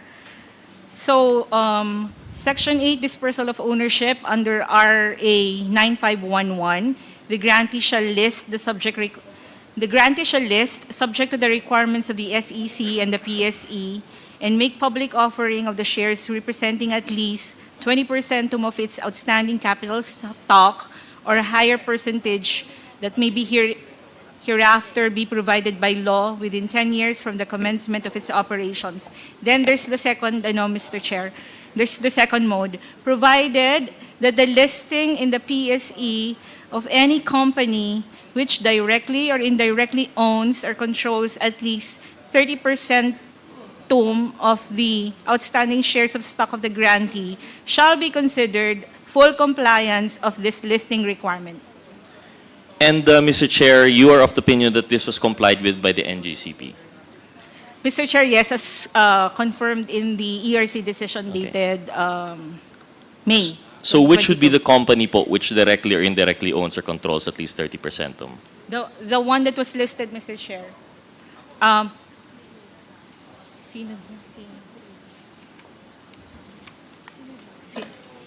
Bale po, Synergy Grid, Mr. Chair. Synergy Grid is the supposed company by which that you have complied with Section 8. And as to the ownership of Synergy Grid, are we not aware? No. I'm sorry, Mr. Chair. But, Mr. Chair, I believe that the dissenting opinion that was flashed earlier, if we may ask the committee secretary to flash it once again, actually already divulged the owners. And I believe this is a public record. Was this not based on what the NGCP submitted to the ERC for their decision? May I see, Mr. Chair? ERC case number 2018-014 MC, is this not in relation to the extension or at least to the approval of your compliance with Section 8? Yes, Mr. Chair. So what could be the basis of this figure 1, which is of public record? If I have to hazard a guess, Mr. Chair, most likely the prospectus for which the follow-on offering of Synergy Grid and Development Philippines was offered, Mr. Chair. So the prospectus by Synergy, so SGP, no? If you allow it, we'll just call it SGP for simplicity. So are you telling us now po that the NGCP would have no clue as to the IPO or whatever listing requirement was required out of SGP? That's what you're telling us now po. Kasi when I'm asking you questions about this organizational chart, you're telling us po wala po kayong kinalaman sa share swap agreement. Are you categorically denying knowledge of a share swap agreement? Hindi po ako aware mismo. I haven't seen that share swap agreement. But perhaps there was a share swap agreement in order to come up with this corporate structure, Mr. Chair. Okay. So perhaps. But this is a requirement under Section 8 of your franchise. Yet the NGCP has no knowledge of the proceedings in which SGP undertook to comply for NGCP's requirement? Mr. Chair, when there was, personally, Mr. Chair, during the transaction of the follow-on offering, may mga dokumento po na pinapaprepare sa amin dahil ultimately, yung ilalim kasi niyan si NGCP, siya yung operating company, Mr. Chair, because sa taas, mga holding companies. So, may mga dokumento na pinapaprepare sa amin. So, insofar as your question na wala ba ako, kunyari, personally, kaalam-alam doon sa follow-on offering, meron naman, Mr. Chair, but not the entire picture. Okay. Insofar as the documents that I am asked to prepare, Mr. Chair. I hope you'd bear with us po. No? Can we have the chart flashed again po, please, Committee Secretariat? So, as far as we're looking at this, to what extent would you admit to having knowledge of po? To what level? Do you admit knowing that Monte Oro Grid Resource Corp owned 30% plus one share? Apo. To that extent that you could agree. Do you admit that State Grid International Development Limited owns 40% at the time? Opo, kasi Okay. lahat po yan are Direct. even right now reflected in the 2024 GIS. Also including Calaca High Power Corporation. Yes, po. Yes. Now, the second level, One Taipan Holding Inc., would you admit to having knowledge of its participation in direct ownership of National Grid Corporation of the Philippines? Nakita ko na nga po, Mr. Chair, itong corporate structure na to when I was asked to work on some documents that are needed from NGCP. But yung in-depth, pasensyahan nyo na po, Mr. Chair. That would be fine, Mr. Chair. I don't need in-depth naman po. I just wanted confirmation that this is not new to the NGCP. I understand that there are questions that you would answer that you don't have personal knowledge, but I hope you understand we invite you here as resource persons, assuming that there will be some kind of institutional knowledge po, no, of the things that we would be asking of you. So I understand that you would refuse to answer based on personal knowledge, but at least the admission that you have come across documents in which you are involved in this would be sufficient. So you agree, to what extent po you've seen this in the documentations that NGCP prepared for SGP when they were preparing the prospectus for their IPO? You've seen documents all the way to the top po, no? That Henry C. Jr. owns 49.93% of Synergy Grid and Development Philippines? Wala po akong nakita na any ownership document insofar as that. Only, Mr. Chair, as the structure is shown. Yan lang, Mr. Chair. Oh, so as the structure is shown. Yes, Mr. And these are documents that came from SGDP. I would most likely, Most Mr. likely Chair. po, no? Because they would prepare the prospectus and they Yes, would Mr. ask for Chair. your, go ahead, because this is concerning your obligations under the franchise po, no? Mr. So Yes, you, Mr. NGCP is aware of this structure. So we just are awaiting confirmation na lang po, no? Based on the ownership documents. So it's not new to the NGCP that we have the first layer of ownership, which is what is declared in the GIS. Then you have a second layer of ownership, which are holdings corporations, which are supposedly the means through which SGDP has indirect ownership of the National Grid Corp. However, SGDP's ownership of these two holdings is shared with private persons. And these private persons, namely Henry C. Jr. and Robert Coyuto Jr., each own, in the case of Pacifica, it's actually with Alameda Energy. So we'll have to look into that. But that's the structure by which SGDP exercises control and ownership for NGCP. However, Mr. Chair, at the time that this prospectus was prepared and that they were already preparing for the supposed shift po, no? Because originally it was supposed to be an IPO of NGCP itself. And then it shifted towards this supposed second mode. Was there any reason that the NGCP opted for this second mode? Any particular event or incident that caused them to suddenly change? Because I would imagine it would take a lot of preparation time. If you were given 10 years to prepare for the Section 8, I don't think you thought of Section 8 on the 10th year.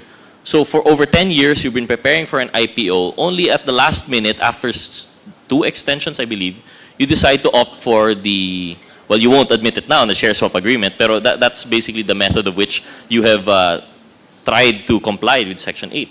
So ano po kaya yung number one reason? Are you privy, perhaps, to the board meeting in which this was discussed?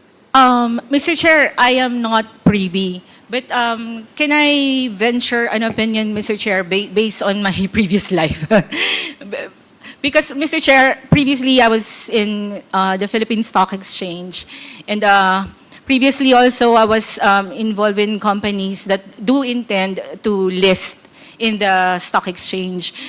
Mr. Chair, sa lahat talaga, every meeting doon, medyo hindi advisable ng isang operating company ang mag-list ng kanyang stock.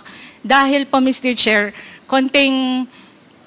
dahil nga operating company, sobrang magalaw. Konting ano lang dyan, for instance, may blackout, may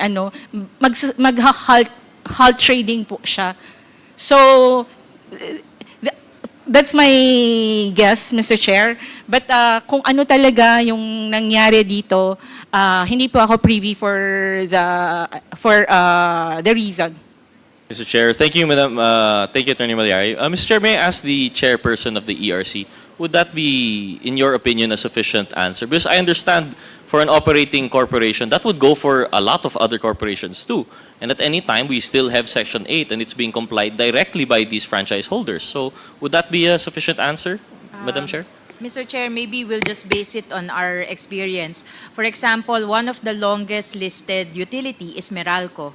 Meralco is an operating company, one of the longest running private distribution utilities in the country. So that's one. We also have, I think it was mentioned earlier, telcos that are directly listed. PLDT, for example, is directly listed also. So I'm not sure about the basis, but I'm certain that NGCP had their own reasons for shifting. I just don't know, and I think Attorney Malyari also was saying she was not familiar with the reason of the board. I would think this decision is something that's made by the board. Thank you, Madam Chair. Mr. Chair, and I agree, of course, NGCP has the reasons. But what we have to discover now is if those reasons are aligned with public interest. Now, if those reasons are to keep a control over who gets to participate in NGCP, then that would go against Section 8 po, no? And I think, of course, this is not something that they would be ready to answer now. But eventually, once the documents are made available, I think we will get to the bottom of it. But another telling aspect, siguro po, Mr. Chair, was the fact that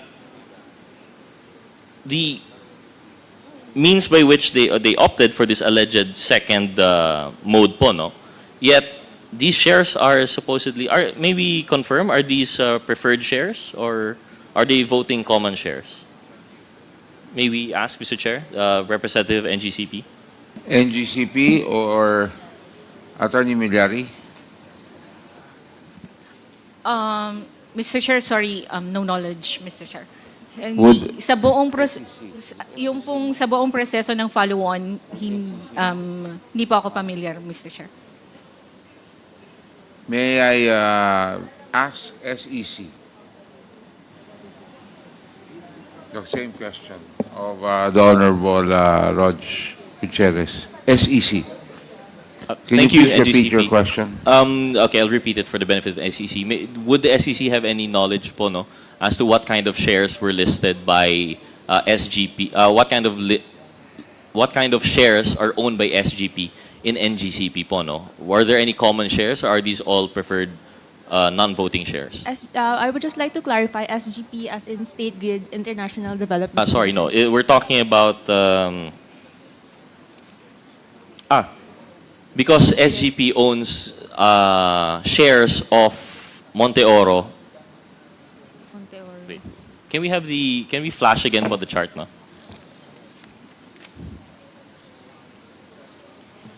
Here. So supposedly, SGDP would have indirect ownership of NGCP through the holdings One Taipan Holding and Pacifica Holdings. And Pacifica Holdings, One Taipan Holdings would indirectly own NGCP through Monte Oro and Kalakahay Power Corporation. Now, can we have confirmation po, no, if the shares that are owned by SGDP in One Taipan and Pacifica, are they preferred shares or are they voting shares? In One Taipan. So we have to look at the GIS of One Taipan. I have here, wait, let me check.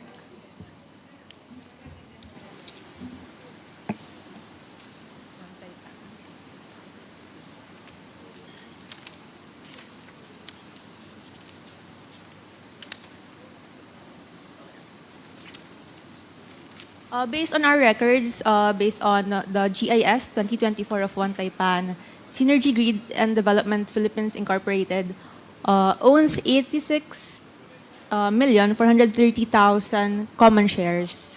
So they own common shares naman po. Yes. Yes, And Mr. Chair. for Pacifica 21 Holdings? Oh, for Pacifica.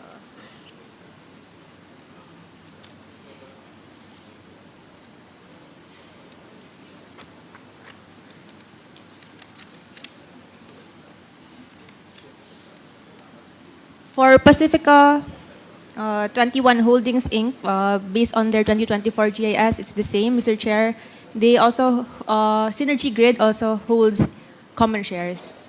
And we can presume naman po, no, kasi 100% ownership yung One Taipan in Monte Oro and Pacifica 21, these would be common shares naman po, no? Yes, Mr. Chair.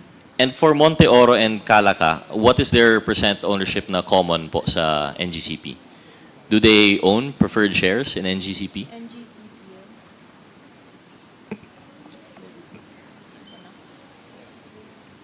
For NGCP, Monte Oro owns common shares. Also, what's the other one? Calaca High Power also owns common shares. So all of the shares that they own are common yes, shares? Yes, Mr. Chair. Based on our records, Mr. Chair, yes, common shares. I request that those documents be furnished to the committee before you're leaving today. Yes, we will furnish your you. body, Mr. Chair. Thank you, Mr. Chair. My follow-up question would be on the FOO, yung follow-on offering, but I understand the NGCP they would not be able to answer yung details ng FOO, tama po? So I think these are things that we'd have to ask na lang through documentation. So Mr. Chair, maybe move, I don't know if this was already asked by Chair Dan earlier or any of our other colleagues, but maybe request siguro po from NGCP that they provide us documentation, first and foremost, on the share swap agreement, if that was not asked for earlier. Yung follow-on offering siguro po, we'll request that also. And Mr. Chair, if the body would be like-minded, siguro we have to invite representatives of SGTP mismo so that they can enlighten us as to this alleged second mode po, no? Okay. And take note of that. thank you, Mr. Chair. Just a short manifestation before I end. Given that we don't have documentation yet to answer, I still find it very hard to subscribe to the idea that this alleged second mode is a proper exercise po, no? Or the proper compliance with Section 8, because it seems to be very convoluted and it passes through a lot of hoops just to claim that there is an indirect ownership on of SGDP. Because the way that we see it, if it was really to comply with, let's say, assuming that for some reason, it's very hard for an operating corporation to directly offer 20% of their shares to the public. The most straightforward way that they could comply with the second mode was to have a holdings company that would own 30%. Why did SGDP have to split its ownership into two corporations, namely One Taipan Holdings and Pacifica Holdings, of which they share ownership with single persons, Henry C. and Mr. Robert Coyuto? So why would the question, I guess, Mr. Chair, is what's with the corporate gymnastics po, no? When it could have been a simple direct ownership of 30%, which they offer to the public. Now, when you look at it, in effect, without looking into the ownership documents that we're requesting, in effect, how much po talaga ang shareholdings ng public in NGCP? If this is to be believed, it says here other shareholders have only participated to the tune of 0.26%. Then whether or not they agreed, whether or not that second mode exists, the intent of the law is not being satisfied po, no? Because I don't think we could consider that in the twofold, the two factors that we were considering when we talk about Section 8, that is enjoying the economic benefits of ownership, and second, yung exercising control through equity. So these are just some of the things that, although through the gymnastics they might claim that legally they are complied, but in effect, it doesn't seem to be the case. And I think that's why we are here now convened as this committee to make sure that they are compliant with their franchise. I think just one more point that was mentioned kasi po earlier was that they're operating in the assumption that it was allowed by the ERC. That ERC basically gave the imprimatur the go-ahead with the second mode. But let's not forget, Mr. Chair, that based on Section 8, the only power that ERC has is to extend. They only have the power to extend that should it be found that it would be hard to comply with the 10 years 20% offering of the 10 years commencement, the requirement is not reached, the ERC may, upon application of the grantee and after notice and hearing, allow such reasonable extension of the period within which the grantee should list its shares of stock, if the market condition is not suitable for such listing. Nor does it say po, Mr. Chair, that the ERC will determine their compliance with Section 8. That falls on Congress under our constitutional mandate. So this is something for the committee to consider. And with that, I'd like to end my interpellation. Thank you very much, Mr. Chairman. Coach Gutierrez of One Rider Party List. The Chair recognizes the Senior Vice Chair of the Committee on Appropriations, the Honorable Stella Kimbo of Second District of Marikina. Salamat, Mr. Chair. Medyo komplikado ang ating tinatalakay. Susubukan ko pong maging mas simple. Umpisahan ko na po sa NGCP na subcontractor ng ating gobyerno na siya po ang operator and taga-maintain ng highway na dinadaanan ng kuryente natin. Tama ba ang aking pag-describe ng NGCP USEC Sharon? Mr. Chair, yes, sir. As a transmission network provider, yun yung infrastructure, and then systems operator, yun yung parang conductor siya. Yes, tama. At ang highway na yan ay pagmamayari ng ating gobyerno through Transco. Yes, Mr. Chair. Yes. At ang NGCP ay subcontractor. In other words, meron siyang kontrata with our government. At ang tawag sa kontrata na yan ay concessionaire agreement. Kaya ang NGCP ay isang concessionaire. Yes, Mr. Chair. At nagbabayad ng concession fee sa gobyerno. Yes, Mr. Chair. Okay. At bilang concessionaire, ang NGCP ay public utility. Tama ba yun? Yes, Mr. Chair. Okay. At sa ilalim ng Public Service Act as amended, alam kong alam na alam mo to, Yusek Sharon, dahil ikaw ang nag-defend ng batas na to. Ang NGCP ay natural monopoly. Tama ba yun? Yes, Mr. Chair. At dahil siya ay natural monopoly, ano ang implication nito pagdating sa cost efficiency? Ibig sabihin, meron ba tong implication sa presyo ng kuryente? Well, the monopoly by nature kasi, if you have more than one, it becomes an expensive utility. That is, and so a monopoly makes sense in this. Actually, it's practically the only monopoly in the country, no? Kasi sa grid, wala ka namang ibang utility that it's nationwide monopoly. But as a safeguard, we have ERC to regulate it, Madam Chair. So, Mr. Chair, usually, pag sinasabing monopoly, mahal dapat. Di ba? Yun ang iniisip natin. Kaya lang, sa ilalim ng batas, pag natural monopoly siya, and in this case, nakakategorize siya as a natural monopoly, exception siya kasi by its nature, dahil sa kanyang technology, dapat nagiging more cost-efficient siya. Parang ganon. Tama ba yun? Yes, Madam Chair. So inaasahan natin na dapat mag-operate siya in a way na mapapababa dapat niya ang presyo ng kuryente. Tama ba yun? Correct, Mr. Chair, because if we have two transmission companies, and rely on competition to lower the cost. Hindi yan effective in this sense because of the nature of the business.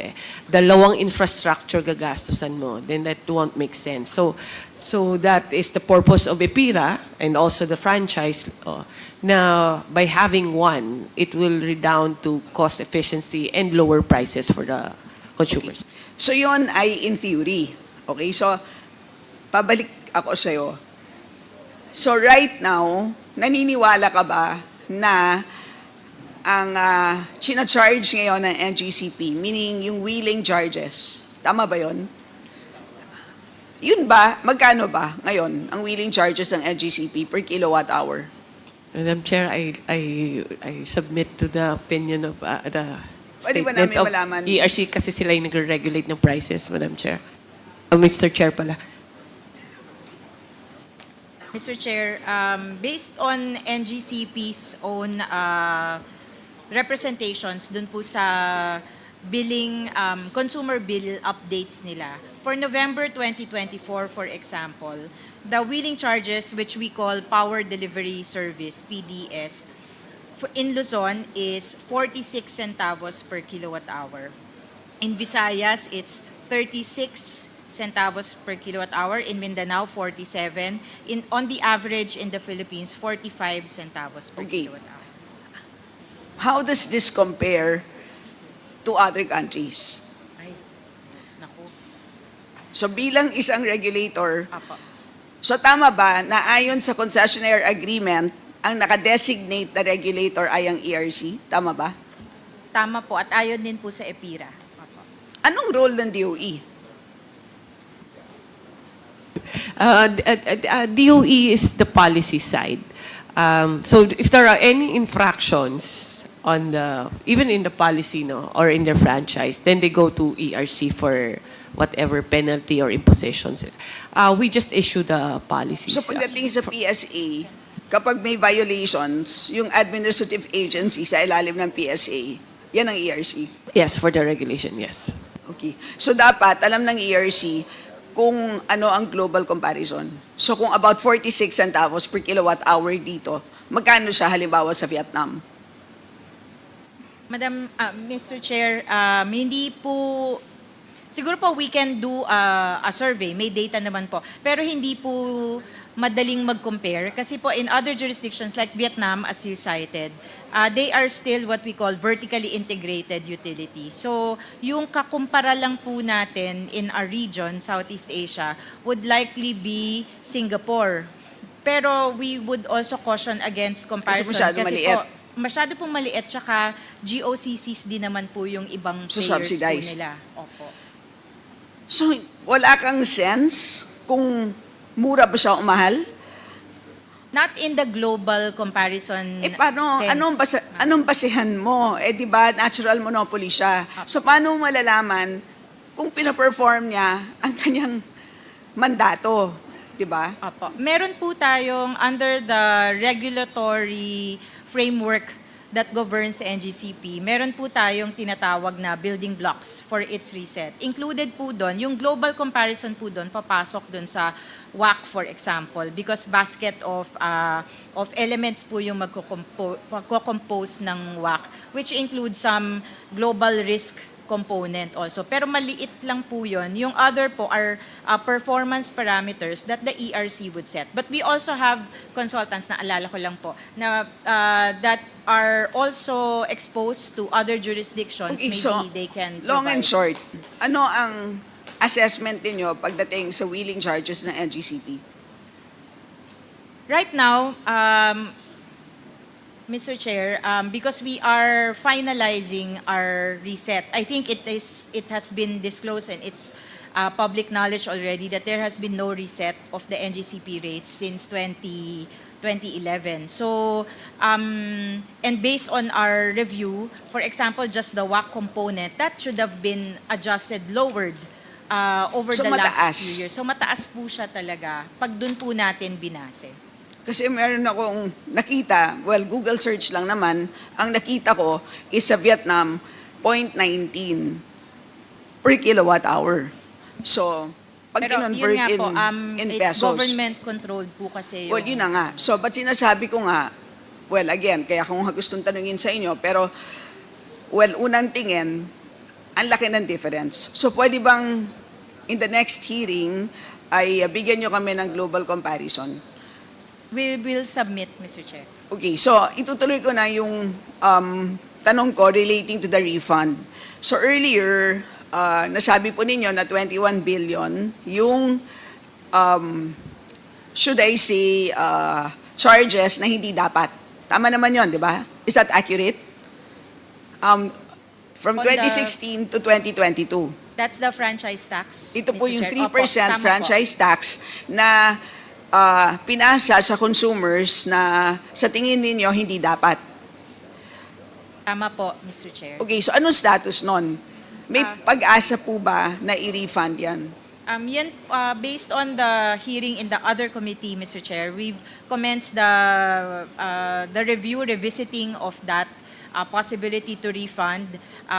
We hope to complete it within the month para po makapag-report po kami sa committee ulit ng action ng commission.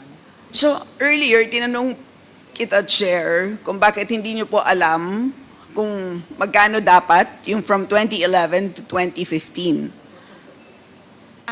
Mr. Chair, just to correct, yung 2011 to 2015, meron pong finalized na third regulatory reset doon. So, okay lang. Yung pong 2016 onwards, yun po yung fina-finalize pa lang. Hindi po ba it's just a matter of determining kung magkano ba yung binayad nila na hindi ba ganon ka-straightforward kung ano yung 3% franchise tax?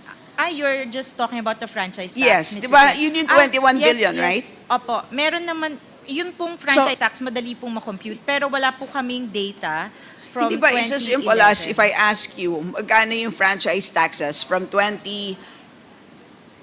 the time that they operated up to 2022? Magkano po yun? We can compute it based on what on the AFS, for example, the numbers in the AFS. But, Mr. Yes. Chair, Hindi what ba yun? Hindi ba ganon ka-straightforward yun? Kasi po we wanted to vet it against the payments that they actually made to BIR. Yun po sana yung ano. But we don't have copies of the returns, of their tax Iba returns. po ba yun i-report sa... Pwede pong iba. Opo. Pwede pong iba. Hindi, but more or less, hindi naman may iba yun ng malaki, di ba? But so based on the financial statement, and this could be just a tentative number, based on the audited financial we can statements. compute, Mr. Chair, based on the AFS. But I have it. Based on the audited financial statements, can you confirm that it's about 18 billion? Sorry,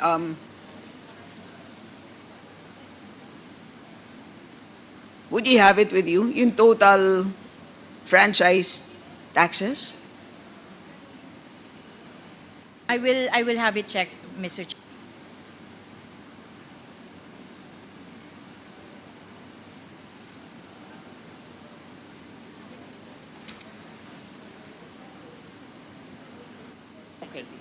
Mr. Chair, just rough calculation from our end, from 2011 to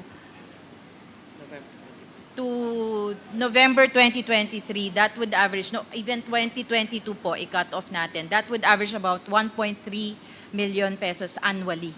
So, Million? Billion po. Sorry, 1.3 billion annually. Pero paano naging 21 billion yung 2016 to 2022?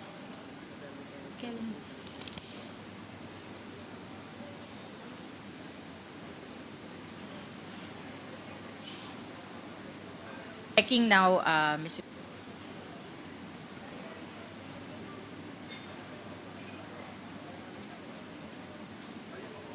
So I was just wondering, because based on the financial statements, yung I also got the same number, 1.3 thereabouts, so about 18 billion, which is very different from yung sinabi po ninyo kanina na 21 billion for the period covering 2016 to 2022.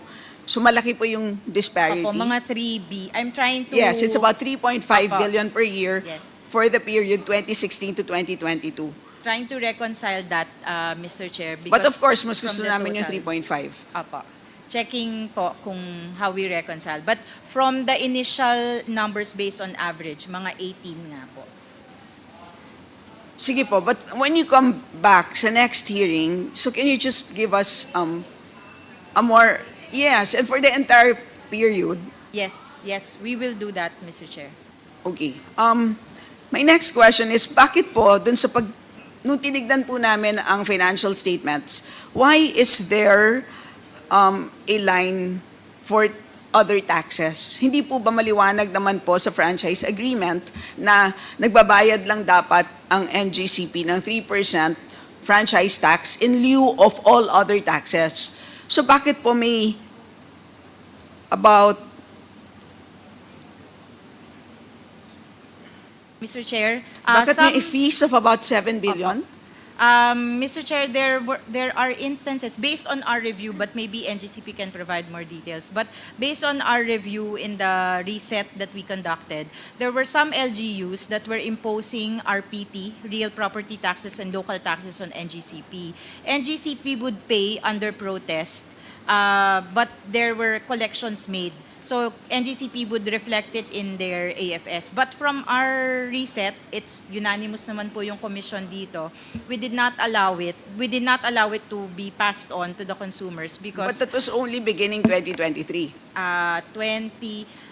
yun pong reset namin 2016 po yung kino-cover. So prior namin. to that, may determination na po ba kayo that that was passed on to the consumers?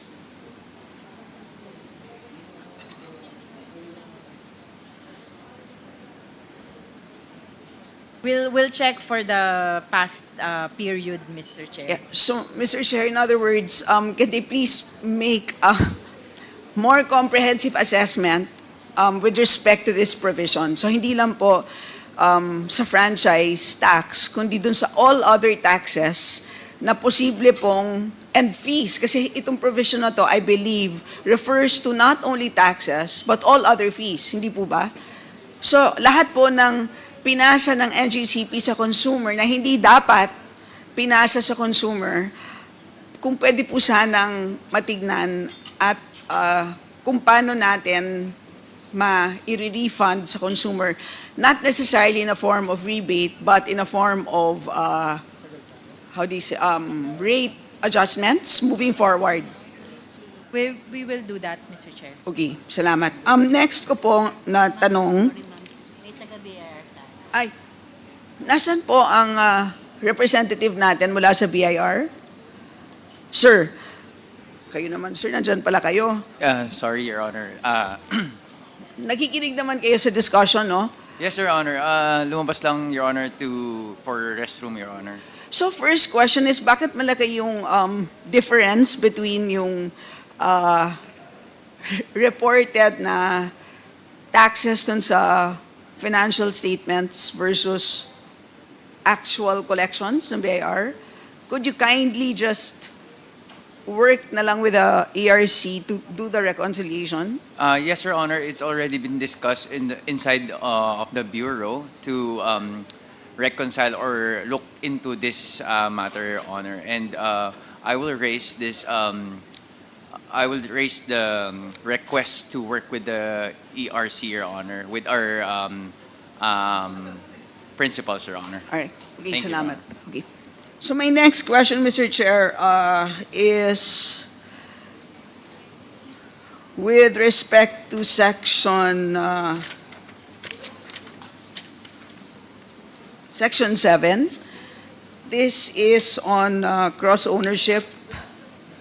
So kanina po pinag-usapan natin, actually I wanted to show the ownership structure pero diniscuss naman very comprehensively ni Kong Rog. But so I'd like to take off from there. Perhaps we should just ask Commissioner Maceda, because that is from your dissenting opinion. So, ay hindi mo verify ng NGCP ng ating mga nila attorney nila ma'am, hindi nyo ma-verify, right? Yung the first 2 lines. Tama po ba? The last 2 lines, sabi ninyo, yes. but the first two lines, you cannot verify. No, not familiar, Your Honor. But you know what, curiously, it's actually listed, if you just do a simple Google search, and just Google search Henry C. Jr., it says he's the chairman of the board of Synergy. So, hindi kayo familiar? What is the query, Your Honor? Whether or not we are familiar with the entire mean- structure and Or, how it I mean, works? meaning the information that is listed in the first two lines. Hindi po, Your Honor. Katulad nga po na nasabi ko sa kanina, familiar po kami, NGCP. Pag nga umahon na sa magulang namin, which is Calaca, Monteoro, and State Grid, hindi na po kami masyadong familiar sa sa corporate structure ng mga yon. Okay, but anyway, you'll be submitting documents, right? Yes, Your Honor, and I think there's also a subpoena in that regard, Mr. Chair, to be given to the address that's reflected dun sa GIS po. Okay. So I'd like to return, Mr. Chair, to Commissioner Masada. So ma'am, I'd like to ask your opinion if you believe that there is a violation of Section 7 of the franchise agreement on cross-ownership.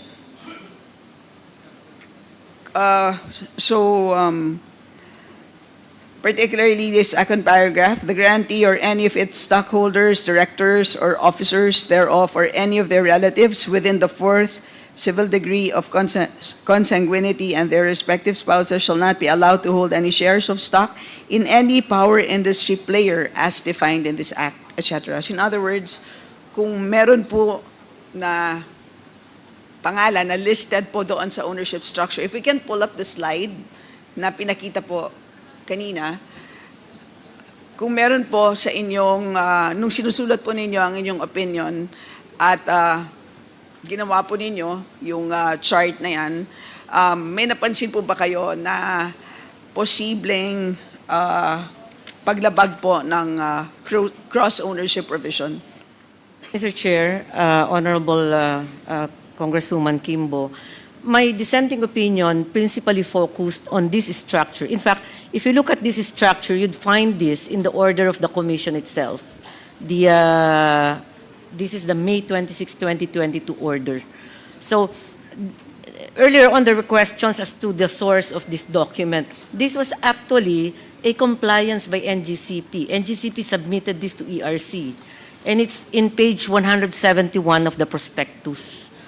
So, with respect to the cross-ownership, my dissenting opinion did not go into that because I'm limited based on the information made available to us.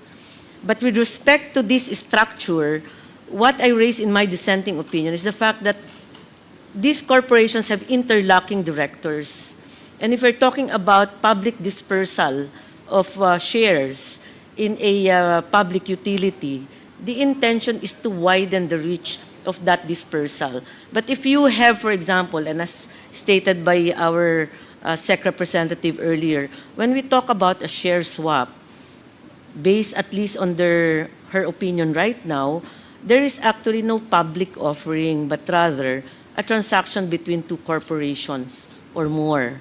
And this is exactly what happened here. But to my mind, what is more compelling in terms of concern is the fact that there are interlocking officers or owners in these companies. And to my mind, if you have such a reality, are you able now to meet the economic or share dispersal provision in the Constitution as well as in the Section 8 of 9511, RA 9511? I should just ask either Chair Mona or Yusek Sharon. So, balikan natin ang cross-ownership provision. Ano bang ibig sabihin noon? Yusek Sharon.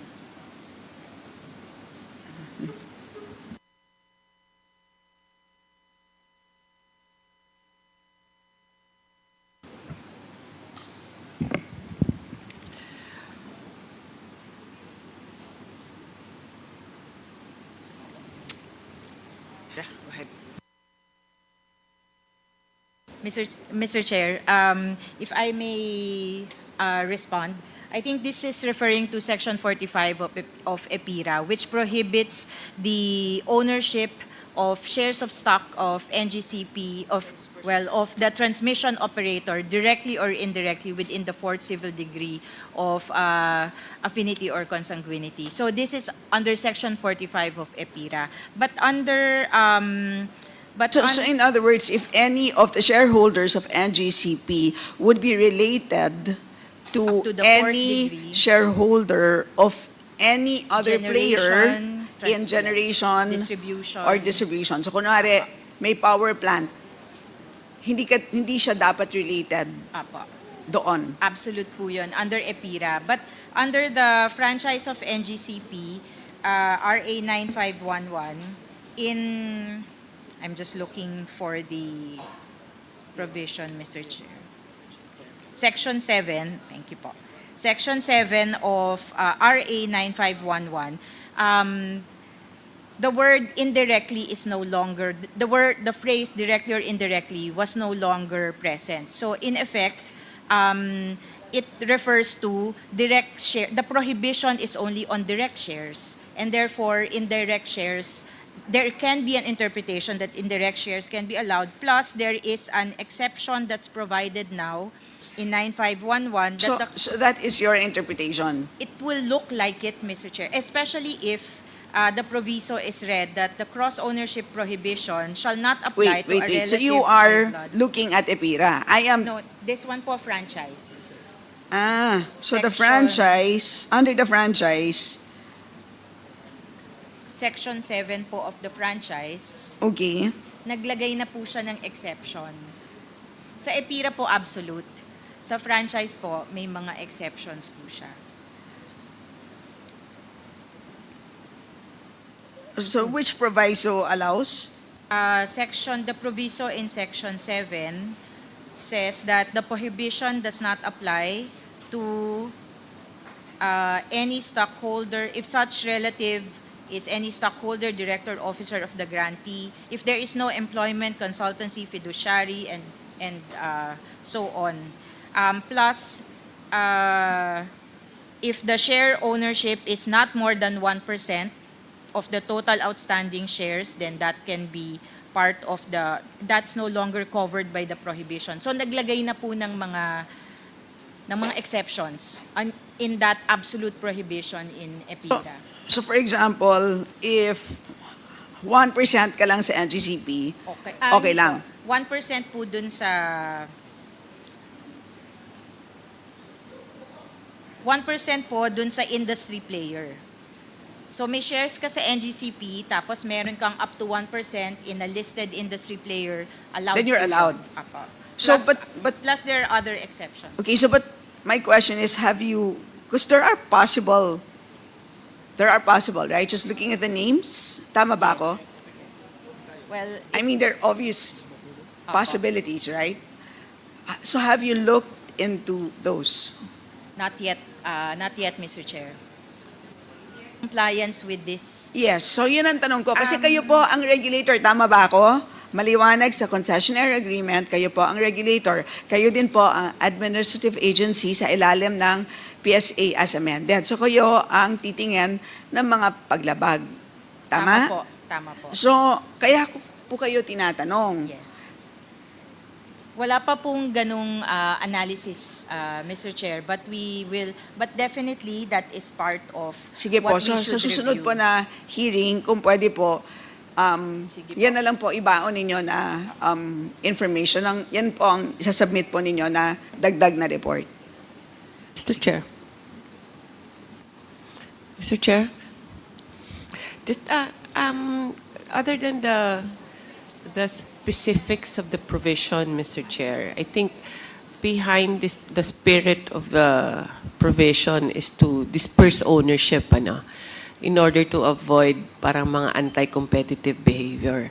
And if you have that structure, this is, I'd like to remind lang the body na yung structure na to before pa to ng swapping, ng kung ano man arrangements nila. So ngayong today, there should be a different structure already, especially on the third level ba yun? Or the upper level, no? And so ang objective is, there are two limitations. There's a limitation on the cross-ownership side na dapat you don't engage if you're affiliated already. And then the other one is the public offering, Mr. Chair. And seeing the structure, it's a very dangerous situation kasi it's a monopoly. And it can dictate so many moving parts in the energy industry. So I don't know if the objective is, with all the anong tawag ni Congressman, the corporate gymnastics that they have done. I don't know if it supports the spirit of this provision, Madam Chair. I hope that would be included in your report. Mr. Chair, can we now look into the financials of NGCP? So you started operating Proceed. in 2009. From then up to 2023, your total cash dividends is about 242 billion. Is that correct? 242.8 billion.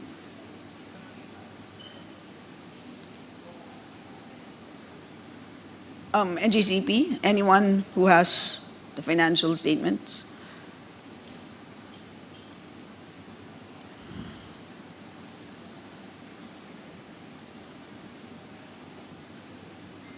Or let's start with revenues. Total revenues, 702.5 billion from the time you operated in 2009 up to 2023.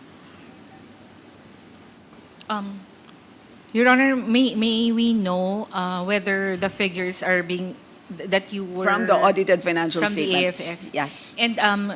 And the date of that From AFS? 2009, 39.5 billion, 2010, 43.8 billion, 2011, 45.6 billion, 2012, 44.5 billion, 2013, 44.5, 2014, 45.19, 2015, 45.7, 2016, 45.3, 2017, 45.4, 2018, 45.4, 2019, 45.3, 2020, 48.6, 2021, 48.6, 2022, 61.8, 2023, 53. Your Honor, thank you for that enumeration. Right now, Your Honor, we do not have a copy with us of the AFS, but if- More or less, what do you know? What number do you know, total revenues? Last year, for example, 2023 full year, would you know that? I do not have information, Mr. Chair. Does anybody? Mr. Chair. Yes. Mr. Chair. The audited financial statements are submitted regularly to Transco, and maybe Transco can report to Transco? you. Thank you. Mr. Chair, can we please ask Transco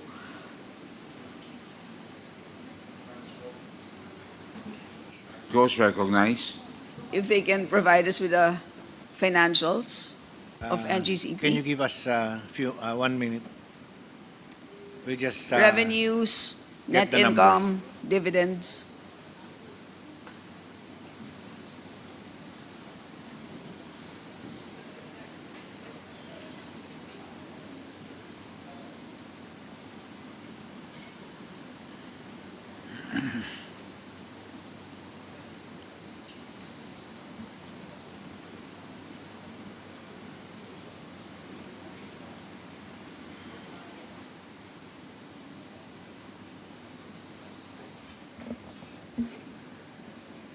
For the dividends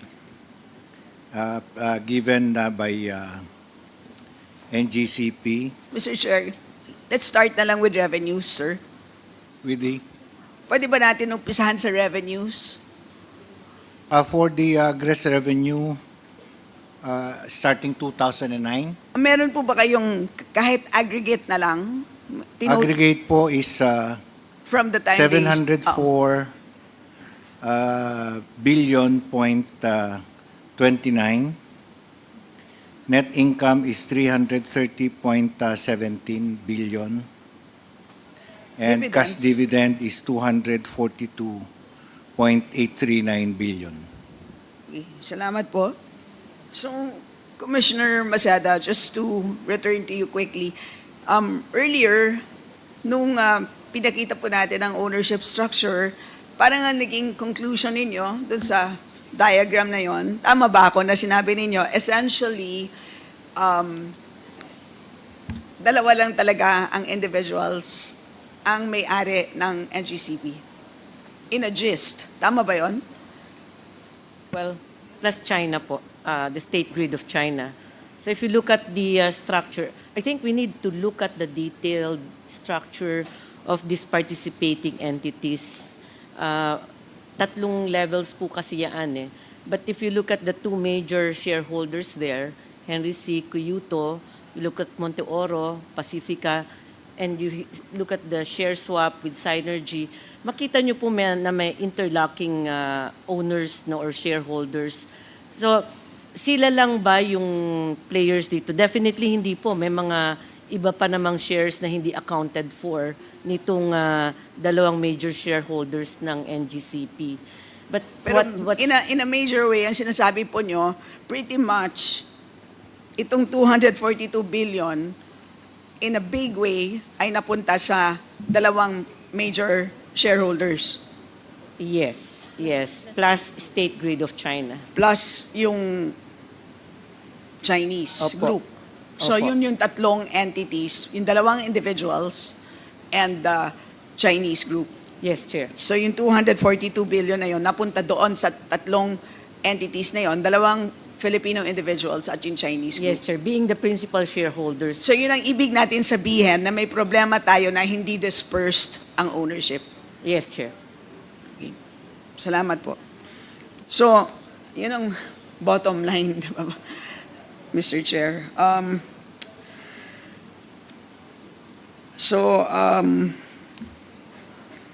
Wait. Last na lang po, Mr. Chair. You have the floor. You waited for 4 hours. I know. Kaya nalilito na ako sa dami ng nilista ko po. Actually, Mr. Chair, parang kanina ko pa pinapakinggan ang DOE, ERC, pinapanood ko po ang dynamics. Nakakapagtaka kasi sila naman ang regulator, hindi po ba? So, actually, yun ang sa akin ang, pasensya na po so yun ang aking big question mark. Parang, kung kayo ang regulator, at alam na alam po ninyo na ito ang mga delays in all of these projects, at na-frustrate po kayo, kasi alam na alam po ninyo, halimbawa ni Yusek Sharon, nabilib po ako na pagdating doon sa golf course sa Cebu, ay ang kailangan lang pala palitan ng location ng mga holes doon sa golf course. Ibig sabihin, alam na alam nila mga problema. Pero, gayon pa man, parang hirap sila na to put a handle on the problems. So yun ang tanong ko, pero maliwanag na maliwanag sa concessionaire agreement na kayo ang regulator, di ba? And more importantly, babalik tayo sa Constitution. Parang sa akin, simple lang kasi Article 12, Section 2, may babasahin lang po ako na one sentence. The exploration, development, and utilization of natural resources shall be under the full control and supervision of the state. Parang, doon pa lang, parang ang laki na ng problema natin. Kasi kanina, ang dami pong lumabas na mga documents na klarong-klaro na ang control ng mga very sensitive na processes ay wala po sa kamay ng Pilipino. So yun ang mga tanong, bakit nangyayari ito?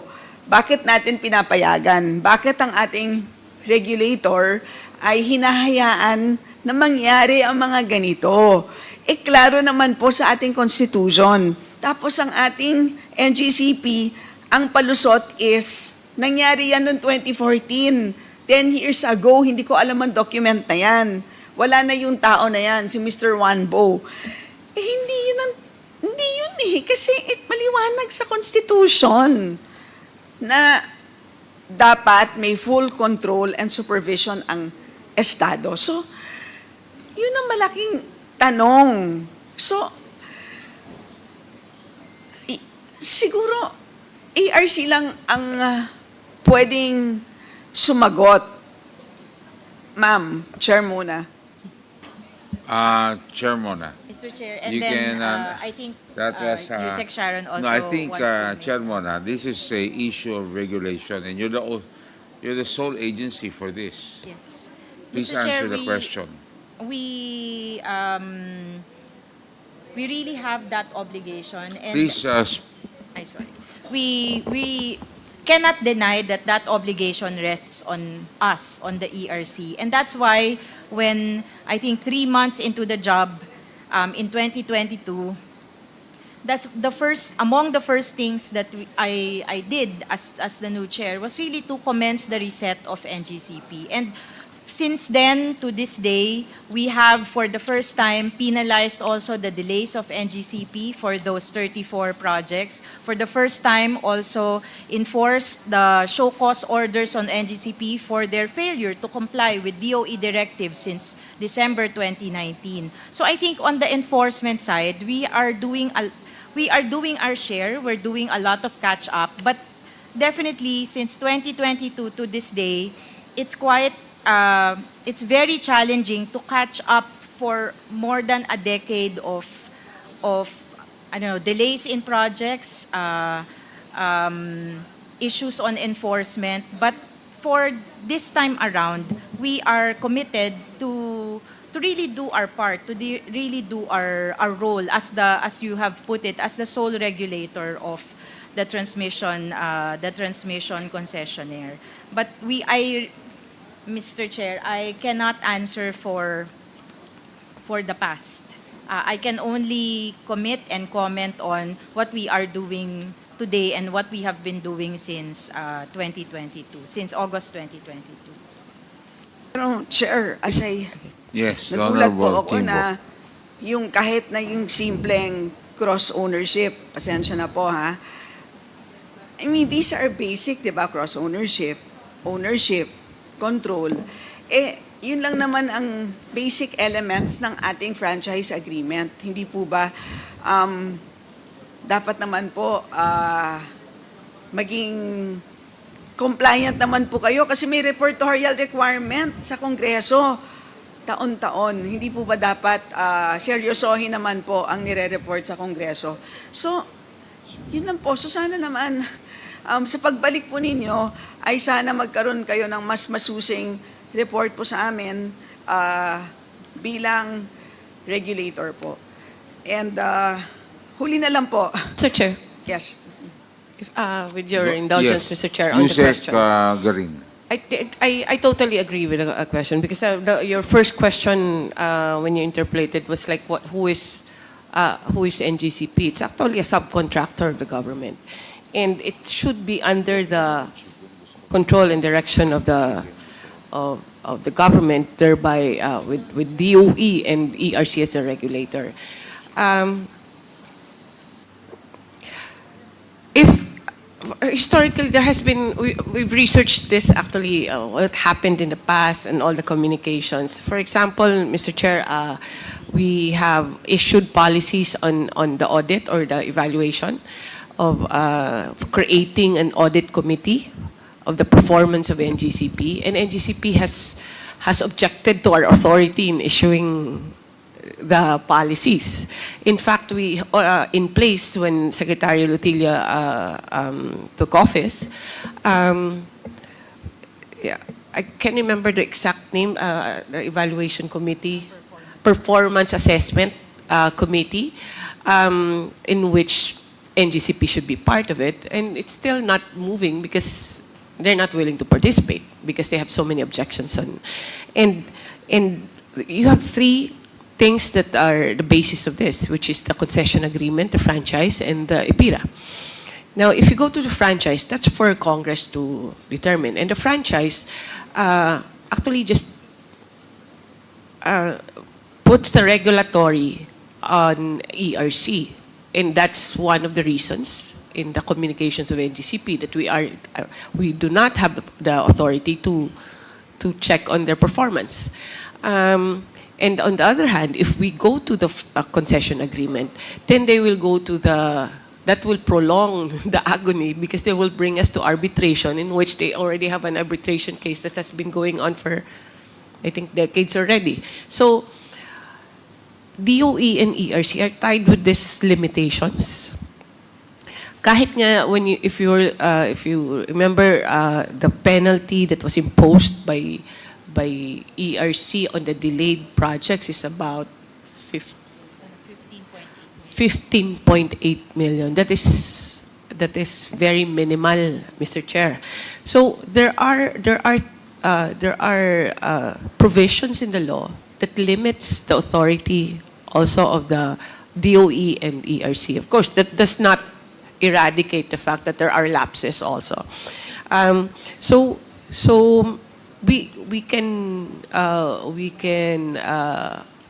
have been trying.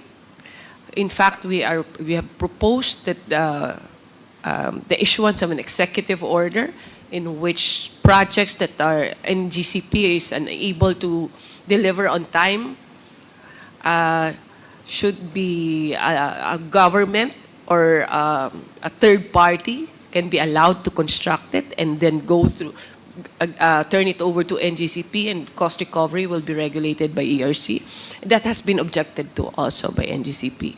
So if we Invoking the exclusive financing. the exclusivity of the franchise. So we are tied with all these legal matters but we have appealed and we have that it is for the sake. Which, Mr. Chair, by the way, hindi naman exclusive financing because marami naman na power plants na nagfa-finance ng sarili nilang connection to the grid. Tama ba ako? Okay, correct. Oh, so in which case, kung pinapayagan nila yon, parte naman yun ng transmission. Tama ba ako? Our opinion is it becomes part of the transmission It is, once right? it is. Because that's already transmission. So kung pinapayagan nila yon, dapat nilang payagan din yung sinasabi po ni Yusek Sharon. There's objection to that in institutionalizing the concept. Once you institutionalize, it will be regulated, and the agreements will be, approved and transparent. And that I'm not sure what the reason is in objecting to that concept. But that is the idea that DOE and along with DRC wanted to pursue. No? Na, we would know the standards. Why are some projects acceptable and why are some not? So we've tried various mechanisms, but yes, there are limitations, and we don't want negotiated. Can the CA be renegotiated? The concessionaire agreement? I think that PISAM would be in the position to answer that. It is an agreement between Transco, Can you also PISAM. ask legal of PISAM and submit to us a position paper? It can be, I think, a renegotiation would be among the parties as private parties, let's say. But once there is an objection on any terms of the contract, you have to go for arbitration in Singapore. Costly. Last question. Obviously, at a certain point, Mr. Chair, matatapos din ang franchise agreement ng NGCP, either peacefully or non-peacefully. Tanong kay Yusek Sharon, pasensya na ha, necessarily ba kailangan maging monopoly ang transmission of electricity? Ibig sabihin, kailangan ba isa lang ang concessionaire? Kasi talaga naman isa lang ang highway, di ba? Isa lang naman talaga ang grid. Pero hindi ba pwedeng Luzon, Visayas, Mindanao, separate concessionaires? Pwede ba yon? Di ba technologically possible ba yon? Posible, di ba? Yes, Kasi sabi ni Sir kanina, 3 buttons. Oh, why can't we have 3 separate concessionaire agreements so that you can benchmark performance? In the same way that we have 2 water agreements, in which case nakakapag-benchmark tayo ng performance. Hindi ba pwede yon? Hindi naman necessarily dapat natural monopoly yan, di ba? Mr. Chair, you can even go grid, no? That So was- may mga That was grid actually the point of my question grid operators. earlier, kung bakit ba natural monopoly yan? And also, Ang taas-taas ng presyo, ibig sabihin, may problema siya. Kasi kung totoong natural monopoly siya, tunay na mura siya. So kung tignan natin at hindi siya tunay na mura, may problema. Ibig sabihin, hindi talaga siya natural monopoly and therefore, isubject na natin siya to yardstick competition. Hindi naman necessarily competition in a true sense na parang WESM. Hindi. Pwede naman yardstick competition eh. Iputol-putol mo yung regions, you can subject them to competition in the same way that we're doing yardstick competition for water. So, yun lang po, Mr. Chair. I mean, but Mr. Chair, just to add, also, you can also look at it in the perspective of what are the functions of a transmission company.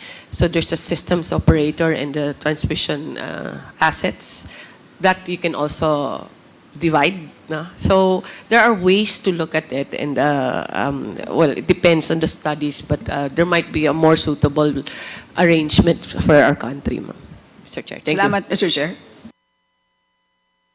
Very much,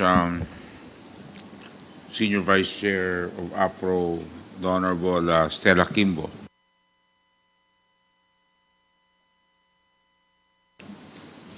The next interpolator is the Honorable Sergio Dagoc. Mr. Chair, nakalimutan ko na yung tanong ko dahil 7 oras na ako tapos plus lamig pa.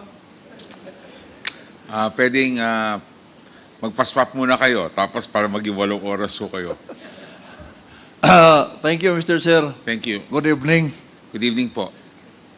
Good evening, everyone. Mag-focus na lang ako sa 3 subject matters. Yung mayroon tayong, kasi ito mahaba to, alam ko mahaba. Ang punterya natin dito ay paano matulungan yung power industry, particularly the Department of Energy. Kasi sila yung sinisingil ng taong bayan. Anong ginagawa ninyo, DOE, ERC? Bakit mahal?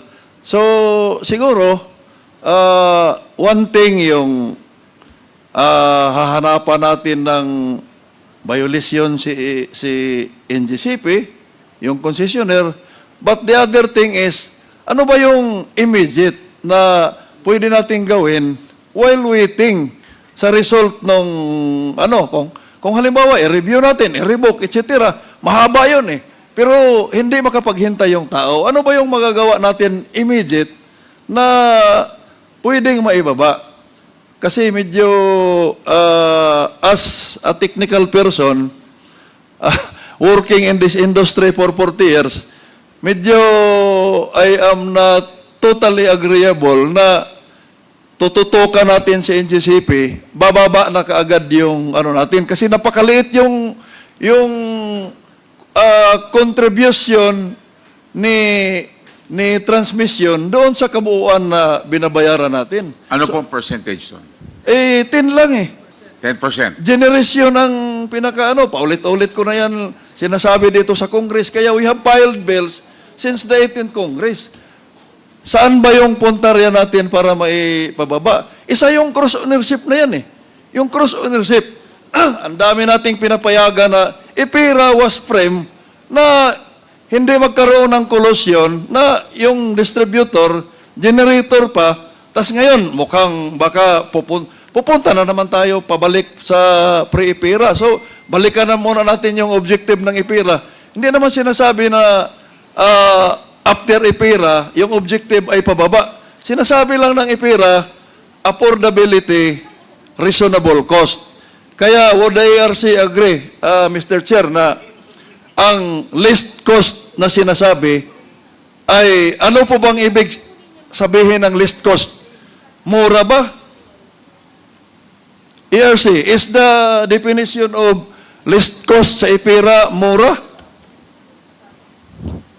ERC, Mr. reply. Chair, least cost as used in the EPIRA refers to the cost of supply for the captive consumers, di ba po? So, yun pong least cost, yung pinakamura dun sa pinagkukumparahan. Agree. So, it is does not necessarily mean na mura siya. Kaya, ang term na ginamit ni IPERA, affordable, reasonable. Kasi, if the IRC will agree, kaya natin bininta yung assets ng Napocor, kaya natin chinapchap siya, kasi na-memorize ko pa yung pinaka-original objective ng IPERA sa committee pa ni Freddy Webb. No? We need to do this because this is the only way to stop the government's bleeding, financial bleeding in subsidizing the losing operation of Napocor.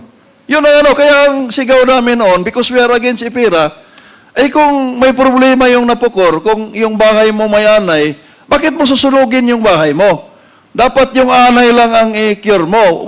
What we mean is, together with the UP, sabi namin, ang i-overhaul lang natin yung charter ng Napocor. Sinong paupuin diyan sa Napocor? So, hindi yung kita mo, we are comparing other jurisdictions and our country. Eh, mura talaga sila because highly subsidized, if the IRC will agree, is the main cause of the lower power cost in other jurisdiction. Is it because of their law or because their electricity cost is highly subsidized by the government? Mr. Chair, based on our review, it's really the subsidies, particularly for the oil-producing countries. Ayun. Kaya noon, mura, sinasabi natin, IPERA tapos nagmahal. Dahil Napocor ang generation, Napocor ang transmission. Tatlo lang ang sektor dati. Generation, Napocor, transmission, Napocor. Then, sa distribution, may private, may electric cooperatives. So, dalawang sektor na malaki ang hawak ni government. Yung generation, 50 to 55% yon sa sinisingil. Plus transmission, 10%. Eh, yung hawak ni government, 65 na kaagad. So, that's why, mura noon. Dahil, sinusubsidize ng GAA yung operasyon ni Napocor. But now, sinapsap natin eh. Tapos, dinagdagan pa natin ng RAS, Retail Electricity Supply, na pang-apat na sektor. Kaya mahirap mo i-review yung performance ng bawat sektor in the power industry as a point of information, Mr. Chair. Pag ni-review mo kasi yung halimbawa sa distribution sector, mahirap mong i-review yun, interruption, outages. Kasi kung may problema si generation, wala kang ma-distribute. May generation, may problema si transmission, wala kang ma-distribute. Okay, i-review mo yung transmission, si NGCP. Ay, paano kung hahanapan mo ng ancillary, walang planta? So, failure ngayon yung transmission. Ngayon, kung hindi magbabayad yung distribution kay NGCP, may problema din si NGCP doon sa mga capex niya. Ngayon, kung madili yung nila sa regulator, yung approval ng mga transmission development plan, di may problema din sila. Kasi kabit-kabit po yung apat na sektor. They are interconnected with each other. Kaya napakahirap na i-review mo yung performance individually kasi yung individual sector mayroong interconnected function doon sa other sector at lahat ng yon konektado sa regulator. So, yan po yung kahirapan niya. Kaya, I will not dwell on that, napakahaba yung na yan. Uunahin natin yung sa mga delayed projects para malinaw lang. Kasi yung mga hindi nakakaintindi, pag sinabing delayed, kasalanan na kaagad ni NGCP. Dapat patas naman tayo dito. So, kung halimbawa, ano bang definition doon sa presentation ng Department of Energy? Pag sinabi niyong delayed, doon mag-recon yung delay sa approval. Sa approval na.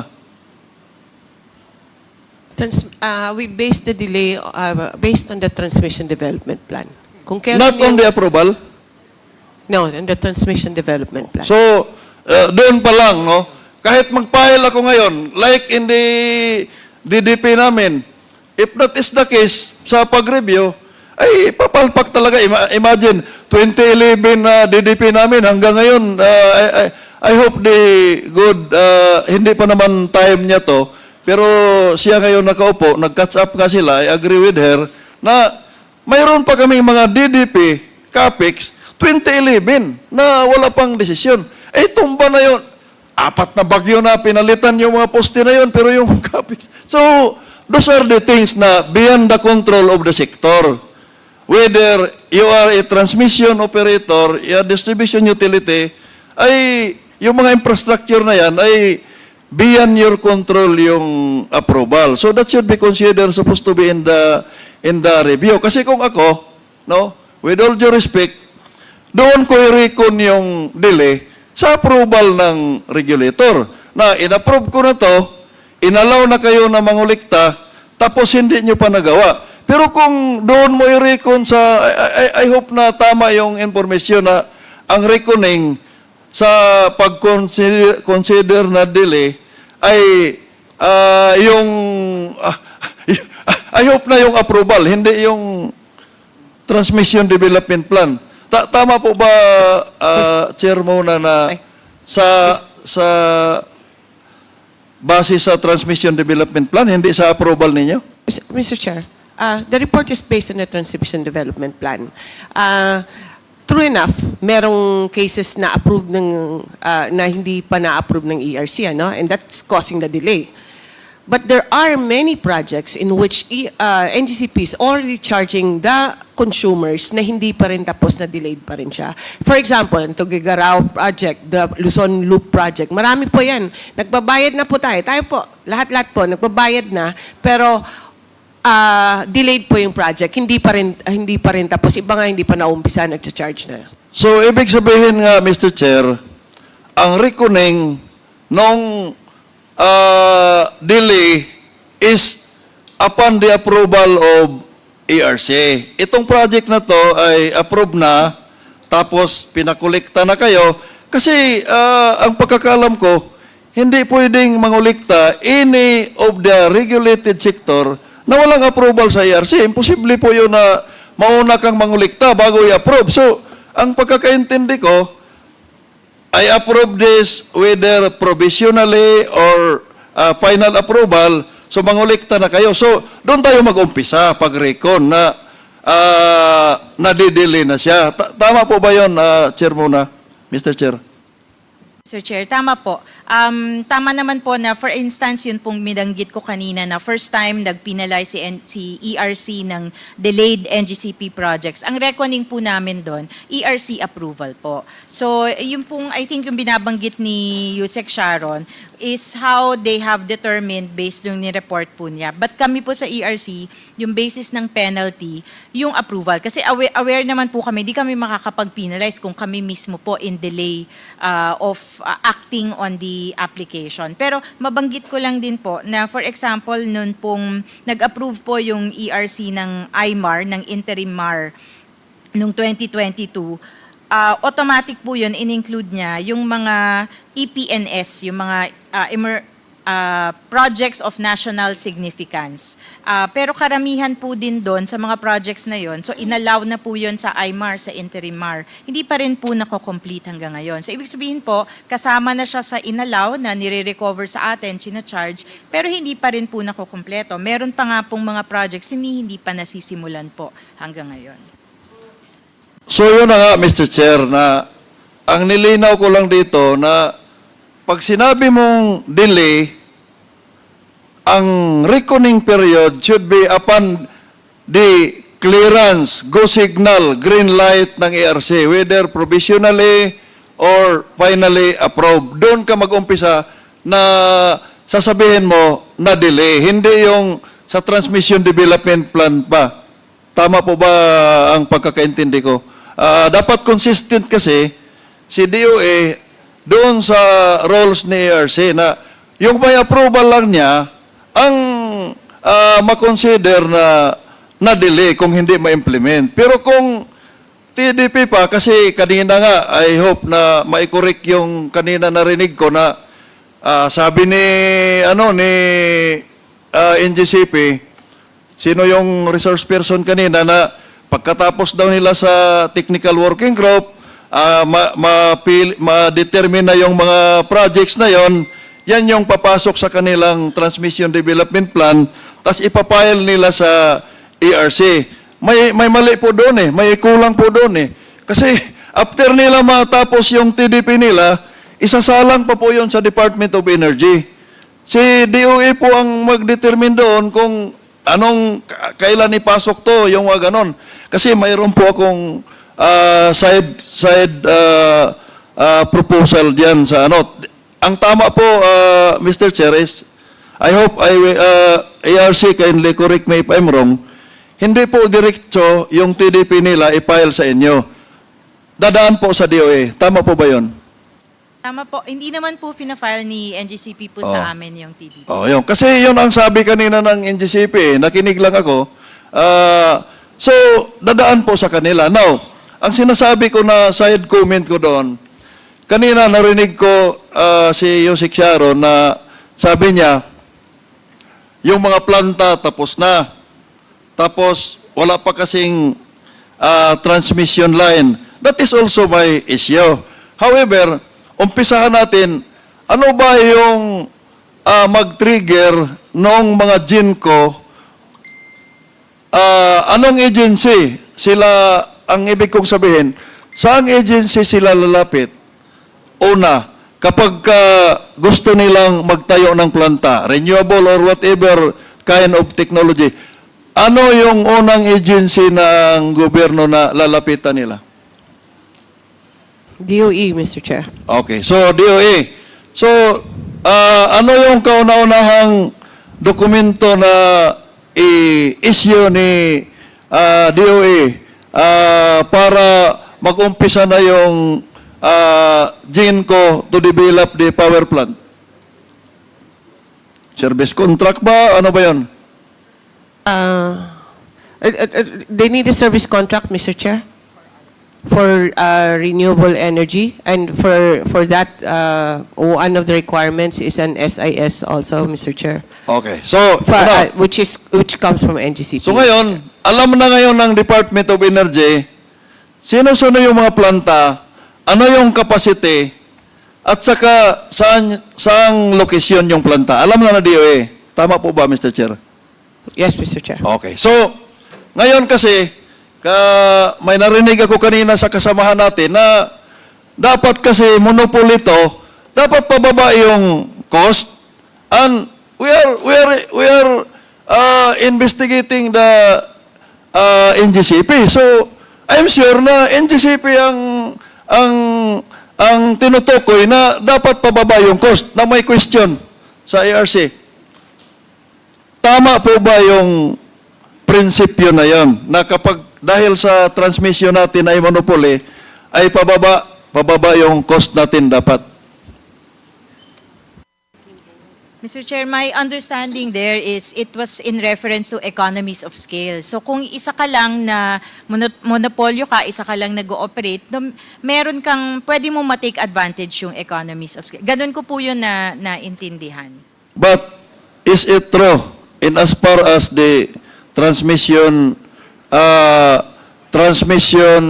operation is concerned? Is it really true? Kasi alam niyo kayo yung regulator na may bababa nila talaga. Mr. Chair, kasi ngayon lang po nga, matagal nga pong hindi na bisita yung rates ni NGCP. So ngayon pa lang po. But ang siguro po, kung naiintindihan ko po yung tanong ng tama, ang pinatutunguhan po, pag marami yung project, malaki yung gastos, pinapalaki niya yung system, edi mas malaki po yung cost na ire-require. Yes, I agree. Kasi ang pagko-compute kasi ng transmission charge, it's the cost divided by the sales. Tama po ba, ARC, Mr. Chair? Tama po, in simple terms po. So kung halimbawa yung cost ng project is 1 million, tapos yung 1 million pesos, yung sales natin sa buong bansa is 1 million kilowatt hour, the cost of that project at that time is 1 peso per kilowatt hour. Tama po ba, Mr. Chair? ERC? Kung diretsahan lang pong Oh, calculation. so, yung pinaka-basic lang. Kasi it depends on the sales, energy sales. So ngayon, mayroon tayong inisyuhan na mga bagong planta na doon kayo kung saan-saan. Ang unang tanong ko sa Department of Energy, matagal ko ng issue to, kasama ba yon sa coordination natin sa NGCP tuwing gagawa sila ng Transmission Development Plan para makonsider na nila sa planning na mayroon palang planta na maitatayo in 2 years' time, 3 years' time. Kasama po ba yon, Mr. Chair? Sir Chair, yes, Mr. Chair, and Okay. we rely on their knowledge and expertise on that. Alam nila po yan, sir. I will ask NGCP.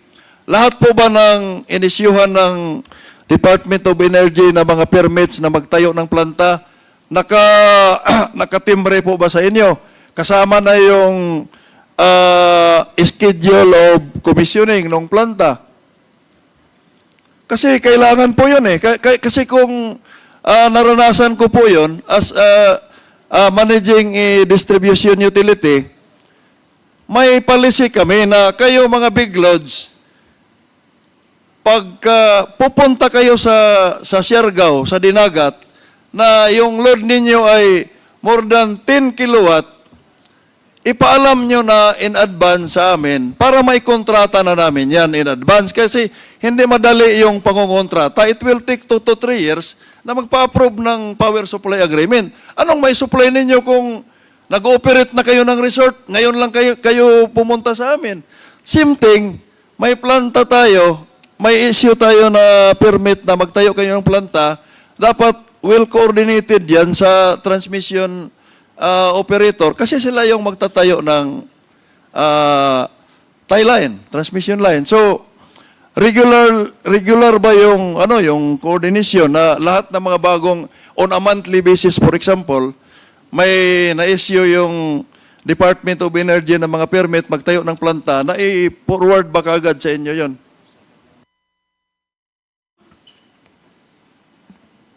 Yes, Mr. Chair. Doon po sa mga plantang mga papasok po at ko-connect sa grid, meron pong process po yan. Online na po, part po ng EVOS, yung Online Transmission Connection Application. So yun po very transparent, malalaman po namin kung sino na yun nag-apply, nasa ang stage na sila, malapit na ba matapos. So depende po kung nasa ang stage na po ng application.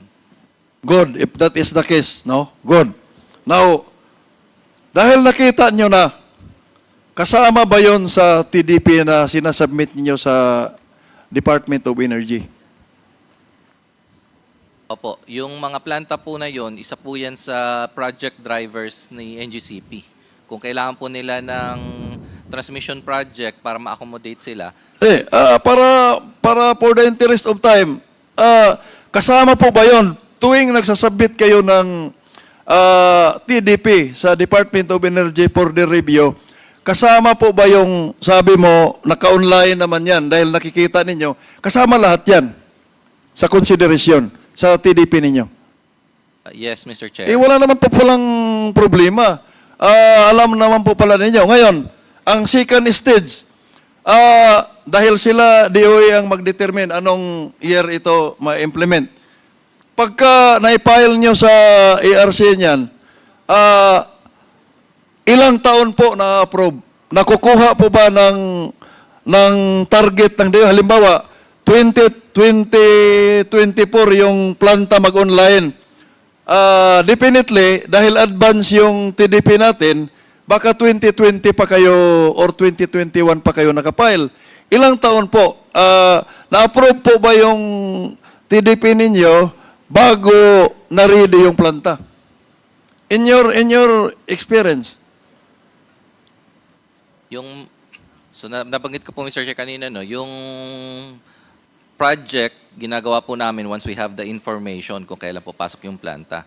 May mga planta po kasi mabilis i-construct and kaya po minsan na... Wag mo nang ulitin yon, wag mo nang balikan. Nasa ARC stage na tayo. Okay na tayo. May coordination kayo sa DOE. Tama po yun. Congratulations po doon. Maraming salamat kasi kailangan talaga yon. Ngayon, na-file nyo na on time. Yung normal, halimbawa 2024 mag-online yung planta, definitely kasama yon sa i-file ahead. So, na-approve po ba ng ERC bago yung year of commissioning ng planta? In your experience? May mga delays po na nakita kami. Meron, yun po yung... ano yung percentage ng delay? Halimbawa 10 project, ang nakataya diyan 5 planta. Ilan po yung na-approve on time? I don't have the data right now. Example lang, based on your experience.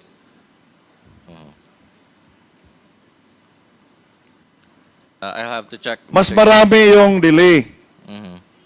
Do you agree? Mas marami yung delay. Yeah, kasi dito pa lang sa inventory, nasa listahan, I'm not talking of the present ERC, yung nung noon pa, kaya nga sabi ni Chair Muna, nagka-catch up na sila. So, yan yung sinabi ko kanina, na kabit-kabit po itong power industry, kabit-kabit yung bawat sektor, papunta doon sa regulator. Kaya napakahirap po tumbukin kung sino yung may kasalanan kapag kasalanan ang hinahanap natin, kapag pinasagot natin. Kasi may connection siya sa kabila.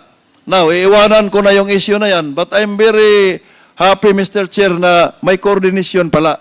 Kasi dapat matagal ko nang I don't know kung kino-consider ni ERC o ni DOE, na dapat mayroon silang circular na inisyo. Parang kung sa DTI, yung SRP, sinasabi sana nila yung suggested plant location. Kasi pagka sinusundan natin yung mga planta, kung saan sila tatayo, tataas at tataas yung transmission cost natin dahil hahabulin yon ni NGCP. At lahat po ng linya na itatayo, hindi po libre yon, Mr. Chair. Binabayaran po nating lahat kasi transmission line po yan. Ang sinasabi ko, sana yung mga planta ay malapit na doon sa mga existing transmission line ng NGCP as much as possible para maiksi na lang yung tie line. Ngayon kung magtatayo ka ng planta sa Quezon, tapos yung tie line mo nandito pa sa Nueva Ecija, talagang wala pong pag-asa na bababa yung transmission cost natin. Kasi nagdadagdag tayo ng linya. Ini-enhance natin yung linya. Pero kung ang pinag-usapan natin, yung lumang linya lang, walang naidagdag na bago, ina-upgrade lang natin, tapos tumataas yung sales natin, can the ERC confirm na pagkaganyan lang, wala tayong dinadagdag na substantial na malaking line expansion, ang ina-upgrade lang natin yung extension ng linya, expansion, upgrading, pagkatapos tumataas yung sales, would the ERC agree that bababa talaga yung cost sa transmission? The Theoretically, Mr. Chair, opo. Kaya lang po hindi ko po ma-imagine yung paano po masusuplayan yung mataas na demand kung wala din pong bagong generation po na kakabit po dun sa linya. In which case, dapat po nag-expand. I agree with you. Ang kino-compare ko lang kasi we are comparing here yung dalawang senaryo dahil ang pinaka-issue is bababa dapat dahil monopoly yung transmission. Yun lang ang nilagyan ko ng analogy. Bababa yun kung the same transmission line, when I took over 100 kilometers of transmission line, ina-upgrade ko lang yon, tapos lumalaki yung sales ko dyan, talagang bababa yung cost ko kasi ako lang ang nagsiserve dyan. However, no, parang electrification yan eh. We are moving on we are targeting a moving target. Kaya walang total electrification dahil taon-taon nadadagdagan yung mga barangay, nadadagdagan yung ating mga sityo. Kaya walang total eh. Kasi may nadagdag. Ang sinasabi ko lang dito, mahirap po nating habulin na imababa kasi dagdag tayo ng transmission line dahil mayroon ngang mga additional planta na kailangan natin na malayo sa existing transmission line, nahahabulin natin ang transmission line na another cost yun. Supposed to be yung cost na yon, kung hindi natin ginamit doon, bababa talaga dahil nag-i-increase yung sales. Ganon lang naman ang principle doon eh. So, dahil ganon din yan sa distribution. Kung yung distribution line mo sa mga highly urbanized centers, yung consumer density ay dikit-dikit. Isang poste, nakakunik yung mall. Oh, magkano yung cost ng poste? Magkano yung revenue mo sa mall na yan? E di, mababa nga talaga yung cost of service mo. Pero in this case, umaabot na tayo sa mga probinsya ng transmission line. Kaya hahanapan natin ang recommendation ko, what if the DOA suggested plant location na hindi masyadong malayo sa existing para hindi masyadong mahaba yung tie line natin to avoid yung additional cost na napakalaki. Tapos, ang i-connect mo lang doon, 100 mega na planta. Tapos yung transmission line mo, 50 kilometers. Kita mo yung ano niya, yung ratio. Magkano yung cost ng 1 kilometer of transmission line? Tapos 100 mega lang yung planta na yan. Then another 100 mega na naman dito sa kabila. Another 20, 30 kilometers na naman na transmission line. Sa approval pa lang ng mga TDP na yan, mahihirapan na tayo. How much more doon sa cost? I hope na nagkapareho yung pananaw natin kasi doon tayo nagka-differ ng pananaw. Kung hindi natin maintindihan yon, no, with all due respect doon sa hindi nakakikita sa reality sa ground, ay talagang madaling sabihin na dapat mababa yung cost ninyo, distribution, transmission, dahil monopoly kayo. Pero the reality in the ground is extend ka ng linya and every kilometer that will cost the transmission operator or the distribution system operator. Yung cost na yan ay ipapasa dahil ang principles ng IPIRA, true cost, tama po ba, Chair mo na, Mr. Chair, na true cost po yung ini-evaluate, yung ina-approve ni ERC ay yung recoverable cost ay yung true cost. Mr. Chair, the EPIRA provides for the recovery of reasonable and prudent cost. Yung true cost nga, kasi ang ibig kong sabihin sa true, yung tama lang, wala yung unnecessary cost. Kaya nandyan si regulator to determine ano yung pinapile ni petitioner na unnecessary cost, tanggalin yon. So, ang true cost niya, halimbawa kung nag-file siya ng 1 million, ay tiningnan ni ERC, ay 800,000 lang to. Yan yung tinutukoy ko na true cost, yung 800,000. Whereas, pre-EPIRA, Hindi true cost yun. Kasi sinusubsidize ni government yung cost ng operasyon ng Napocor through DIGA. Yan yung nangyari ngayon sa SPAG, Section 17 ng IPIRA. Sinusubsidize natin. Yan yung noon, pre-IPIRA. Kaya hindi tayo magtaka na bakit yung IPIRA hindi nagpababa. Hindi naman talaga bababa kasi year in, year out, pataas ng pataas, presyo ng materyales, presyo ng fuel, presyo ng mga ano ng planta, mga pisa. So I hope na na malinaw 'yon sa atin. So 'yun ang dapat magiging recommendation sana ng komite. May 2 pages ako na recommendation dito. Pero baka 2 linggo na tayo mag-uusap dito. Later on, I will submit this to the committee for, yung policy reforms, no?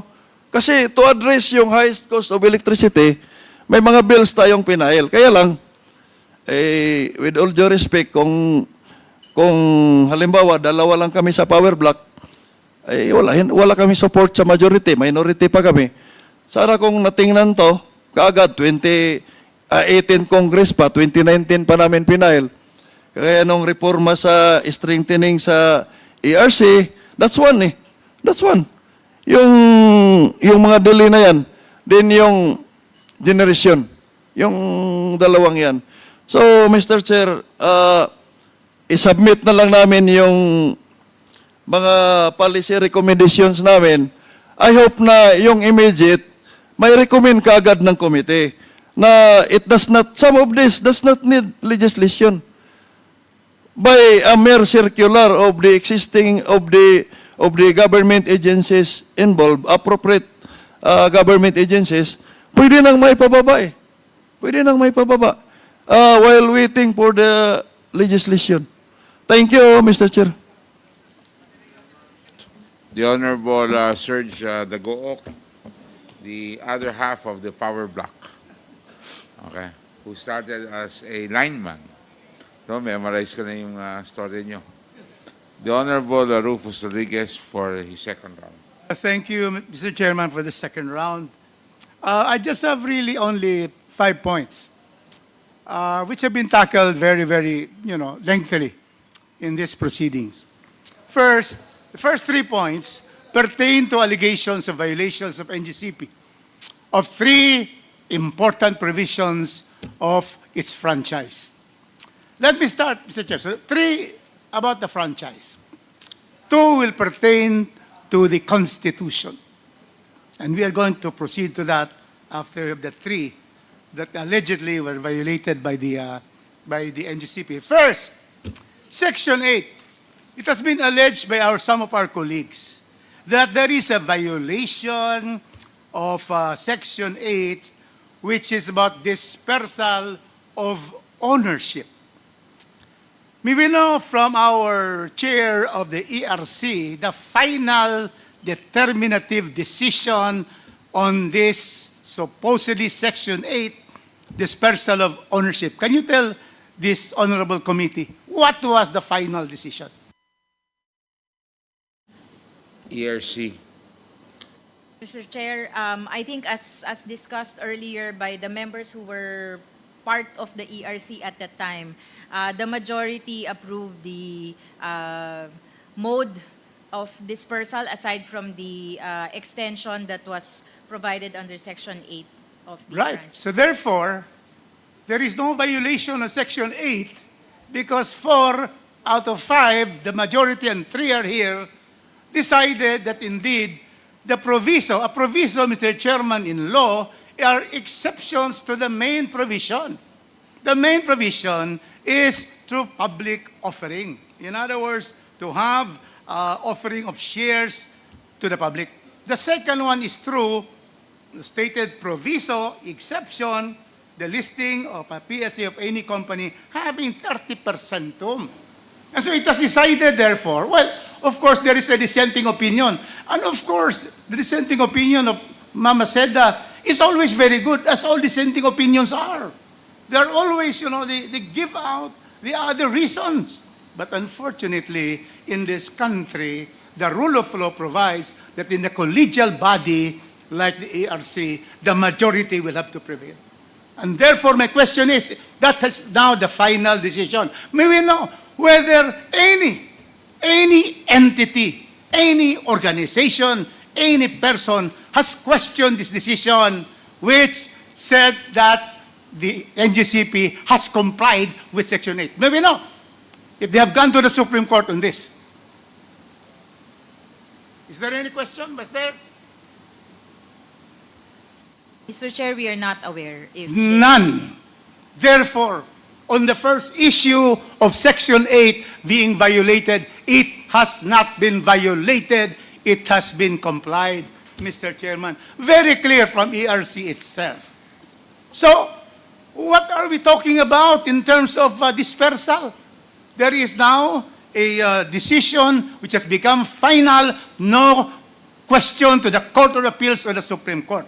That is now the law of the case, and it cannot be relitigated under the principle of res judicata. Second, Mr. Chairman, there is allegation that the provisions on taxes have not been paid.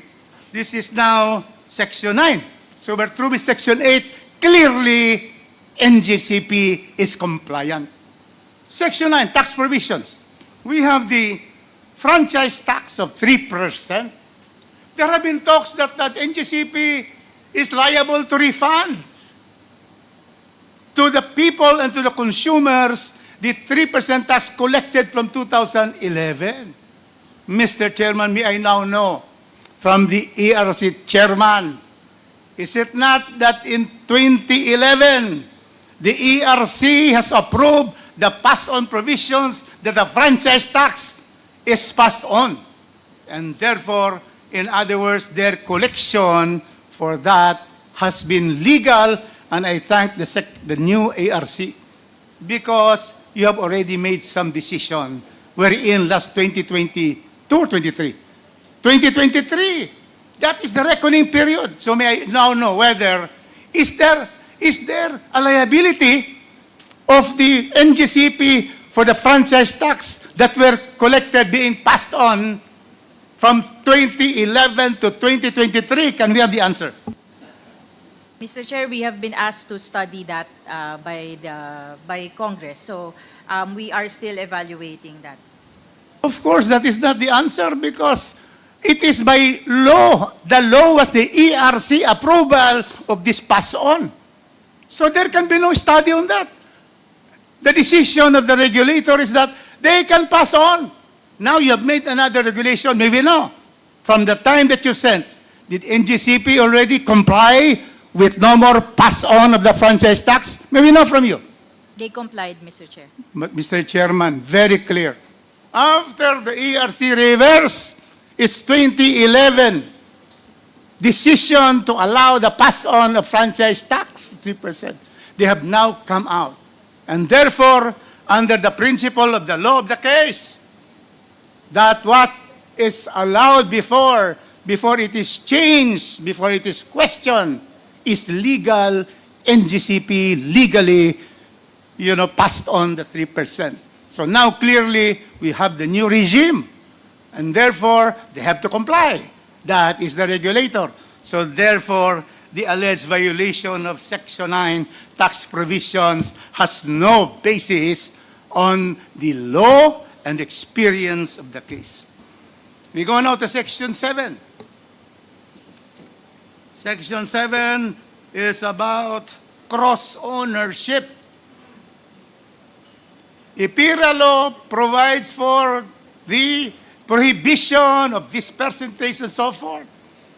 Is it not, Chair De Malanta, that this bill provides for exemptions already to the rule? And therefore, what is stated in the IPIRA has now been overtaken and repealed by a later law and more specific law.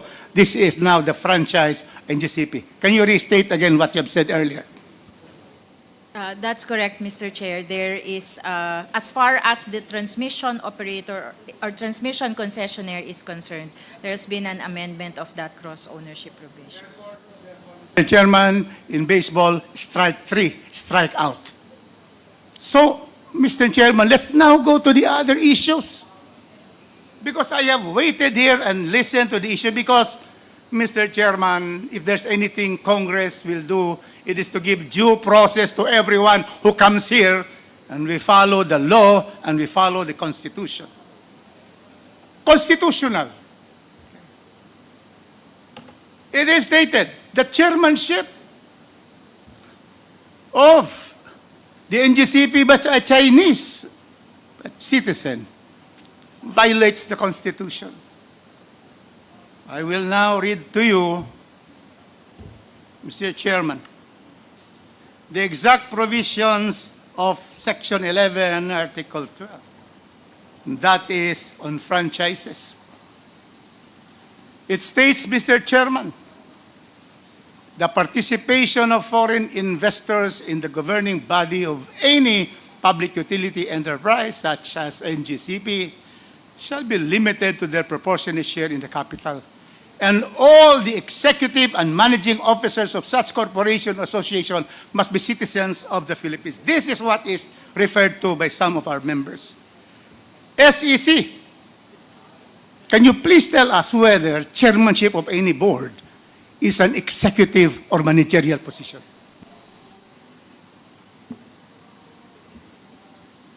We have here an SEC opinion.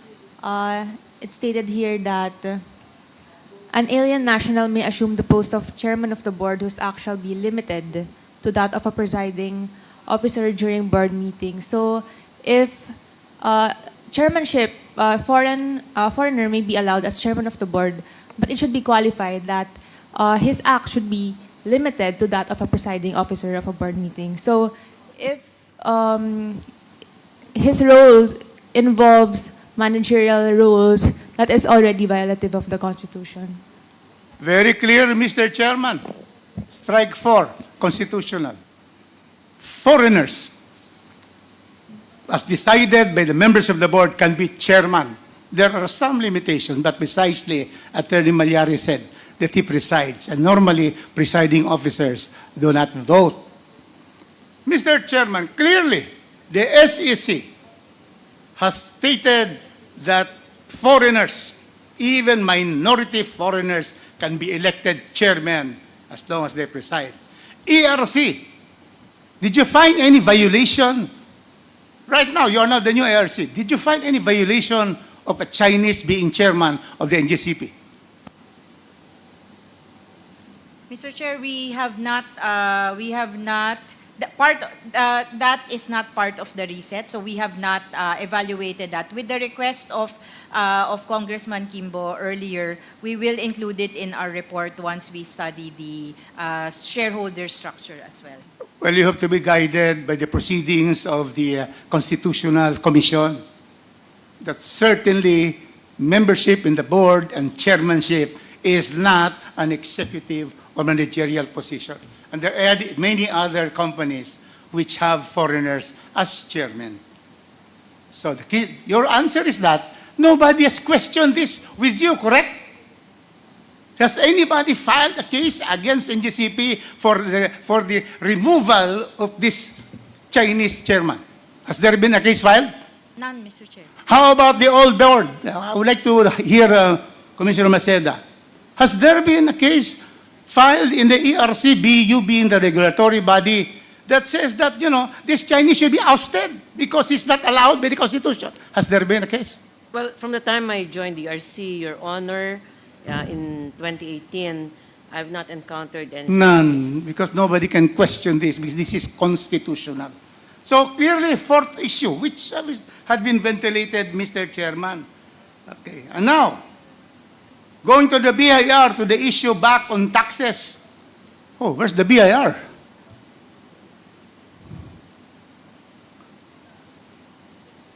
The BIR. Because the BIR with Commissioner Romeo Lumagi attended the Ways and Means Committee hearing the other week where I am a member. And what was the statement? I'd like to get confirmation, BIR. so that we will know that Section 8 has been religiously been complied as far as franchise tax is concerned. O asa na, nag-CR na naman.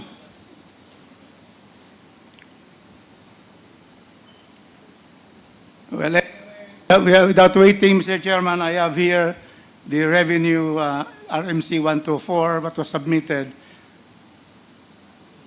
The answer to the question of violation of the franchise tax provisions, the answer of Chairman of Commissioner Romelo Mage is that the NGCP is fully compliant with the payment of all franchise taxes. You see? So now I go to the last point, Mr. Chairman, constitutional. Now, the issue now, and I'd like NGCP to answer this. The issue now is national security. But because the Chinese own 40%, there are allegations that there is a switchboard in China, that they will just close the entire country's supply of energy. Mr. Chairman, national security is not found in the Constitution. National security is provided for by words like national interest, economic development, socio-economic solidarity. National security is not there.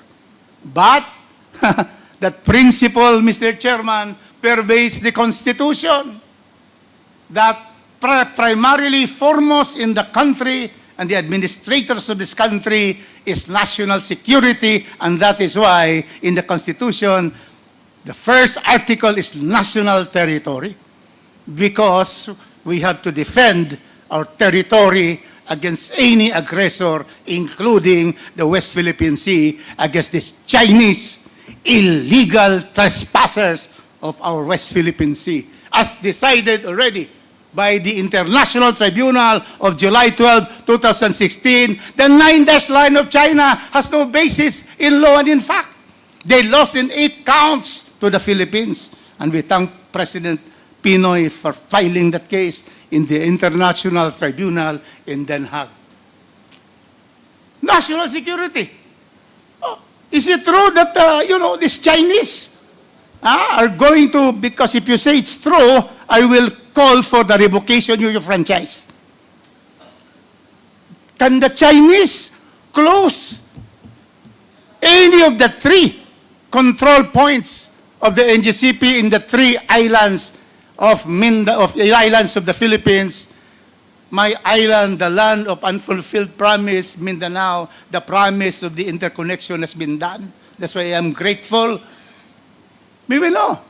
Is there a switchboard that is held by the chairman, Chinese, in Beijing? Is that correct? Let us have the answer. So that this is the national security concern, which I am also concerned, because we do not want China to have, a grip on our energy system. None, Mr. Chairman. Let's have the answer, officially. You are under oath. Can the Chinese minority owners, can they sabotage our country by just stopping supply of energy to any part of the country? Answer, please. They cannot, Mr. Chair. Also, the answer of Mr. You're a lawyer like me, so let's give it to the more technical ones. Come here, Mr. Aguilar. Sometimes us lawyers would tend to, know everything, but this is something that is pertaining now to national security and the fact that these Chinese can never come to one of your control system site and go there and turn off the grid in Luzon, or go to the Visayas, or come to the city of Golden Friendship, my city of Cagayan de Oro, to be able to stop the supply of electricity in Mindanao. Can you now explain to us under oath, what is the situation? Can they do it? Yes, sir. They cannot control the power system of the Philippines with a single button. Yes, sir. any switchboard or control being held by people in Beijing or even in Guangzhou, nearer to us, that they can, interfere in the supply of energy in the Philippines? None. None, sir. And if they try to come to the 3 points, are you going to shoot them, which I suggest, to sabotage our supply? Will you do that, Mr. Aguilar? Do you have a gun? He's Mr. Agustin. Mr. Agustin. Oh, I mean, not will you allow a Chinese like me, singkit looking, yes, sir. to go there and then, disperse with the 3-man team and then put a button that will stop supply in Luzon? Can that happen? We will not allow that to happen, but I think we will not shoot them, sir. We should shoot them if they do that because that is part of self-defense. So, Mr. Chairman, with all these testimonies from, first, the ERC, second, the SEC, third, the BIR, through my statement, and the NGCP. So, Mr. Chairman, in this committee, what are we talking about? What are we talking about? What do you want to do with NGCP? It has complied with all of the requirements of the franchise. It has complied with the Constitution. So that is what the question is, but you don't have to answer. Because that is the prerogative of the Committee on Franchise to look into all the franchises of this country and be able to evaluate their performance and have even a motu proprio investigation. So thank you so much for Thank the you very opportunity, much. Mr. Chairman. Again, Cagayan de Oro and Mindanao is thankful for the interconnection of our lines to the Visayas and to Thank you Mindanao. very Thank you. much. The Honorable President is recognized. Thank you, Mr. Chair. So I have only short manifestation since we have the motto proprio for NGCP, no? After this hearing, maybe in the next 2 hearings, pag wala ho tayong resulta na hindi bumaba ang presyo ng kuryente natin, ay wala rin ho mangyayari. That's why when we came here with Congressman Dago, naka-prepare kami some solutions, some formula how to lower the price of electricity. I hope when this has been said and done, sana po hindi masayang po itong ating hearing. So I'm also in favor sa majority na mga questions nila. But at the end of the day, it's about the presyo, no? Yung mababang kuryente. So I hope, Mr. Chair, in the next committee, in the next hearing, matakal din natin because we prepared a lot of questions how to lower the price of electricity in the Philippines. Thank you very much, Mr. Chair. Thank you very much, the Honorable De Jesus. Since there are no other interpellators, the Mr. Chair, Honorable Dago, the other I power will block. consider this motion, Mr. Chair, in line with the national security issue.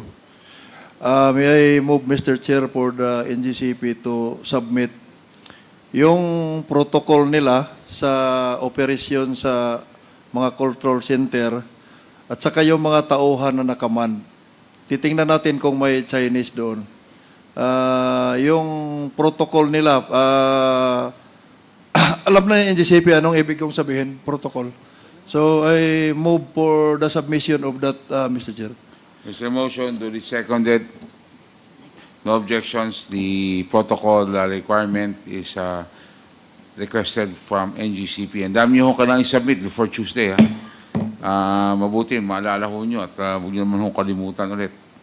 At anyway, a notice will be given again by the COMSEC.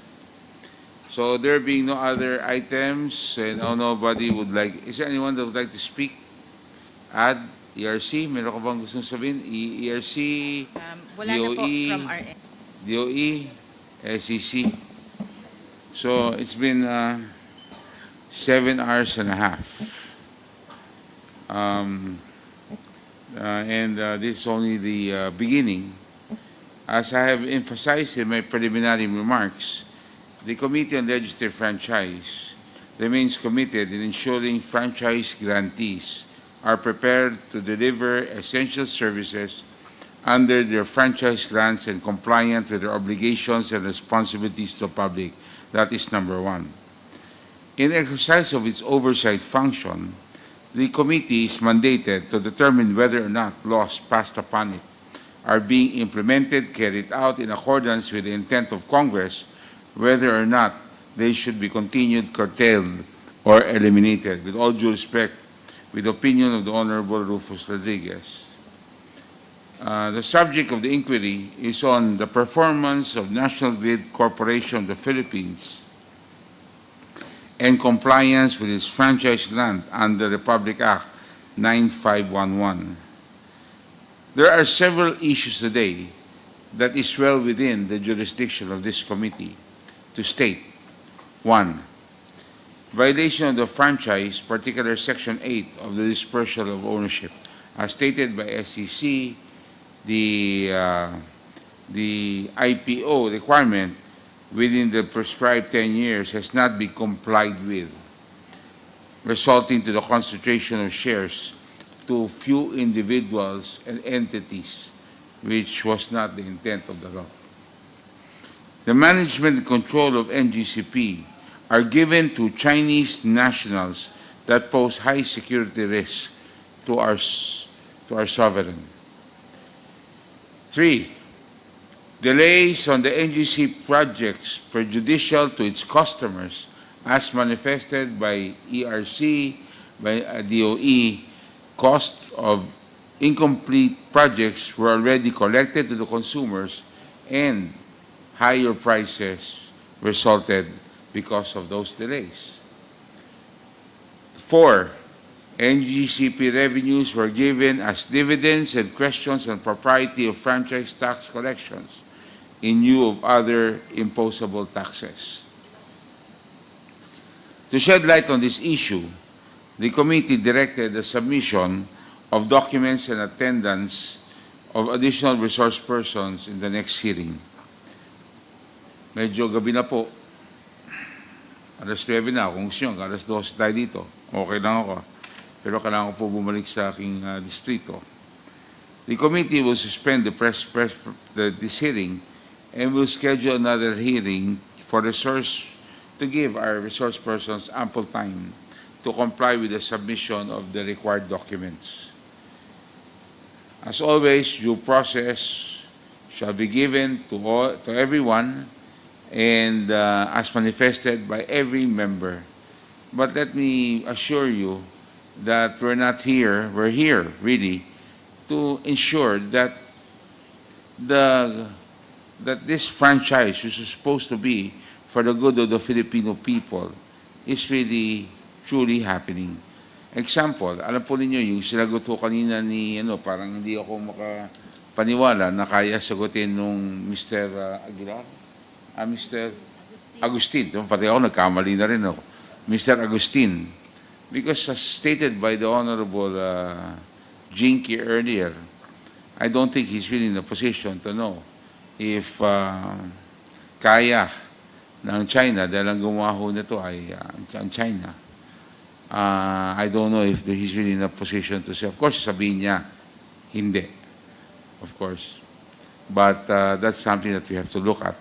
As the Honorable Rufus is fighting for our share of the West Philippine Sea, which is truly ours. Okay, 100% ours, not even a share. But to be able to fight, and he's been wanting to fight for it, has been fighting for it for so many years. So, like him, all of us are concerned that national security issues, high electricity rates. I think the power block will also agree with me. And I'm saying this from experience as chairman of the Committee on Franchise for 3 years.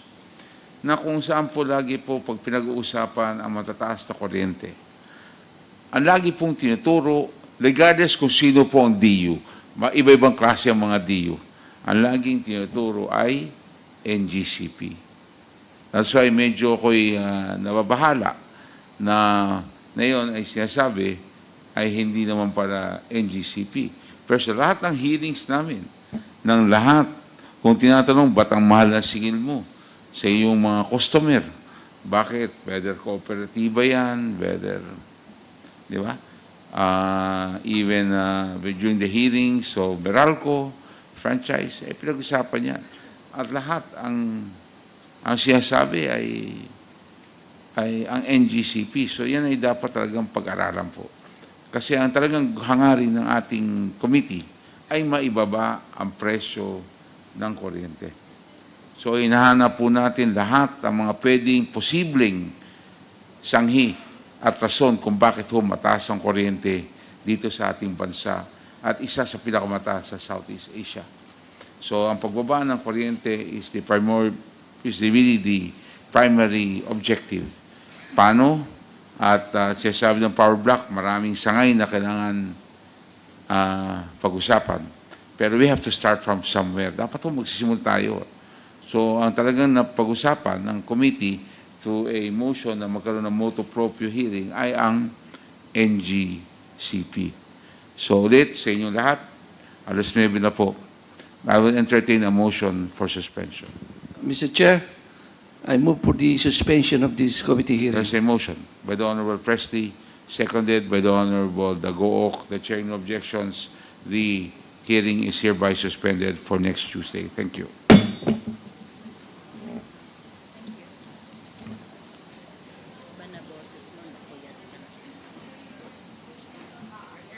Thank you very much, Ruth.